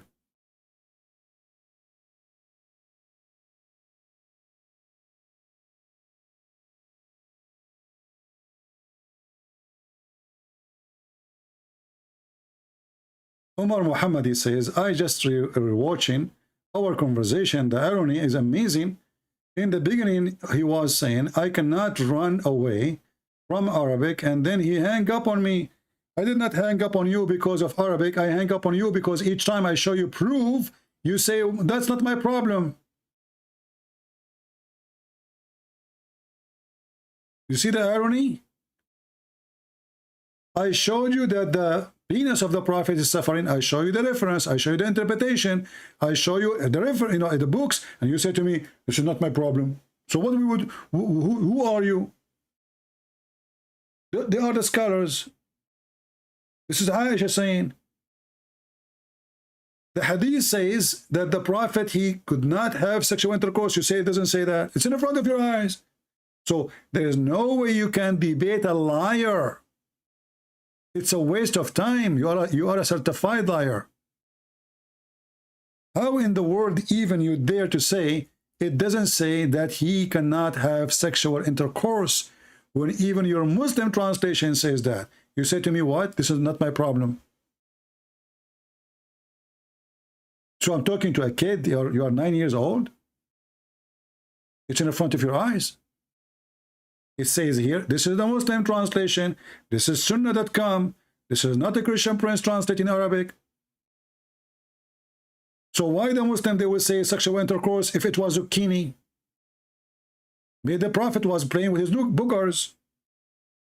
So why you Muslims, you lie saying he could not imagine himself had slept between two brackets, had sexual relationship with his wife. In fact, he did not. And actually, you know what? If you make it not sexual, that will make it even more horrible, because if we say that he ya'ti ala, which means he come to his family, to his wives, in fact, he did not, this is even more horrible. That means he did not go. So the guy, he think he is going to his family, but he did not go to his family. So he went where? To Walmart. So you try to fix it, you make it blind. You are just a silly, stupid. That's why I hang up on you. But thank you for calling. At least you are brave, more better than the other Muslims. But this is the trick. Each time we show them something, they say, not my problem. This is what they are saying. This is the scholar saying, that's not my problem. That's not my problem. And you know, the priceless thing you said in the whole conversation, that yeah, properly the prophet, he was bewitched, but that means that Muhammad is not a prophet of God. Why? Because the Quran saying Allah is protecting you from men.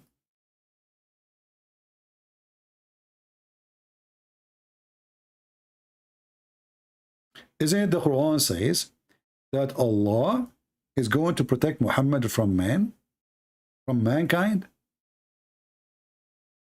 So how Allah protect Muhammad from mankind,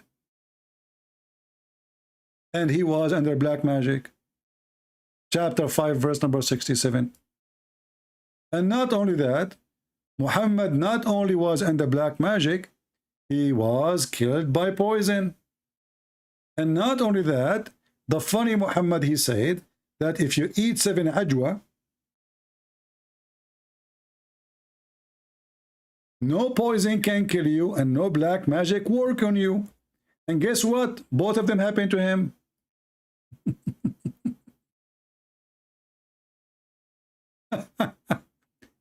Allah Apostle said, he who eats 7 ajwa, dates every morning, will not be affected by poison or magic. Who wanna try it? Don't, disclaimer, don't try it. You will die. And then we find that Muhammad, he died by poison. The 7 ajwa is not working. And not only that, when the Jewish woman, she killed him with the poison, the woman, she said to him, well, if you are a prophet, Allah will save you. If you are not, we will get rid of you. If you are an imposter. Muhammad, he said to her, Allah will not let you do it. So Muhammad again, he lied. Allah could not stop the women. Watch my previous video, which I posted yesterday. Is it yesterday or today? I forgot. Today. How many of you watched the previous video? Not many, because there's no nice picture, right? You guys like nice pictures. Shall we put like a nice picture there?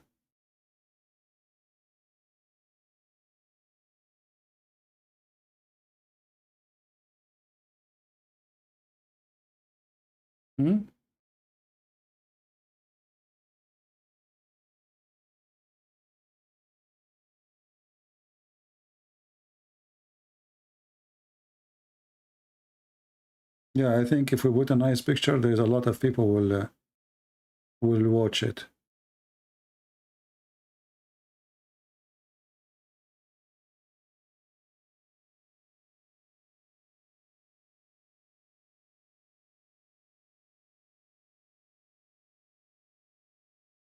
Okay, let's see this one.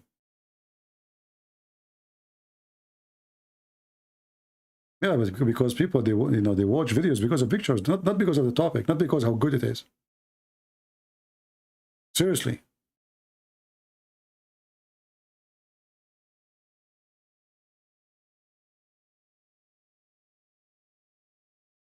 This is why you see those, perverted people. They put all those naked pictures. You will see even some, they are filthy to the point. Like he is going with his wife somewhere supposedly, and then his wife, she is going in the boat or something, and you see her panty, and he put that as a thumbnail for his video. Do you believe how how filthy some human being they can be? His wife.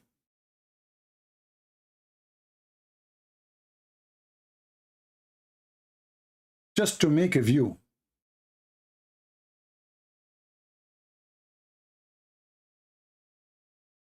Cheap people.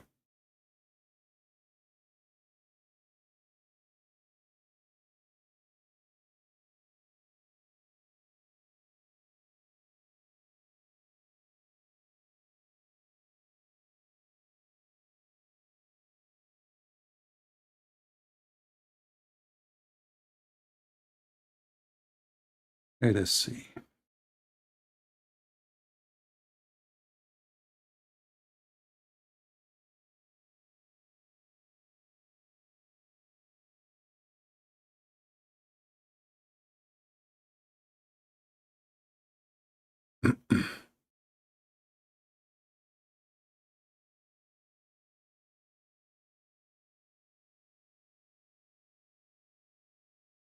All right, I think we have enough for today. Did we have a good time? And Omar, you can call me some other time. I just have enough of you for today. And we made you famous, my friend. Don't forget to download the video, Omar. I'm sure your family and your Muslims will be so proud about you. Tell them that Christian Prince, he hung up on me. He ran away from me, brother. And don't forget to name the video, the title of the video you made with me. I agree, the Prophet, he was under black magic. And which means the Prophet, he cannot be a prophet. Because he was receiving satanic verses. Black magic mean under the control of the devil. And my friend, I have a news for you. I am a prophet too. Next month, a lot of women, they will have their period. Takbir, how he knew that? I'm telling you, this is for real. I have more news for you.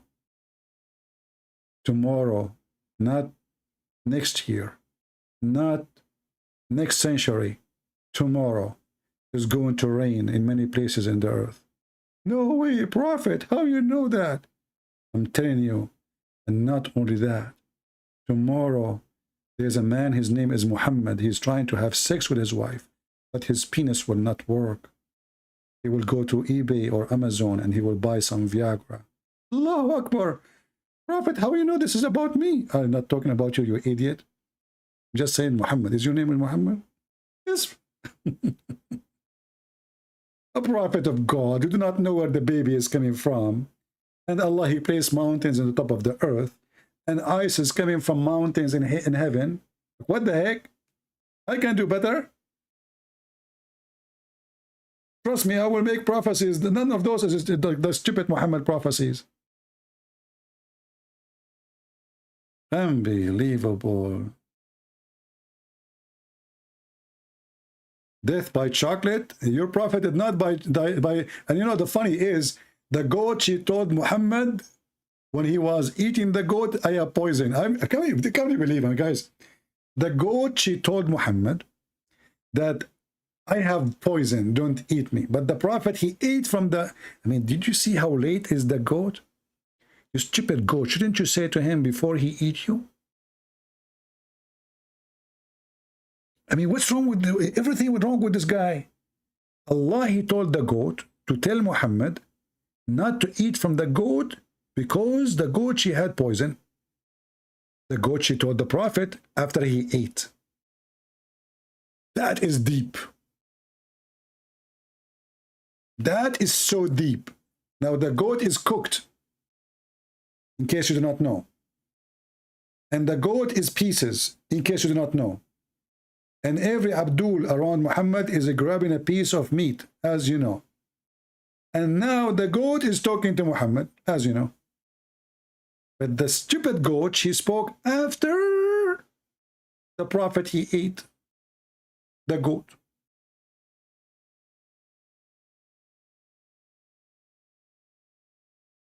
How beautiful this story. I have to believe it.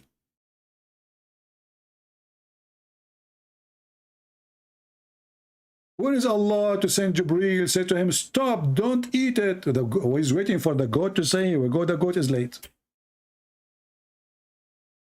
And why Allah could not save Muhammad? This is Allah, can't he save him? So what if it's a poison? You know?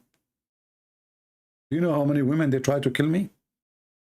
You will not believe it. A lot of women, they put poison. You know, once they put poison for me, this is true story by Sahih Bukhari. Once in the ice cream, I got them busted. I don't eat ice cream. You know, they put the ice cream in front of me and they were waiting for me. Eat. I said, okay, no. Eat. This is, you know, I don't eat ice cream. You know, they give me apple. I don't eat apples. You know, they don't know, like, you know, they try everything, brother. Jibreel, he told me not to eat since I was born, you know. Unbelievable. Those are true story, by the way.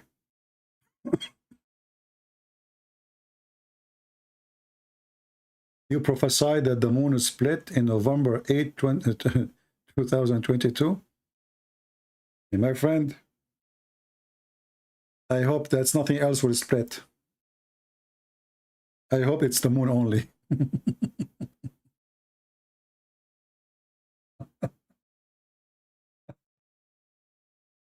Oh boy.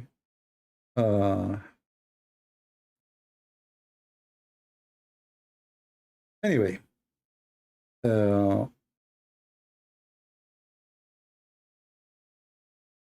Allah al-Nas, but you would say Ilah al-Nas.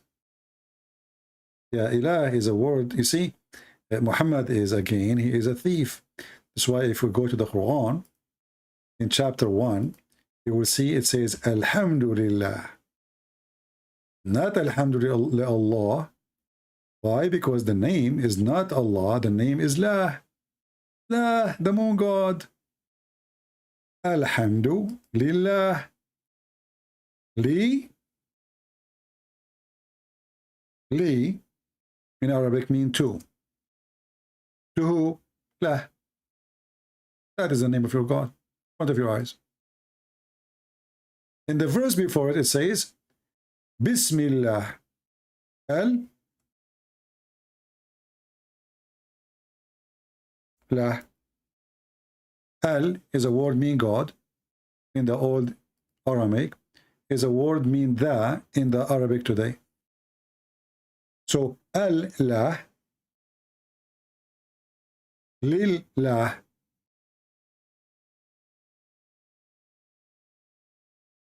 Who is La? Is the moon god, the god of the Muhammadan.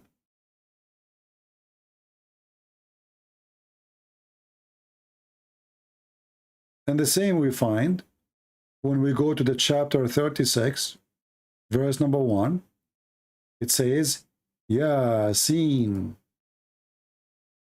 Ya is a word meaning God. You can search it in Google. Don't believe me. Don't believe me. Don't believe me. Anything I say to you, check it out. You will see how stupid this religion is. Ya. This is 37. Yasin. Ya is a word meaning God. Sin is the other name of La, the moon god. Yeah, sin. This is why even in English you say sin. Sin simply is a word coming from the pagan time when the European, they used to worship sin, the moon god. So the Christian, they said to them, this is sin, which means this is pagan. This is from the pagan time. So, yeah, sin. Look, the Muslim interpretation says, Allah knows best what he meant.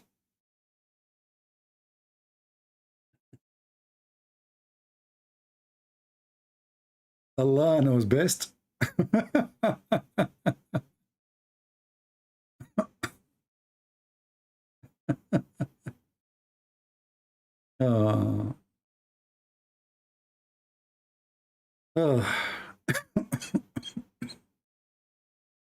Allah knows best. Allah, he sent them first, and Allah knows best what he meant.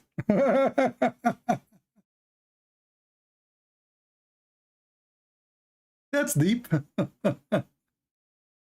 Anyway, I encourage all of you to download the video as soon as we finish. And I encourage Mr. Omar, the one who called me, please don't forget to download the whole video, my friend, and post it in your channel if you have one. If you don't, create a channel just for this. So, you know, people, they can enjoy your intelligence. I'm sure you are so smart and so proud of what you did. So because of that, I trust, I have a feeling that you will download the video and you will not make me disappointed. Please, I want Muslims to download my videos, post them in your channel. Let everybody see how powerful Allah is and how smart Islam is and how Muslims, they can answer so easy.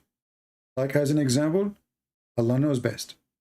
Other way example, this is what they say. What's my problem? Other example, maybe. Very, very serious answers. And those answers, nobody can play with them because they will hang you in the air. But all those things doesn't work with me. Maybe doesn't work with me.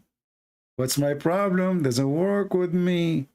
I don't agree with the Muslim translation. You say that to me, it doesn't work with me because you are the Muslim. I'm not Christian. I can say this is a false translation. I am the Christian. You are a Muslim. It doesn't say this. It doesn't say that, CP.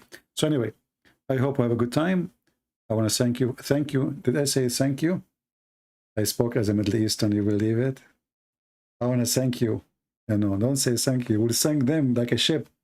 I want to thank you for being here. And don't forget to make a comment. I know most of you are cheap. Cheap in everything. Unbelievable. They're cheap in making, not only they don't make a donation, they're cheap even making comment. Like at the least, man, make a comment.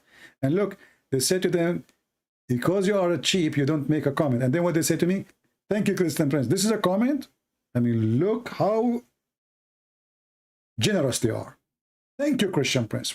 Wow.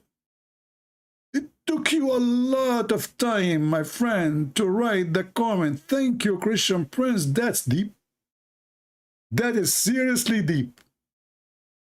Or the other one says, I'm first. Look at this guy.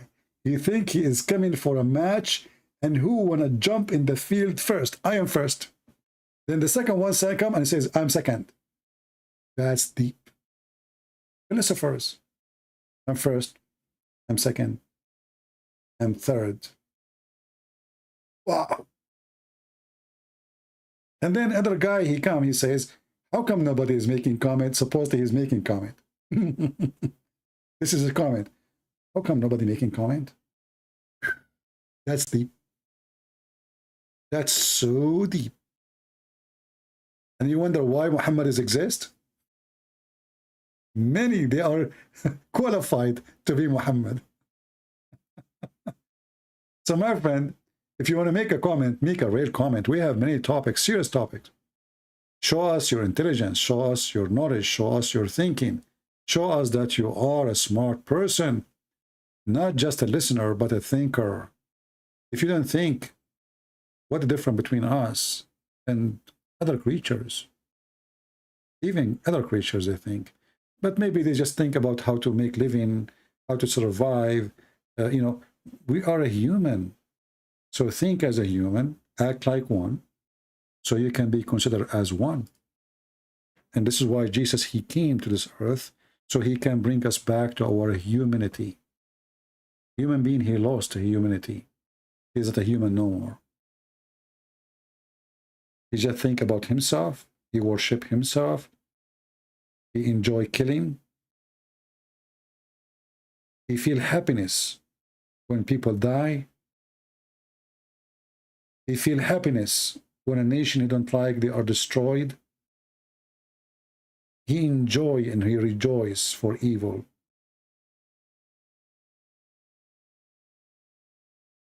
Islam will do that to you. Jesus will not approve it. So I say, come back to Christ, come back to humanity, be loving, be Christian, love your enemy, not by giving them hugs as some false Christians or hypocrite. The one who loves his enemies is the one who shake them, the one who made them wake up, the one who say to them the truth so they can see it and they can save themselves. Not by saying to them, I respect your prophet. I don't. You're a liar. Why you respect a killer? Why you respect a child molester? Why you respect a criminal? Why you respect a false prophet? Just because you want to be a hypocrite? Just because you decide to become a politically correct person? Those who they are politically correct, they are the last people to enter heaven. There's no heaven for them. For they take lies as a business, as a lifestyle. They have no future. And they have no present. They are even lying to themselves. They say things they themselves they don't believe in it. Just because they want to be politically correct. We Christians will reject that. And we reject those people.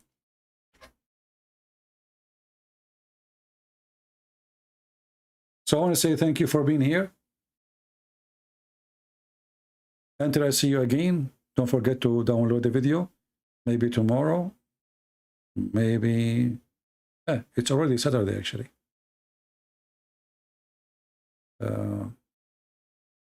Man, how many hours I'm here?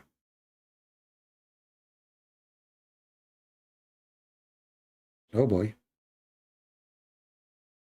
So we will see when we come back. Invite your friends. If you have Muslims they would like to call me, feel free. As you see, I can stay with the Muslim for an hour, 2 hours, 3 hours, 4 hours. But the second I notice that he is a liar and he is just playing games, there's no point of speaking to somebody playing games. I'm not a kid. We are not here to speak to kids.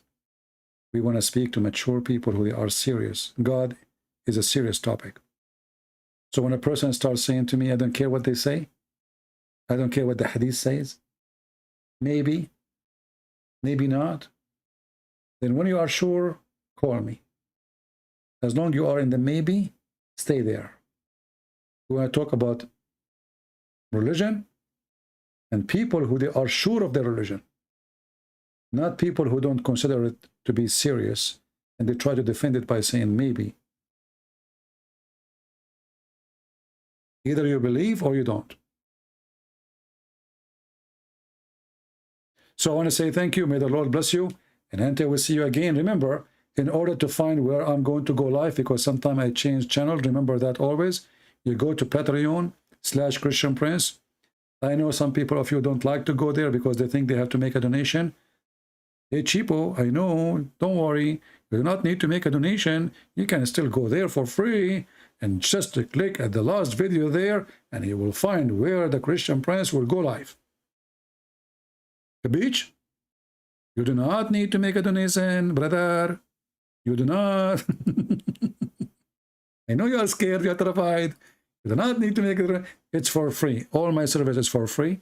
You make donation, you don't make donation, still my service for you will be for free forever. As long the Lord is providing me, I will provide you my best. I promise. Thank you for being here, and the Lord is my provider, not the man. Thank you for being here. May the Lord bless you, and see you soon again. Take care.